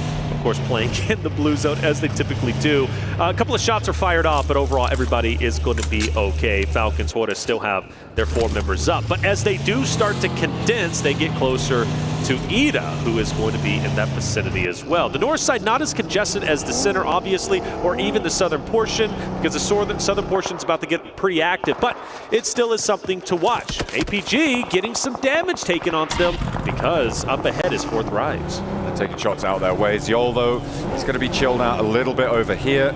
Just going to pop that adrenaline. And he's going to turn around. Not really wanting to get stuck in too much to this one. They're in this circle. They've got plenty more options to go for. Yangon Galacticos are on the road as well. They have just started their rotation from Miramar. They went a little bit slowly past Minas Valle on that south edge, and now they are moving on the south coast here, potentially towards Weibo. Right on, yeah. That brings that not hot drop narrative we were talking about, but still for Weibo, I think there is value in challenging YG. We have a shift over to the right-hand side. That means Falcons, Ida, Hora, Noxium Red Force, DRX have to drop down, and that makes the job a little bit harder for APG, who now have to go into at least a culmination of 3 rosters. Ooh, Order right next to Smile here. Order, of course, one of the most decorated players in PUBG Mobile. 2 global titles under his belt. Wants to try and make it a 3rd here. Unfortunately, he is the outside chance with the rest of Weibo, so we'll see if they can pick up their feet. They don't come into contact with Smile. They don't want to stop off and go for the fight. Getting ahead of this one, I think, it definitely is the right call here for Weibo. Getting into the circle as teams collapse. Ooh, APG's dropping south. They didn't want to head straight into the zone. They didn't want to challenge E-Arena, Power, Fireflux, Regnum Karya, Falcons, Thunder Talk, who are all in that vicinity. They drop down, and we might see a back-to-back map repeat of YG versus APG. Weibo also there, 2 points away. Surely they reach the threshold this game. I would be shocked if they don't, but you've got three, literally our top three about to converge in the same location. On the south side of the circle to the east of Los Leones. Weibo get the mountains first, and that may be the difference maker. We get a replay of the first elim in this game. Oh no, maybe it was a later one on actually, because that was clocked over towards Fireflux. So a scrap between Ida and Ora on the northern side. This is about to be nuts, dude. Weibo continues, so they don't stop off at the cliffs to try and hold the teams behind them. Well, I don't know. He starts to back up. I think they are going to decide to park the bus and potentially gatekeep Yangon Galacticus. APG not far behind. They go a little bit deeper in towards Alter Egos. Power fighting for center control. They've got Fireflux, Falcons, and Regnum Karya all around them. But for Power, they have a great spot where they currently are at. Even if they do get dropped down, I don't expect anybody to crash in on them. So most likely they're going to be just fine. Still, my eyes on Yangon Galacticus now starting to get to the southern portion of Weibo, where they're currently at. For APG, they veer off to the left-hand side. They're going in where E-Arena is currently at. They have diverged from Yangon Galacticos' rotation. The east side of Los Leones a little bit too treacherous for them to fully commit. They're still at the blue zone, stage 2, so it's okay for now. Yangon Galacticos, they are behind Weibo still, who've committed down to a compound that's surrounded by hillsides. I'm not sure about this one from Weibo. It's right on the edge. You imagine that they're trying to get further up towards the Impala Hills in this scenario, but I feel like holding in this location is certainly an interesting choice.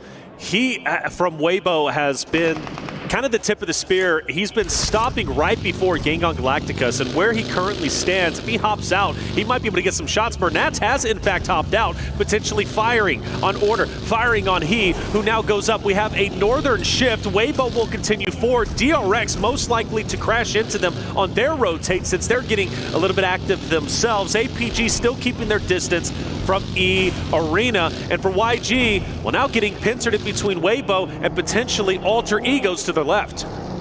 Weibo leading the charge, Yangon right behind them, Murnat hopping out, trying to take those shots. E-Arena losing another there on the southwest side. Now the rest of them close up.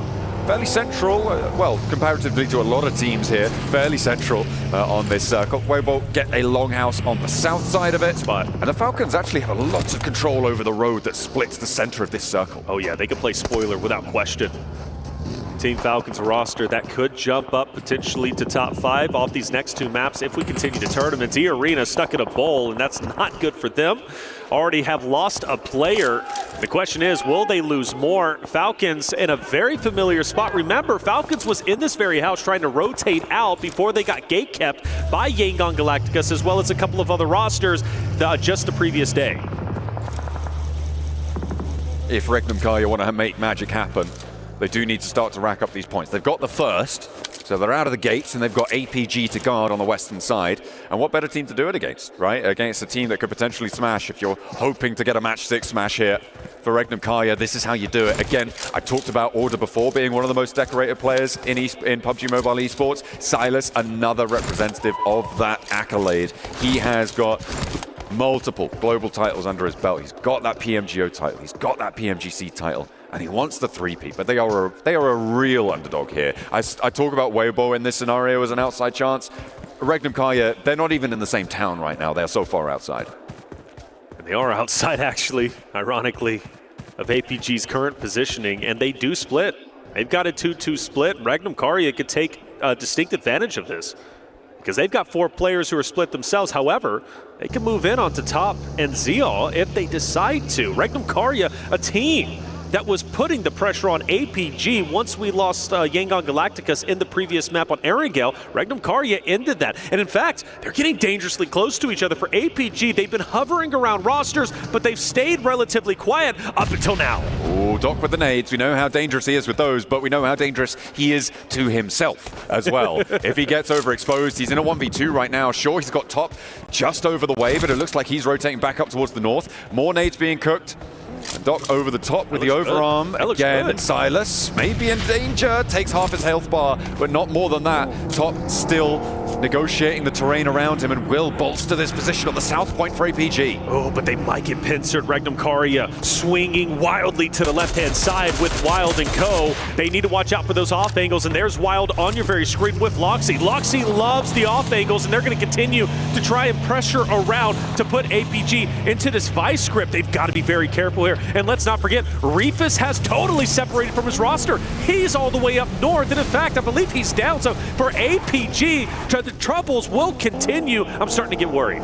This is looking dangerous. Scarface from Fireflux as well. Now with a chance to take Zyol out here. Close range with the auto shotty. The SK-12, no match for Zyol with the pump action. Takes Scarface down at a distance. Matcap can't do anything about it. But Top falls in the meantime. And he's going to go down to Wild from Regnum Karia.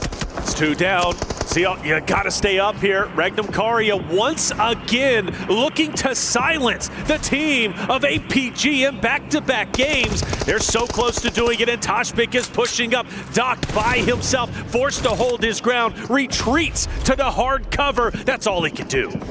That sentence seems to ring in my ears. Doc by himself. And he is now facing against Toshbik on this ridge line. Doesn't quite have the backup close enough, and the damage is starting to pour on through. 3 players survive for Regnum Karia. The Molotov to slow down a retreat. Doc is trapped up on this building. Zyol marching forwards to get the assist here, but Matcap has other ideas. More damage sent over towards Toshbik, and APG still gonna be fighting for this one. CR thinks in trouble though, Matcap. Cooking the nade. Go ahead and throw it. Pull out your weapon and take the shot. He's right in front of you, right for the picking. But as he does pull the weapon out, CR backs him up with the damage. He has no choice but to continue to push up. Doc has finally joined into the mix, and they've left the hard cover because of the blue zone. Regnum Karia, I don't think know where Alpha Gaming has gone as of yet. But again, the story on Matcap up ahead for Fireflux. Oh, it's starting to get dicey for Alpha Gaming. And they are down to 2. They're going to push up towards Matcap, a solo on Fireflux. His ridgeline is getting suppressed by power across the way. And Zyol's down as well, leaving a solo for Alpha Gaming. Now, I'm going to reframe this one over towards Yangon Galacticos because Alpha are out of the running. They went for a wide sweep out the east side of Impala. They rotated up. Then it was a hard west shift on the circle in the previous circle. It's been that long that Alpha Gaming have been fighting. They're now up on the north side, near to Nongshim Red Force, near to Team Secret on the east edge, and they're going to crash down south towards Team Secret. They've got to. This is a perfect opportunity. If they can win this fight in sensational fashion, it would put them in such a distinct advantage, and it is looking good, at least off the rip. Saycloud's going to drop one. Smile's going to get the finish on the drop player. You've got a couple more to deal with up ahead. If Yangon Galacticus could win this spot, they can gatekeep Horda, they can gatekeep DRX, but it is imperative they do not lose a single player. Trang moves back. Team Secret giving ground again in the face of Yangon Galacticos. A nade as they fade away, but they will not find the knock, and Trang goes down. Now they're looking for Frankie. Team Secret on 2 players standing. Trying to keep things going, but the nades pour on in, and Yangon Galacticos lose 2. They have to slow down, but Team Secret will not be able to take this fight. In the meantime, though, DRX looking to put pressure on. Here they come. DRX. Horda might be in hot pursuit as well. That's something to keep our eyes on. But for the reset, well, Yangon Galacticus go for it. Jaiki takes a little bit of damage. That gives enough time to get the members from Yangon Galacticus potentially up, but they're still 2 down, and they don't have the chance just yet. And slowly but surely, Team Secret starts to get it. A nade comes out. Frankie on the outskirts. That's a dangerous off angle, and as he backs away, he wants to at least maintain his tournament life. A chance is still here, but again, you brought up DRX. They're just on the outskirts. And Falcons are taking shots over this way as well. Stabilization now for Yangon Galacticos. All 4 players are there, and Team Secret are starting to fold back, have to fall away to the wayside as the circle moves away from them. Frankie's been dropped. Romeo manages to get the pickup. Team Secret, it was a wonderful fight, but now they are left down to just 1 solo. We take a look once again at Yangon Galacticus, this time forced to focus on the remaining members, not only from Team Secret, but also DRX, and they do have a chance, if they want to go north, potentially to third party, this Thunder Talk Nongshim Red Force fight to control the entirety of the north-hand side. That might be an option, and we got Romeo. He's in a vehicle, and he might be moving. I've just seen on the healing feed order getting knocked there, and Weibo, remember, need 2 points. They only need 2 points. 2 placements would do it, 2 elims would do it, 1 placement, 1 elim would do it. Those are the only 3 ways that you can organize those point scoring systems. But the fact remains that they will have to move north on this one. They will have to move from under the sightlines of Falcons, who are dead center on this circle. They've got so much control. Yangon Galactica staying alive. It got a bit hairy. The nades were almost their undoing. Luckily for them, Team Secret could not collapse in time to get the finishes, and therefore, Yangon Galacticas, the dream still alive on Smash Point. The chance to close this tournament out on map number 5 still exists. And with DRX backing away, they leave the solo from Team Secret in Trang, and they do in fact go up north where Noxium Red Force is currently standing. Gonna try and sidle on over. Weibo going for a crash as well. Remember, 2 points. 2 points is all they need. And into power they go. 2 players close by and out into the ground floor fight. Alhaji first to face. Easy on the top floor. They're gonna try and play up and down the stairs, establish a crossfire, and it's good for 1. Easy is able to close the jaws on the first pickup, but Weibo still have 3 more players going. And you also have Yangon Galacticas crashing in on Noxium Red Force. 2 critical fights taking place between 2 critical teams. SayCloud is going to manage to take down Duck. You also have Easy falling. Weibo manages to get 1 elimination plus the finish, but they're still 1 point away. 2 big fights. Who's going to come out ahead? Weibo find that 2nd point on a flush, and they're into the smash zone now. It doesn't really matter what they do for the rest of it, as we want to head over towards Yangon Galacticos. There are 3 players on the north, with Noxium Red Force fighting on the inside, and Falcons are flexing out to the north to third party this. That's right. Yangon Galacticas need to stay up. They unfortunately lost a player. Noxium Red Force manages to hold their ground against the roster who's been on Smash Point for the longest time. As you also said, Falcons start the roll up. An identical situation they were in against Team Secret and DRX just moments before. But Noxium Red Force, they're out for blood. They want to feast, and Yangon Galacticas might be the mill. Trying to jump off that plate. Murnat holding first. Close to Beanie. The nades don't seem to be coming through. You've got to wonder how many are left in the back pocket. The next circle comes in, and this fight needs to conclude because of it. Falcons happy about the shift. Yangon Galacticos less so. They need this fight to end. They need to end it fairly quickly too. Yes, they do. And then you have to deal with Falcons right after that. So the task is not going to be easy. SayCloud falls out of nowhere. Ida, Aaron, the solo, managed to hit a shot from I don't know how many meters away. And this only helps Noxium Red Force as they start to push up. Murnat will also fall. And now it's up to a solo unless they can get back up to a duo, which they manage to finally do. SayCloud back to his feet, looking to try and heal. Nades in hand now, 5 for Romeo. A lot of ordnance to put down here, and they need to expend it now. Doesn't connect a lot there. Romeo dashes forwards, the DBS in hand. Binny chases him down and catches his heel as it tries to go through. A 1-for-1 trade, but SayCloud has 2 more to deal with, and it will not be a smash here in match number 5. You can see the Weibo fans are happy about that one. That's right, Weibo has a chance to win PMWC 2025. They put themselves in a winning spot. The question is, can they close it out? It's going to be a 3-horse race going into map number 60, guaranteed final map of PMWC 2025. But now we focus our attention on the remaining players. Let's not forget, points still matter. And for Weibo, yes, they're on Smash Point, but they also have a chance to go up into 2nd place, pass up APG, and potentially even get close enough to take down YG in game number 6 in the points category. There are still technically enough points left in the lobby for Regnum Kaya to join them as well. Crazy. That's towards the top side, but that's not really very likely at all, especially with Noxium going down here. I think if these 3 points don't go to Regnum Kaya, then it's impossible for them to ladder up and get into that Smash Point boundary. And of course, it's very, very likely that that's not going to be the case, with Falcons having a chokehold on this circle in a way that we haven't seen from them at all, actually, in this tournament. It's really been a bit of a disappointment from the Falcons roster, but maybe they can go out with a bang. Let's find out. All by himself.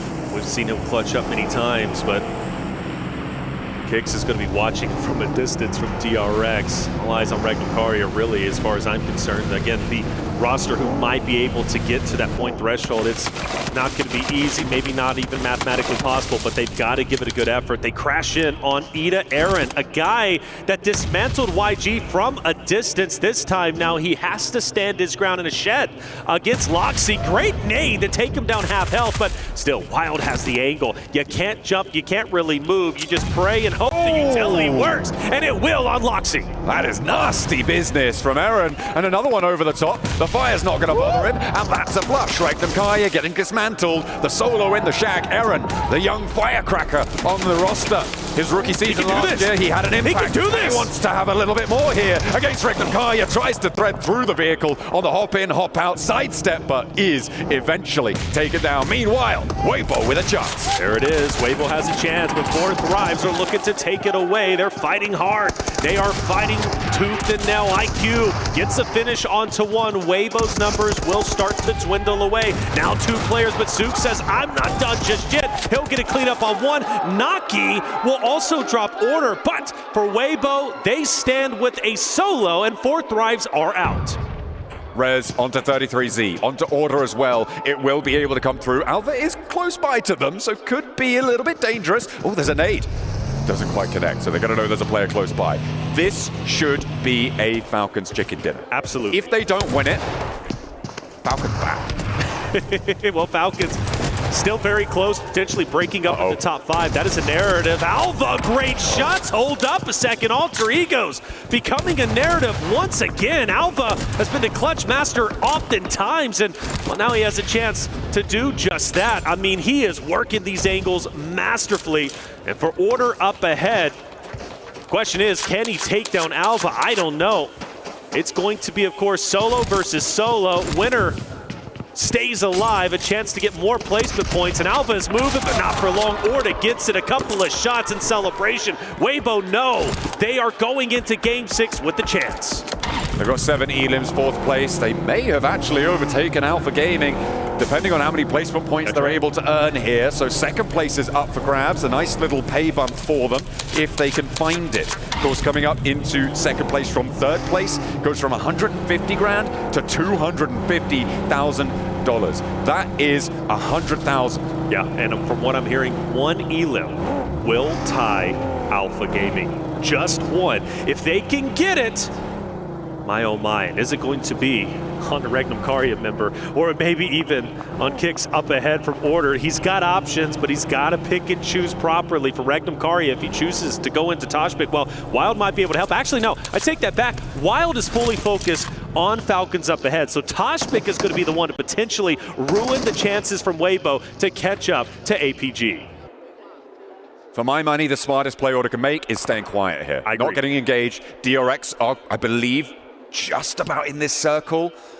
I think in his shack. I thought he might have been outside of the circle here on the south side, but he's going to be right up and against it. Falcons know where he is. Order should know where he is.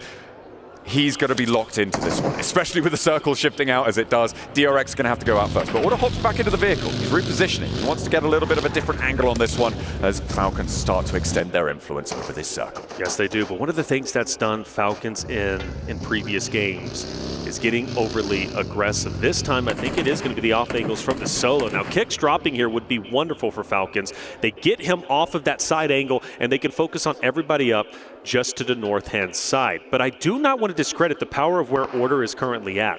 He truly could be instrumental once he finally does get active, especially when all these fights end up taking place. I don't know, maybe he can steal this game. It would be insanity, but it is a possibility. He's not going to have to move before DRX have to move, before the last player from DRX has to step out into the open and get lit up by the Falcons. Well, everybody, really, because you can see Narvalos just waiting. Okay, deny to the blue zone as well. This is a placement point for Weibo. That does the same thing. Oh. They ladder up into 3rd. That's another point. That Narvalo hit the shot needed to take him down before Blue did, but Blue was successful. Well, they know where Order is at. Again, Toshbik on that off angle. I just don't think they're ready for it. Shots are going to come through. Ralph is going to fire upon him. Toshbik is going to renegotiate his position. Wild will maintain his ground. Falcons start to move up. This is their game to take. Toshbik will fall. Wild behind the vehicle. If a good nade is thrown, it might just drop him or at least get rid of the vehicle. Wild's gone. Now, you've got the solo from Weibo. It's Order. He's looking down on Falcons. He's going to manage to drop Ralph. Like I said, Order might be able to do it, but it's not going to happen. The crowd favorite team, Falcons, finally back in the winner's circle. They find the elims, they find the shutdown. Team Falcons able to get a chicken dinner right towards the end. Weibo, they are into the smash point zone as well at the top of the tables, and 3 teams now stand atop the pack. And Weibo is officially 1 point ahead of Alpha Gaming, putting them in second place. It's been a 2-horse race for the majority of this tournament, for the majority of grand finals, but finally Weibo has put themselves in a position to become champions themselves. But it comes down to one more map, one more Miramar to decide our new champion, PMWC 2025. A lot riding on the line and only one more opportunity to achieve greatness. We're going to take another break. When we come back, the final game of PMWC 2025 will be upon us.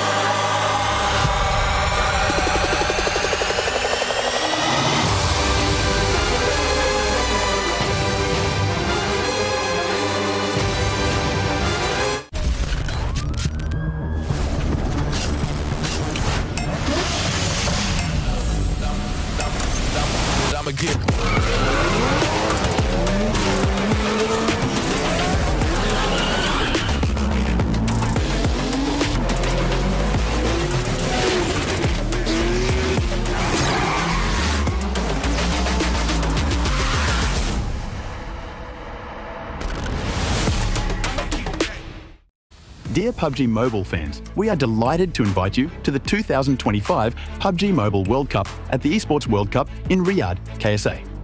This exciting event will take place from July 25th to August 3rd at the Boulevard City. We've prepared tons of event perks, such as the PMWC avatar frame, eSports Passion set, eSports Passion parachute, and tons more items. Let's check out how you can get all these rewards. During the tournament, go to the Pandora event page via Lobby, Event Center, eSports to join the event. Mormon from SEA, Top from CSA, Pedrinho from the Americas, Silas from the EU, and Prestige from MENA will guide you through the 5 major parts of the event. They consist of tournament celebration, prediction rewards, eSports shop, themed outfit, and champion challenge. Join these activities to earn rewards and collect eSports tokens to redeem even more gifts in the eSports shop. The more eSports tokens you collect, the better rewards you'll get. You can get up to 2,870 eSports tokens from the prediction event. It takes place from July 23rd to August 5th and consists of 3 stages that coincide with the tournament: Group Stage, Survival Stage, and Grand Finals. During the Group Stage, get 20 eSports tokens by predicting the 8 teams you think will advance directly to the Grand Finals. Each correct prediction will grant you an additional 60 tokens. Make a total of 3, 6, and 8 correct predictions to get 300, 680, and 720 tokens, respectively. You'll get another chance during the survival stage to guess the other 8 teams that will make it to the grand finals. The rewards are the same as the group stage. During the grand finals, you must try and predict the ultimate champion. Just predicting will grant 30 tokens, and a correct prediction will grant 400 tokens. If you're unsure about your predictions, you can let your friends' predictions guide you. Find someone reliable, copy their predictions, and wait to be rewarded. The 3 prediction rounds take place on July 27th, July 30th, and August 3rd at 10:45 UTC 0. Rewards are issued the second day after each stage ends at 4 a.m. UTC 0. You'll receive esports tokens based on your prediction results. Note, esports tokens don't expire and can be used in future esports events. Who do you think will be the ultimate champion? Join the 2025 PMWC event and share your predictions. Invite your friends to join the predictions and watch the tournament unfold.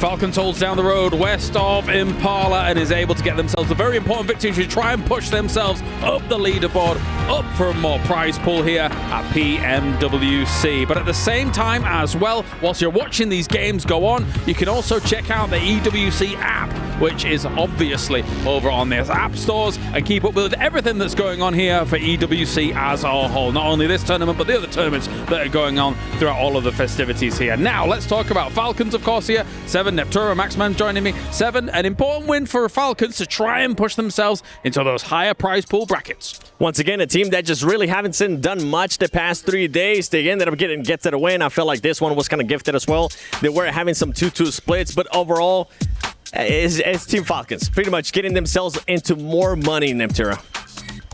Yeah, and it's really well played from them as well. They have that, well, 2-2 split, I think it was, in the middle of that ravine where the road goes down. That position is really, really good, particularly in that zone. However, you need to use splits if you want to use it effectively, if you don't want to get taken out. So they actually played that really, really well with those splits and then transferred over into a more of a 1-1-1-1 spread across the end of zone to actually take a lot more control. So for them, it was actually very, very well played, and they got the win for a reason. Yeah, I mean, we just went on the second page. We have to talk about Weibo Gaming, right? They just entered the Smash with that game. They just got in, Order clutching it up at the end. I was thinking, actually, if they maybe got a few more points earlier, maybe Order can clutch it. Unfortunately, they don't get the entirety of that match. They do lose at the end to Falcons, but that fight versus Power, I was not sure how that was going to go down because that was a risky push, but luckily enough, they get the full reset, allowing them to then take a fight against 4 Thrives, against the side of even Alva or Trigo. Yeah. It was a risky one, but now they're in the Smash Zone, meaning they could snatch it away in this very last upcoming game. Right, that's an important thing to actually talk about here, right? Because we are down to the last game now.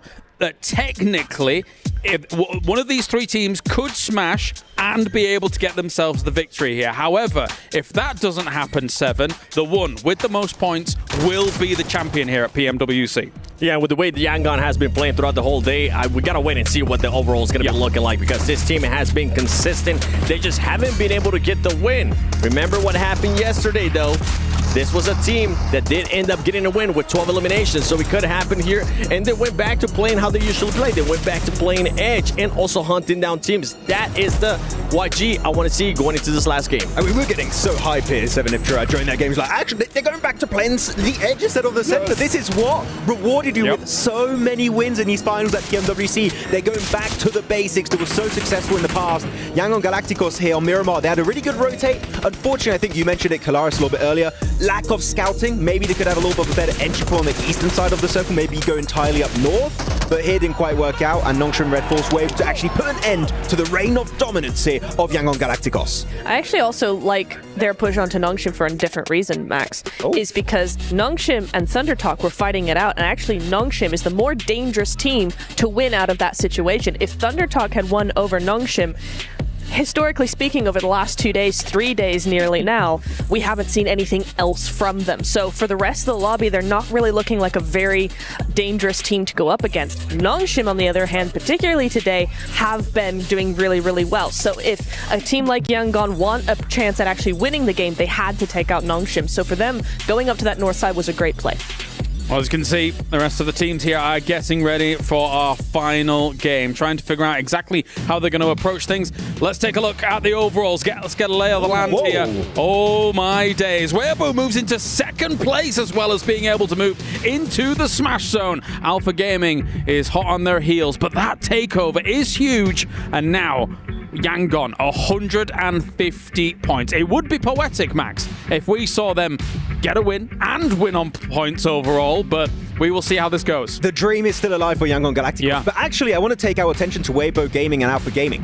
They don't need to smash to win this. All you need is an early elimination onto Yangon Galacticos. Weibo would need 11 points, 12 points for Alpha Gaming to at least tie, maybe try and overtake, because you can't win the tiebreaker because they have 4 chicken dinners. So you would need technically 12 and 13 points respectively. So we could have a new champion here without the smash rules actually being in full effect. That's right. I mean, and also take a look at all those teams towards the bottom. They are going to be fighting for that money as well, for that prize pool. Everything is so close by, but going back to the top, this is all these teams throughout the finals have been able to achieve at least a minimum top 3. Some even a win with Yangon Galacticos. It's going to come down to that final match, and it's going to come down to seeing if Weibo Gaming and Alpha Gaming can get a win. I don't think Alpha Gaming like this turn of events at all. I mean, we've seen it too many times, right, across global events. It just keeps happening. They keep slipping on that final day. At least it's only by 1 point. So with the final game, maybe they can actually go, actually, we've well had enough of this. It's time to get back into second place, maybe even that first rather. And maybe that's just the fire they need underneath them to get them going. At Weibo Gaming, I'm looking back at the Hong Kong Invitational. This team got saved because Influence Rage got eliminated in last second. Here, no one is coming to save you. If you are going to climb up to that first place, Weibo, it's all relying on your efforts to take this win. And I'm going to be looking at APG going into this last match. They need to take a fight and focus on that fight, not just be taking multiple fights, because earlier they were fighting Fireflux. On top of that, they were fighting Regnum Karia, and they just weren't focusing. You got to focus on that fight, and you got to make sure you do the right rotation as well. Well, let's take a look at the top teams on Miramar once again. Our 3 teams that are able to smash or move into the point lead are right there. And whilst we're taking a look at that, before we go into our last game, let's do some predictions for the champion. We're going to start with Maxman. Oh, can I go last? Oh. No, Does you he can't. dare? I can't pick APG. I've done it too many. I'm going Weibo. I'm going Weibo on this one. China, let's go. APG, yeah. It's got to be. I started with them. I'm going to finish with them for the final day. APG. All right, and I never give predictions, but we've got to give some Yangon love as well here. Let's get this a-rolling. Ladies and gentlemen, we have one final game. You can see all of these players getting ready to go. He's going to elbow drop them into oblivion here for this one. Those are the predictions coming out from the desk as all these teams are getting ready to go. I'm not sure that they're ready to jump straight into this game just yet, Seven. So we do have a few moments before we get to this, but it's always nice to get some predictions out of there just before what is a bit of an insane situation here, Nepturo. Can I just how bad would it be if I changed my prediction to Falcons? What? Championship. Nope, stop you. Stop. I had to throw it out one last time. They did win the last match, but I know it's not going to happen. What? Cool, if you want. I mean, one that you ended up picking, Max, Weibo Gaming, something that I did enjoy out of that last match from them. Remember, throughout the whole day, this team was playing slow. We were saying at one time it was a little bit too slow. With the fight that they took against Power, that aggression was there, and I feel like that's something that they need to have here. They need to have that switch coming into this last game. That's been something that has been just switched up to 11 for today. Their aggression, they're looking to take fights. They knew especially how many points they needed to get into the smash zone. They know now you don't take unnecessary fights. You need to get into the late game, get into the top 8, your top 5, your top 3, get into the late game scenario and get the actual win. If they can also just get high elimination game, maybe it could work out, but all the teams can make it work in the end of this match. I started the day asking if it was going to be the destiny, if it was going to be the dream, or will it be destruction? It turns out Weeaboo is about to potentially cause destruction here as we have the volcanic conclusion of PMWC underway for 2025. Seismic shifts on the table to close down our penultimate match. Weibo break into that smash zone. They will join Yangon Galacticos and Alpha Gaming with a chance here in the final match of the PMWC. It's all to play for. Here it is, the last chance, the last dance, our guaranteed final map. 3 teams have fought tooth and nail. They have given it their all to end up in this very spot, to become champions, to cement their names in PUBG Mobile history. The question is, who has it in them to close it out? All that work to not be for nothing, all that work to gain something you can never lose, to be a champion. Yangon Galacticos, Weibo, Alpha Gaming, all 3 of those rosters are going for gold. And it's only going to be one of them as champions. We also had a chance to ask our talent managers who they were predicting to take this game, and it was Alpha Gaming. So Alpha Gaming pretty much across the board, not only from a talent perspective, but also from our talent managers. Now the question is, Arena, who's winning it? Is it Weibo Gaming? I think so, maybe. Alpha Gaming have a chance. Yangon Galacticus, everybody's got their fan base. Everybody's got the opportunity to cheer and get loud. They need your energy. Get loud in the arena, because it's time to get our final game started. What a way to close down the tournament. A 3-team chance, a shot at that trophy. It's been glittering and glimmering before their very eyes for the last few days, and they now have a chance to raise it. Or will their key drop into the key crusher along with 14 others? It will have to remain to be seen as we take a look at where our drops are coming on through. At the moment, I'm seeing Weibo. They're out over the center part of this playing path, which has a fairly northern situation. Alpha Gaming on the south side. Okay, so for Yangon Galacticus, they changed it up before. Do they go up north, where they've been so familiar, and it looks as if they will, which again puts that narrative. Hora, Falcons potentially gatekeeping them, and this is scary. You changed it up last game, yes, you go towards the south, but this time around for Hora and Falcons, maybe a bit personal. Keep them at bay, shut them down. You have to be expecting them to rotate into you. So for Yangon Galacticus, they've got to get creative, and one thing they love to do again is stay in blue and then drop down south. It's most likely going to see them making their way into stage 2, stage 3. For APG, however, they are within zone, but they've got company all around them. Hey, look at that. 1 point immediately earned. Tiebreaker back on in action.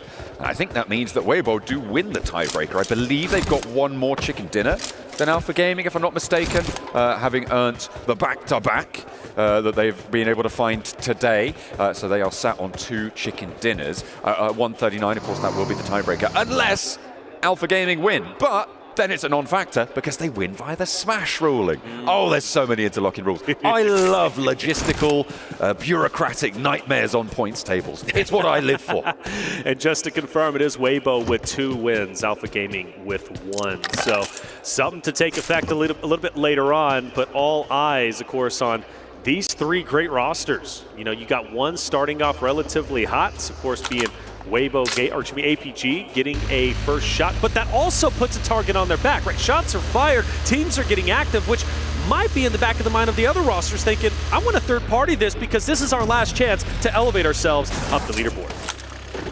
Absolutely. There's a lot of money that's mixed in the middle of the tables. Obviously, the 3 teams at the top have taken a lot of points, but the points gap between teams like Regnum Karya all the way down to Team Secret, right? So 4th to 12th.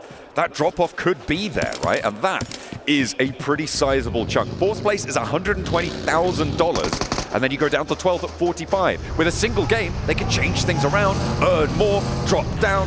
It's a lot of wiggle room here.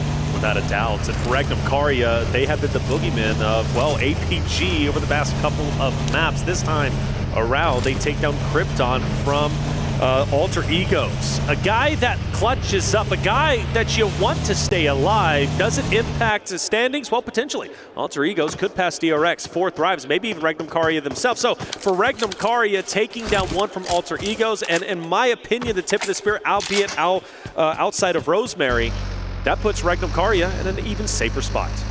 Absolutely. They're going to feel a little bit safer as time goes on. Behind them, of course, the Falcons coming off of a chicken dinner.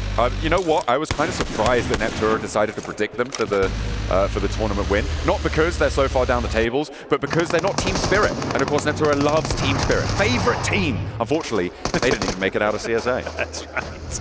Team Spirit, rest in peace. Neptura, keep sending your love to them. Maybe they'll come back next year. Absolutely. I do want to point out Weibo, however, pretty centralized in the zone. DRX do start to move in relatively close to them. That's going to be a fun one to potentially watch. But for Weibo, they're going to try and stay as quiet as possible, but they can also gatekeep a couple of rosters, Noxium Red Force, DRX, Ida, maybe Thunder Talk, who's a little bit further away. For Yangon Galacticus, again, staying up towards Trailer Park, they're going to stay there for a long time. They're going to play it slow. They're not going to get too antsy because again, you got Falcons and Aura, which Fourth Rise, are they maybe thinking about challenging Falcons? You do have T24s getting relatively close. Could potentially be just scouting out, trying to navigate those rotations out east. In the meantime, though, in the center of this circle, just around Hacienda del Patron, around San Martin, Weibo Game. Currently looking for position. We know what's on the line for this team. The tiebreaker order goes Yangon Galacticos, followed by Weibo, followed by Alpha Gaming. That will not change because with the chicken dinners sitting as they are, that's the order of the tiebreakers. And of course, if any one of them increases their chicken dinner score, they win the tournament by the smash rule. That's right. So that tiebreaker order will be in effect throughout the course of this one. And it could very much come down to those chicken dinner differences.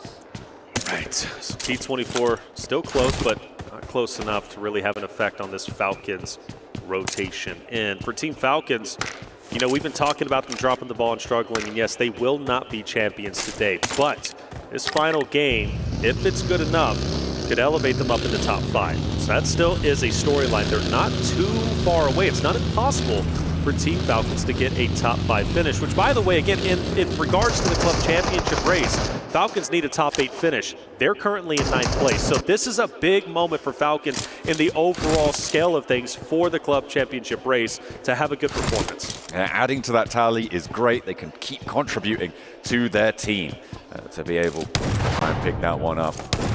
You hope that they can do it. I'm sure there's plenty of fans at the arena who want the Falcons to do it as well, to help out on that club championship tally. Love seeing the fans. Hey, peace to you. Great to see you. Getting excited, getting happy. Some of them getting loud. Yes, let's get it going. The final game. Yangon Galactica start to move in. This is very typical of their style, but again, you've got Falcons who might keep them at bay, and if they choose to drop south, which is their typical game plan, Fourth Rive's right in front of them. They're moving on in on the west side towards San Martin for the Falcons. We're still waiting on Alpha Gaming and Yangon Galacticos to make their appearances. Of course, Yangon Galacticos, they're in the blue zone.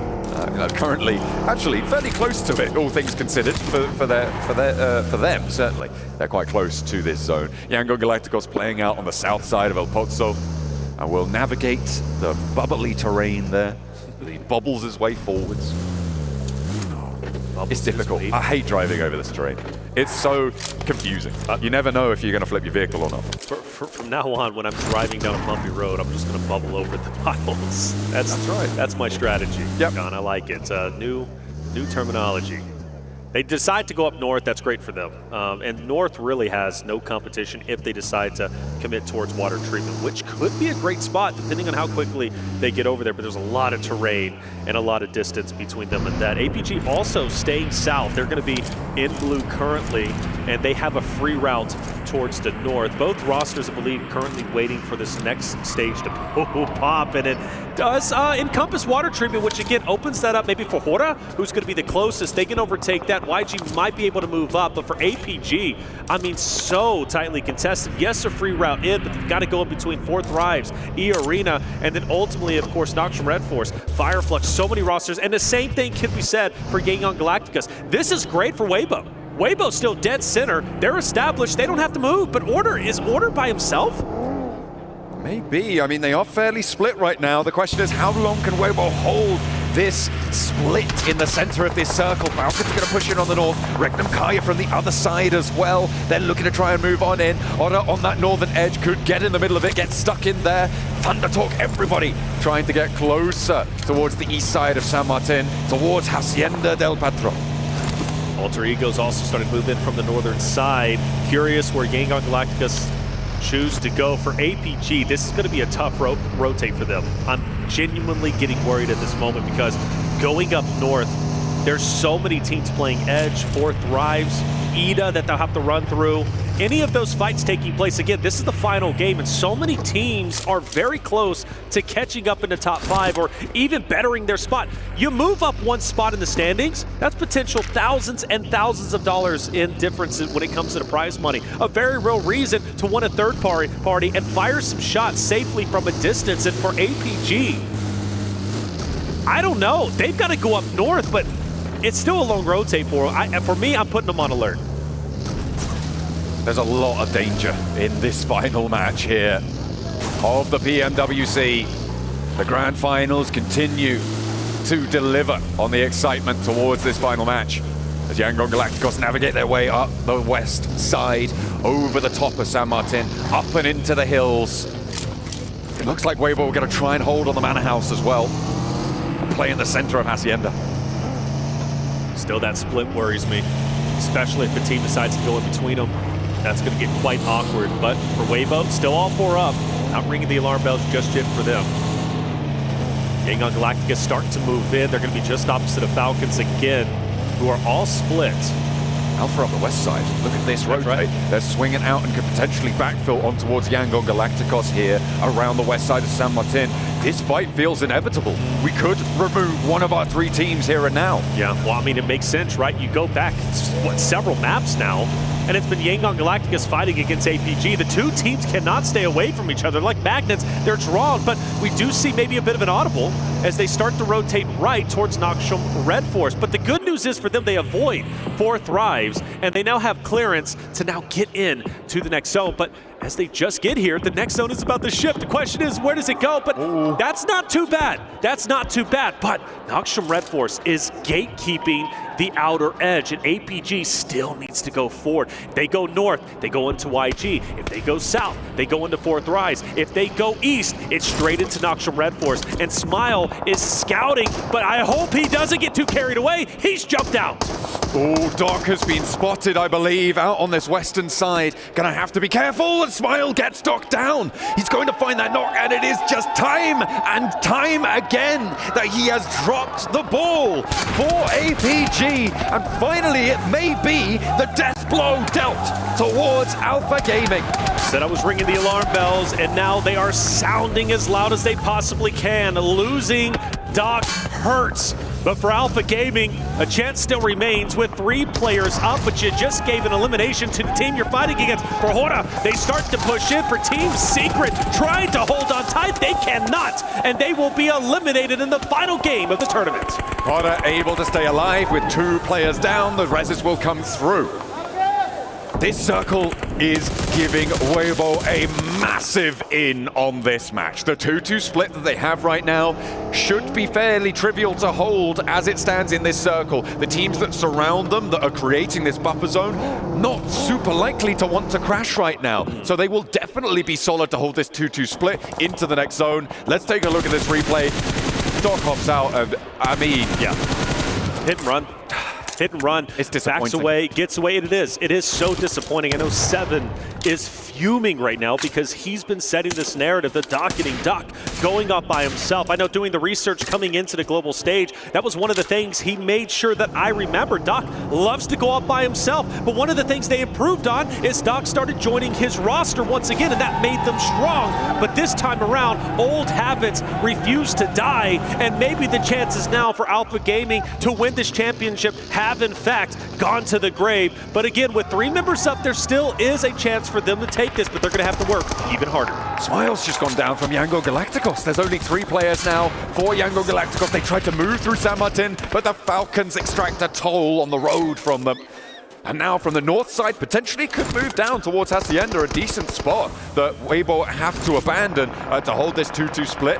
So potential space there. Alpha Gaming with potentially their last rotate on this tournament. As Reefus gets spotted.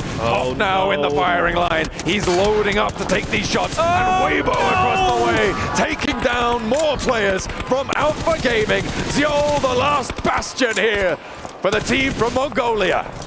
Xiol, once again, last alive. You go back a couple of maps on Erangel, or map number 4, Xiol was the last hope and dream for this APG roster, and once again, the pressure falls on his shoulders to try and carry the torch for Alpha Gaming to take this championship, but he's surrounded by everybody. Luckily, there's a little bit of space, but his chances of winning this are now slim to none. However, it would be one of the most miraculous comebacks in PUBG Mobile history if Xiol can somehow take this victory. For Alpha Gaming fans, I know you want to keep the hope alive, so I'll at least say that narrative for you. Okay, I think it is very much an outside chance here. I like this regroup from Weibo. Remember, I was talking about how you can hold that 2-2 split because the teams around you aren't likely to move. With this circle shifting down, they regroup from that east side because they know teams like DRX on their position, Thundertalk, Alter Ego, Aura on that north side, likely to want to try and take that compound on the corner from them. So they regroup, recoalesce, and play on Asbor, the only team in the top 3 with a chance of smashing that has 4 players alive. But Yangon Galacticos, 3 players on their side, they also still have a chance. Yes, that's right. SayCloud will take the advanced position on the compound. That will give free reign to Romeo and Renat to potentially move up. The only team around them is Hora. Depending on how this zone ends up rotating, maybe we do see a clash between Yangon Galacticos as well as the Weibo roster, but you still got to appreciate where Weibo is at. 4 members still alive. They now are joined together. There is no more of a split, and they're staying tried and true to what has worked for them, taking center zone. 4 Thrives versus Power. What's at stake with this fight? Well, 4 Thrives are currently 5 points away from catching up to Regnum Karya, which would put them in a better spot for more money, knocking them down. But it's not a guarantee. 4 Thrives are currently at 0 eliminations. They need to silence Power and take down the remaining 3 members. That would put them within striking distance of apexing Regnum Karya. But if they don't and they fall short, Regnum Karya will stay in 4th place, but they're only going to be just there because the solo is last alive. Hora starts to rotate over. Regnum Karya has Loxy just up ahead, but Hora, all eyes on them as they're taking advantage. On the east flank here against Loxy, but Yangon Galacticos are moving in on the north side towards potentially Weibo Gaming's compound. Another fight that could dictate the pace of this tournament.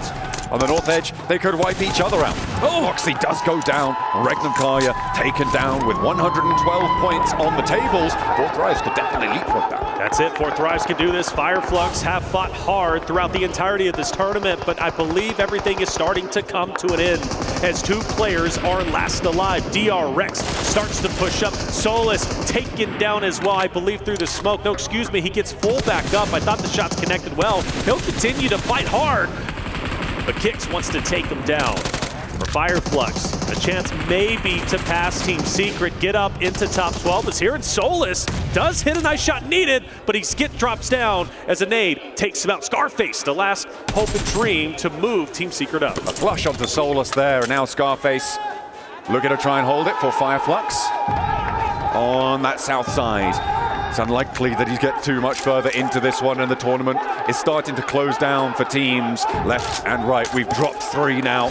Their final performance is done and dusted. Next circle pops, and it keeps Weibo in, but it forces Yangon Galacticos out. Yes, it does. Yangon Galacticos now have to push in, potentially pass Weibo. The question is, will they choose to challenge? They've been highly aggressive during the finals. Scarface, though, all eyes on him as he continues to stay up for a little bit longer, but I don't know if Fireflux did what they needed to do to pass up Team Secret. Matt taking damage. Hora with the 3rd party. Yangon Galacticos might be getting taken down relatively soon. They've got to play this carefully. Ooh, 4 Thrives on the inside, looking to try and overtake as DRX are going neck and neck with them, bouncing back and forth on those tables, both trying to overtake Regnum Karya here. Let's talk about scenarios. Alpha Gaming has a solo live with Zeal. Still within zone, he's staying quiet. Yangon Galacticos, obviously a chance to win this game with 3 members, but they got a tall task ahead of them with Weibo just up ahead. Hora off to their off angle. Falcons obviously still around. Now, for Weibo, let's say Yangon Galacticos does get taken down. Weibo could win in 2 ways. A winner-winner chicken dinner, or just getting enough points to surpass the point threshold, which is currently at the moment around 150, 152 for Yangon Galacticos. So for Weibo Gaming, they need 14 points. That's what's going to be needed to surpass Yangon Galacticos as it currently stands. Let's not forget YG is still alive. The last time the PEL team were able to win a global title was back in 2021, and that was with Order over on Nova. If they can take it back here, what a story for the player. A 3rd global title, a resurgence for the PEL onto the world stage. Plenty of fans waiting for that to happen. Murnat under pressure.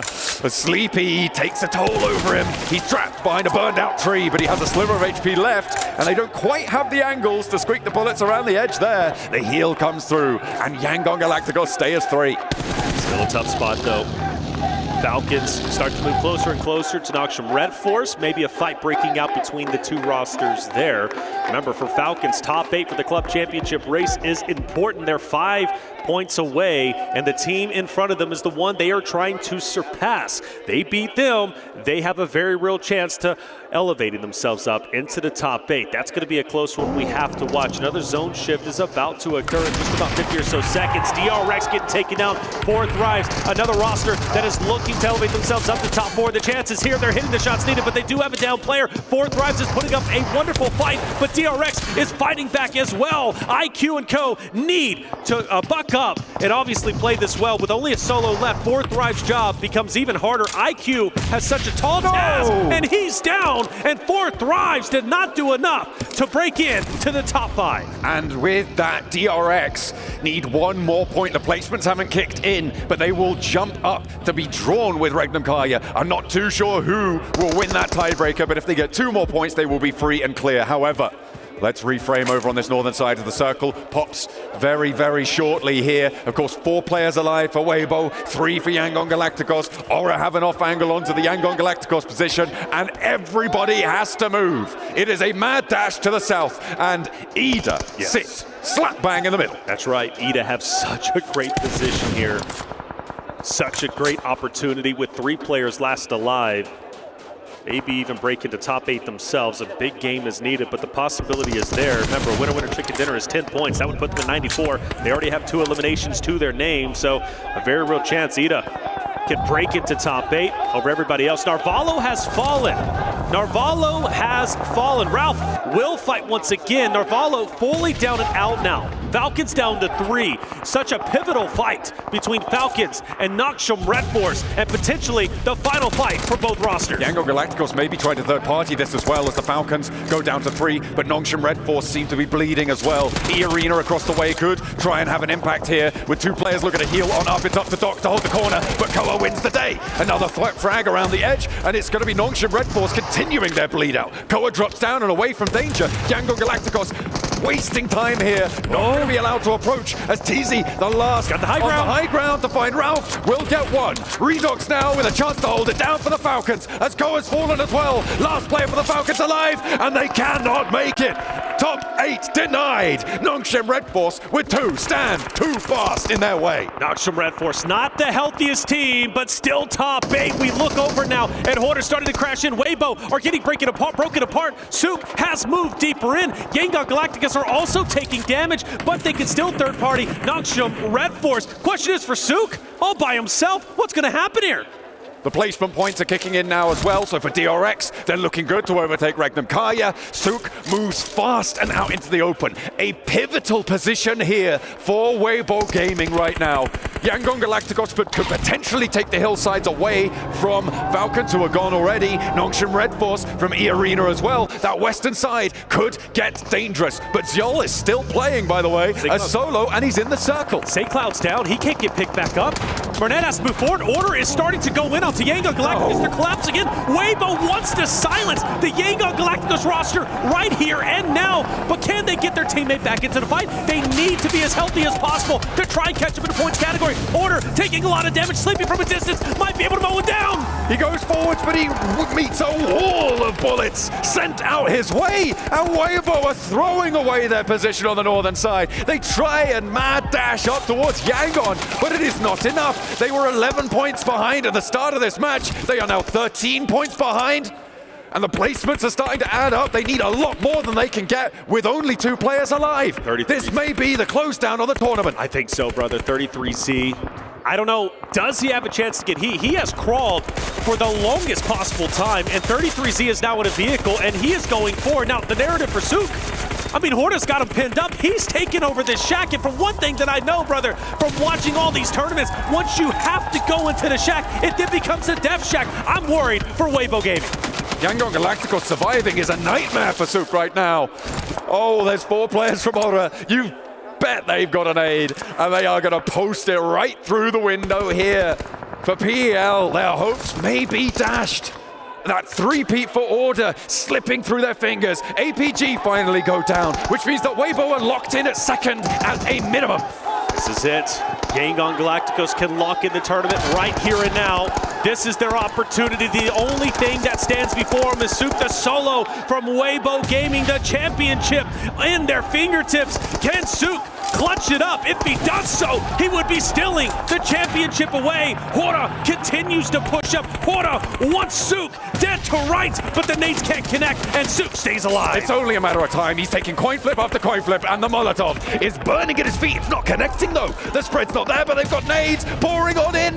No, they're not connecting. Are you kidding me? Yes. Sook is weathering the storm that is battering down this shack. Right, Sook trying his best to stay alive, but all it takes is one good connection. Another nade goes in. Is this going to be good? Is it going to be good?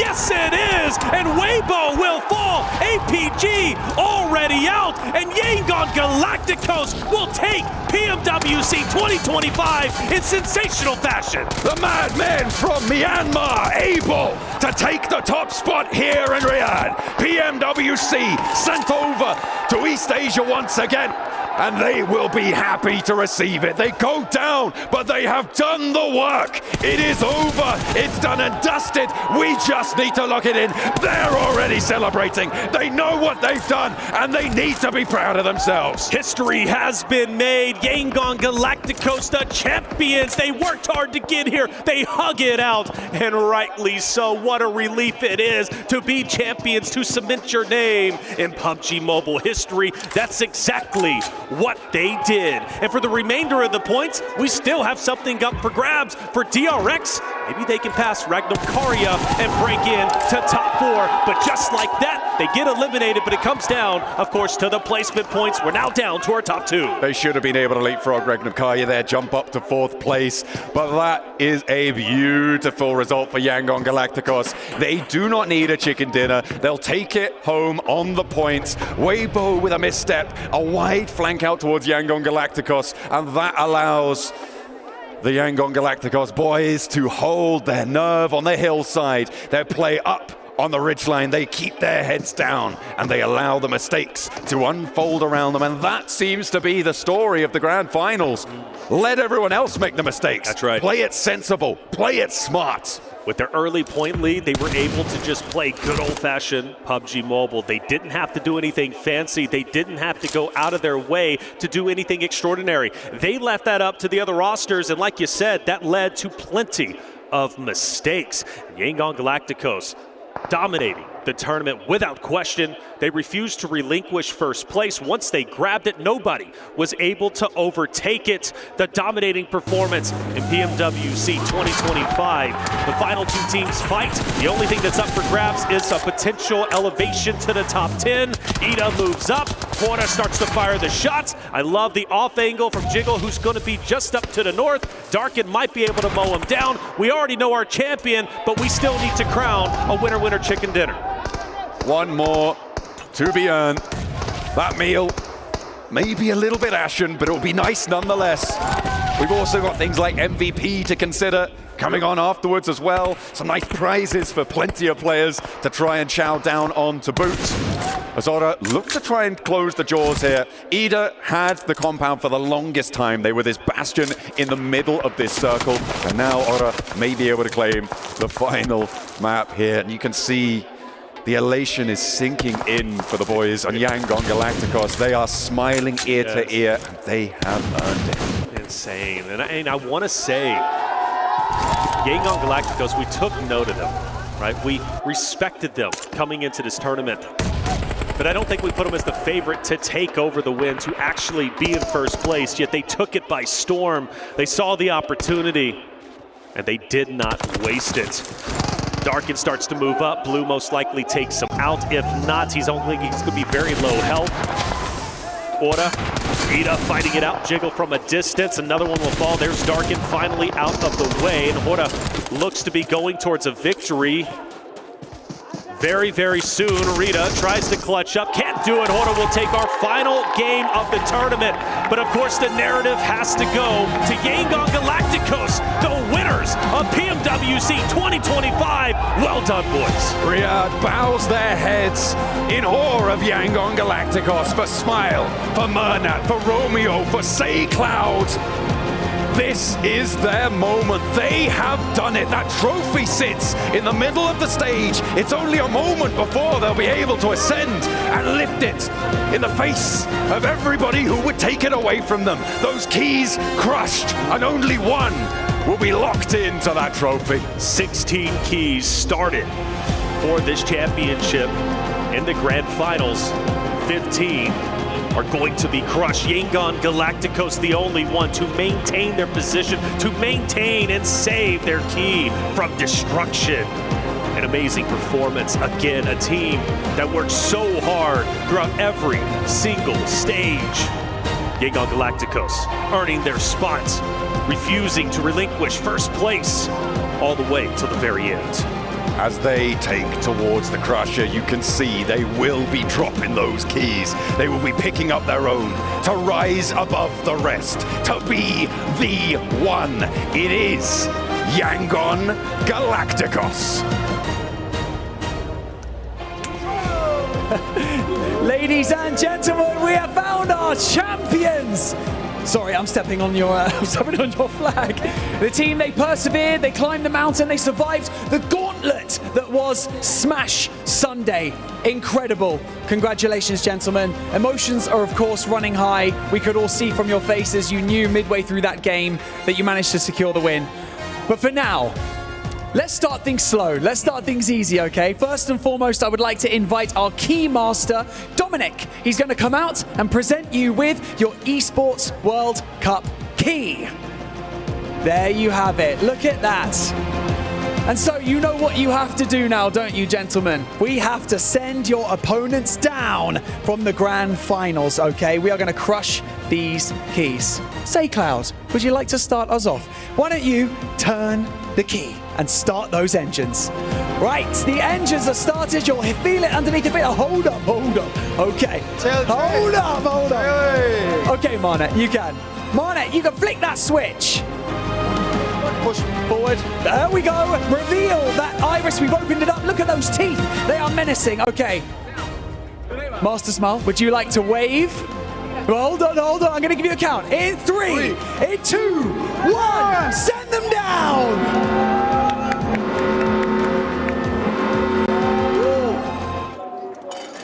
All those keys destroyed in the Crusher. Your enemies have been defeated. 15 teams' keys have been sent down into the depths. And now that your key is the only one that is left intact, I would like you to take your PMWC trophy key and place that into the center of the trophy and go and claim your prize. Walk that golden road, cement your legacy. Yangon Galacticos as our champions of PMWC. Congratulations.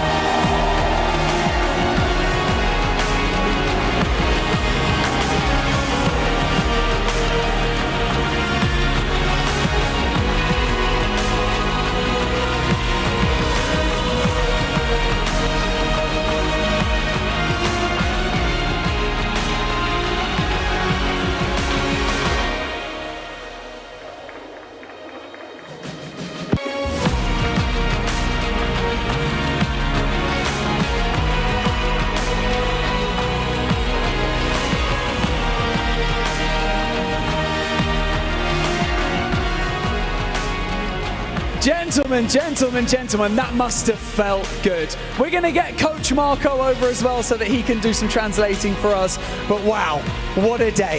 There's a lot of emotions that you guys are feeling right now. Please try to put into words how you're feeling at this moment, Romeo. ကျွန်တော်အရန်စိတ်လှုပ်ရှားတာပေါ့နော်ဘာလို့လဲဆိုတော့ကျွန်တော်တို့အရန်စိတ်ပူရတယ်ရှေ့ပွဲတို့နည်းနည်းအမားလေးဖြစ်သွားတယ်ဒါပေမဲ့ကျွန်တော်နောက်ဆုံးပွဲမှာကျွန်တော်လုံနိုင်တယ်ဆိုတာအကုန်လုံးကိုယုံကြည်တယ်ဘာလို့ဆိုတော့ကျွန်တော်တို့ကတာနေတယ်အဲ့တော့ကျွန်တော်တို့အမားမခံဘူးတစ်ဖက်သင်းမှာပဲကျွန်တော်တို့စောင့်တယ်အဲ့ဒါနဲ့ပဲကျွန်တော်တို့နောက်ဆုံးထိကျွန်တော်တို့စောင့်နိုင်ပြီးတော့ကျွန်တော်ချန်ပီယံကြီးကိုယူခဲ့တာပါ Yes, what Romeo say is, of course we are nervous. We are top of the league, you know. We just like did some mistake the previous rounds, but you know, like we just wait. Like we just play our own game and then wait their mistakes, and then we know that we can do it. We have a confidence to make it happen. Yeah. Well, you definitely proved it up here. Say, Cloud, I'm going to come to you now because I want to ask you.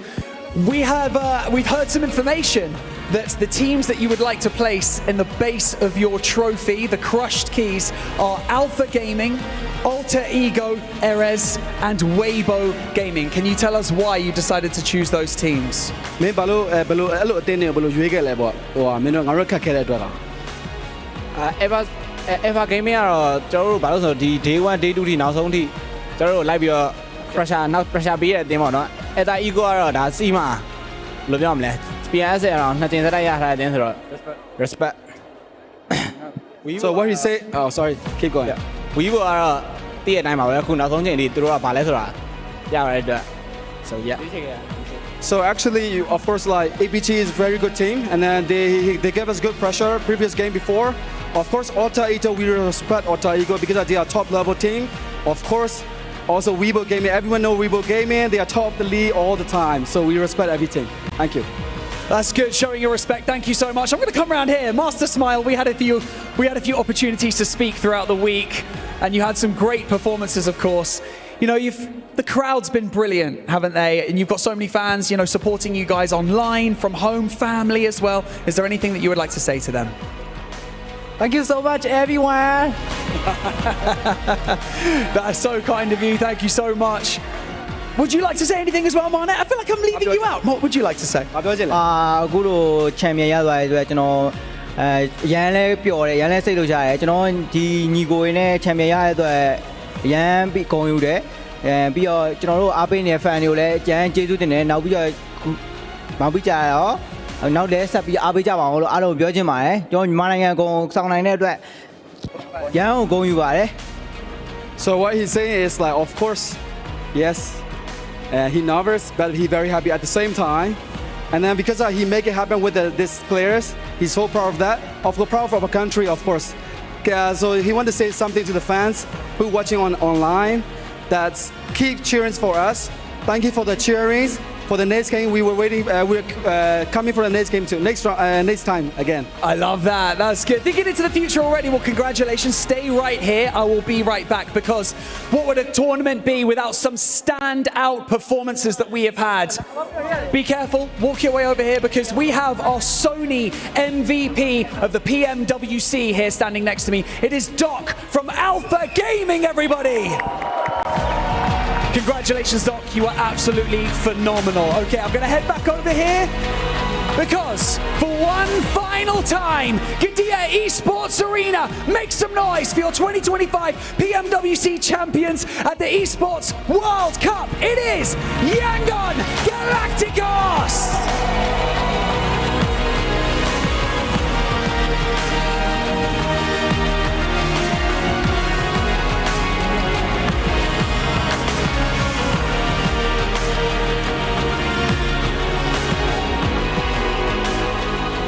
A dream come true, written in gold. Yangon Galacticos becomes the champions of PMWC 2025. What a moment for those four boys here, being able to conquer adversity, launch themselves into the stratosphere as Yangon Galacticos is your champions. Joining me here to talk about everything that has gone down, Seven, Neptura, Maxman. Seven, this is their moment, a moment that they will remember for a lifetime. A moment that nobody expected them to be here. This is a team that qualified through PUBG Mobile Challenger South Asia Cup. For them to be able to go that route and not really have that much global experience. Only 3 of their players had PMGC experience in PMWI, and that was back in 2023. What an amazing performance, Neptura.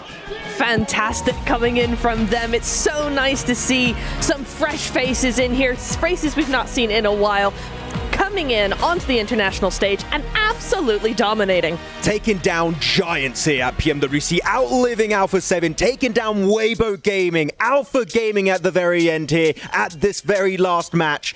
Truly just making a statement that anyone can dominate in PUBG Mobile Esports, and here Myanmar is the one to take it home. It's a true underdog story, and you don't get them often in esports, which is so exciting for me to watch, for us to witness, for everybody at home to see as this team can rise to the occasion.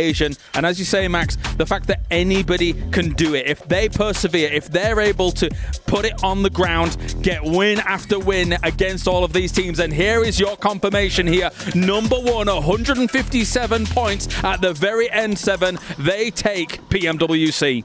They take it, and they also, the eliminations were there, the placement points were there. This team definitely deserved this championship, but we got to give some credit to Weibo Gaming. Nobody was expecting them to be in second place. Today, on the final day, Max, they decided to show up, and boy, did they with the second place finish. Weibo Gaming, I am begging you, keep this roster. You have so much potential. If you can re-qualify to PMGC with this team, and you just play the way you did today in your next tournament, from the get-go, I really believe this squad could be taking home so many trophies. Winning Hong Kong, coming into today, us thinking it's only ever going to be a 2-horse race, Neptura, and yet Weibo comes along, gets back-to-back chicken dinners, and then continues to make it happen as well. The meteoric rise we saw from Weibo today gave me chills.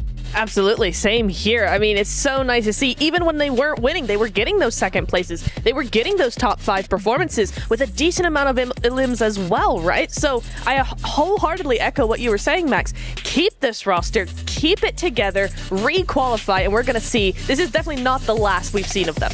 How about APG? We got to give this team some credit too. As much as I've been hating on what happened today, amazing performance, especially in the finals. It came down crumbling at the end. And once again, guess who's the one getting that Sony MVP award? No. That's right, Doc. Doc, he just keeps doing it, man. He just keeps being MVP after MVP, and the team just can't win a bloody trophy. It's just not happening. Look at this guy. Wow. 31 eliminations on his lonesome here in these grand finals over the course of 18 matches. Doc is truly a legend, and the only thing that could really get over the fact of being an MVP would be possibly winning a tournament, but that has not happened today. But at least now the hopes are open, Max, that we could possibly get one player just winning all the global MVPs for the year. If this team is able to qualify for PMGC, even if they don't win the championship, we know one thing's for sure, Doc will be contending for that MVP award. I'm actually very excited about one cool thing. East was talked about to possibly be joining the squad, replacing Reefus. There might be a sub, and Baron becoming an actually a content creator. If that happens, this squad might be that might just be the one extra change they need to go and win one of these international events. Neptura? No, I agree. I think it's going to be interesting to see how that roster evolves. I really hope that they don't kind of split up or disintegrate completely for me, because I still really like them. We've been very frustrated with them over the last couple of weeks, like very frustrated. But at its core, this is a very good team who knows what they're doing. I just want to see them not crack under the pressure, because I think today at least, as soon as they got close to actually being able to get that win, they went back to old habits. They started splitting up too much. They were way too slow to rotate, too timid to take, decisive plays that would have won them games. They just fell back on old habits. Well, let's take a look at those individual awards coming in here from PMWC as well at the Esports World Cup 2025. And we have, of course, Doc being the grenade master. Is there anybody else that's going to take that? Doc being the field medic. All right, he can't do everything here, guys. What's going on, Max? How is he field medic when he's always away from his team? I don't know. He's never there. This guy, I genuinely mean this. I think that Doc has been the most enigmatic player we've ever had in PUBG Mobile Esports. Despite us being so critical, he keeps performing and getting these awards. But of course, Smile will be taking best in-game leader here. Is there really too much surprise? 7. Yang Yangon Galacticos was able to push them through to the absolute forefront. And an aggressive IGL as well, right? 29 eliminations. That's, what, 4 less than Doc got? So while everybody sings Doc's praises for being such a massive eliminator, you've also got Smile there with 29. That's not bad either. I gotta harp down on the point that I made for Yangon Galacticos. The way that this team played here on their first global event, especially for Smile, in 2 years, and being able to become one of these amazing players, being able to win an award as well, that is just so impressive, and I'm hoping that they kind of continue on with the performance that they had. They show us adaptability, and when we talk about championship teams, that is one thing we always bring up. You gotta be able to adapt to what the lobby is giving you, and you gotta take advantage to what it gives you. Well, let's take a look at the Honor dominations as well coming in from today, because I can only imagine. Oh yeah, of course. Actually, this is, I think, across the entirety of the grand finals here. So Doc with 6 triple elims here. Ketch for a Fireflux. We saw him early on in the grand finals, Neptura being able to position himself, and he kept on going. It's one of those things where it's like, well, at least there's some representation somewhere, right? We think everybody expected a lot more from that team. There's a lot of big names on that team, so it's nice that they're able to be on the leaderboard somewhere. Well, we've still got to talk, though, a little bit more about our champions here for PMWC. As Yangon Galacticos, you can see every single win, every single emotion etched on these players' faces, Max. Just fantastic stuff for them. And we heard it during the interview. They said, we'll be back. They've got a taste of glory, a taste of success at PMWC. Now they know what to expect next time as this roster. If they make it into PMGC, the sky might just be the limit. The emotion, all of this adventure through PMCL to make it to this point. A true underdog story that actually found its culmination here on this last day. Underdogs, absolute challengers these players are. They were able to qualify through that at Challengers Cup. It sends a widespread message to anybody that wants to become a professional player for PUBG Mobile Esports. If you ever dreamed about it, now is the chance. We just had a team being able to win it, and I can't wait to see what the rest of the year is going to be like. Absolutely. I mean, imagine having this win under your belt, going back to your regional tournaments, being able to once again potentially qualify for PMGC now, and going, we can do this. We've already done it at PMWC. We can do it again. What a feeling that must be. Particularly amazing considering, yes, there were some circles that went their way, but at the same time, where did they really thrive? As we take a look at them now walking over towards the totem here to completely solidify themselves here at the Esports World Cup. But as I'm saying, Max, not only central plays, also edge plays. This team had the full package here in the grand final. Genuinely, despite us seeing them for the first time as this roster on the international stage, their edge play was the best, and it was not even close. They would find the path of least resistance in the circle every single time, while not losing a single player almost. They're making a statement that edge play is the way, and for them, it was enough to claim the title. And it wasn't just the edge play, it's the way that they were able to just gain control of all the ground near them. They were either, if they were in the north, guess what? There was not going to be a team anywhere nearby. Every single time we saw this team, they either had a 1-2-1 split, they had a 1-3, sometimes they would end up inverting them too if they found a position that was great for them. This is the adaptability that I'm talking about with this team. I'm hoping it continues on and even progresses going into the next global event. I think a big marker for how good this team is watching the rest of the lobby adapt to them. They weren't going, oh, you're doing something, but actually we can get rid of that and make you change to us, right? No, it was the other way around. The rest of the lobby, all other 15 teams had to go, you know what? You're right. Have your space. We're going to do something else. They made these global teams change everything to suit them, and that is the mark of a dominant team. And every player stood out in different ways. Say Cloud, the utility, the scouting was so impactful. Smile, the IGLing on the edge has been absolutely fantastic. Marnet, Romeo, always putting himself in danger for the greater good of the squad. Every player had their impact, and that is why they were crowned your PMWC champions. And there we have Mike McCabe here, the COO of the Esports World Cup Federation, or the Foundation. And of course, Yangon Galacticos now being able to position themselves here in front of the totem. It's a special sight as they will start ascending the totem. Ladies and gentlemen, boys and girls, PMWC has not disappointed. And now we get to see as Yangon Galacticos will not only etch themselves in history, but etch themselves in Esports World Cup history as well here at PMWC. And for one more final time here, the dream has come true. Yangon Galacticos goes absolutely galactic here, live from Riyadh, Saudi Arabia. They are your PMWC champions!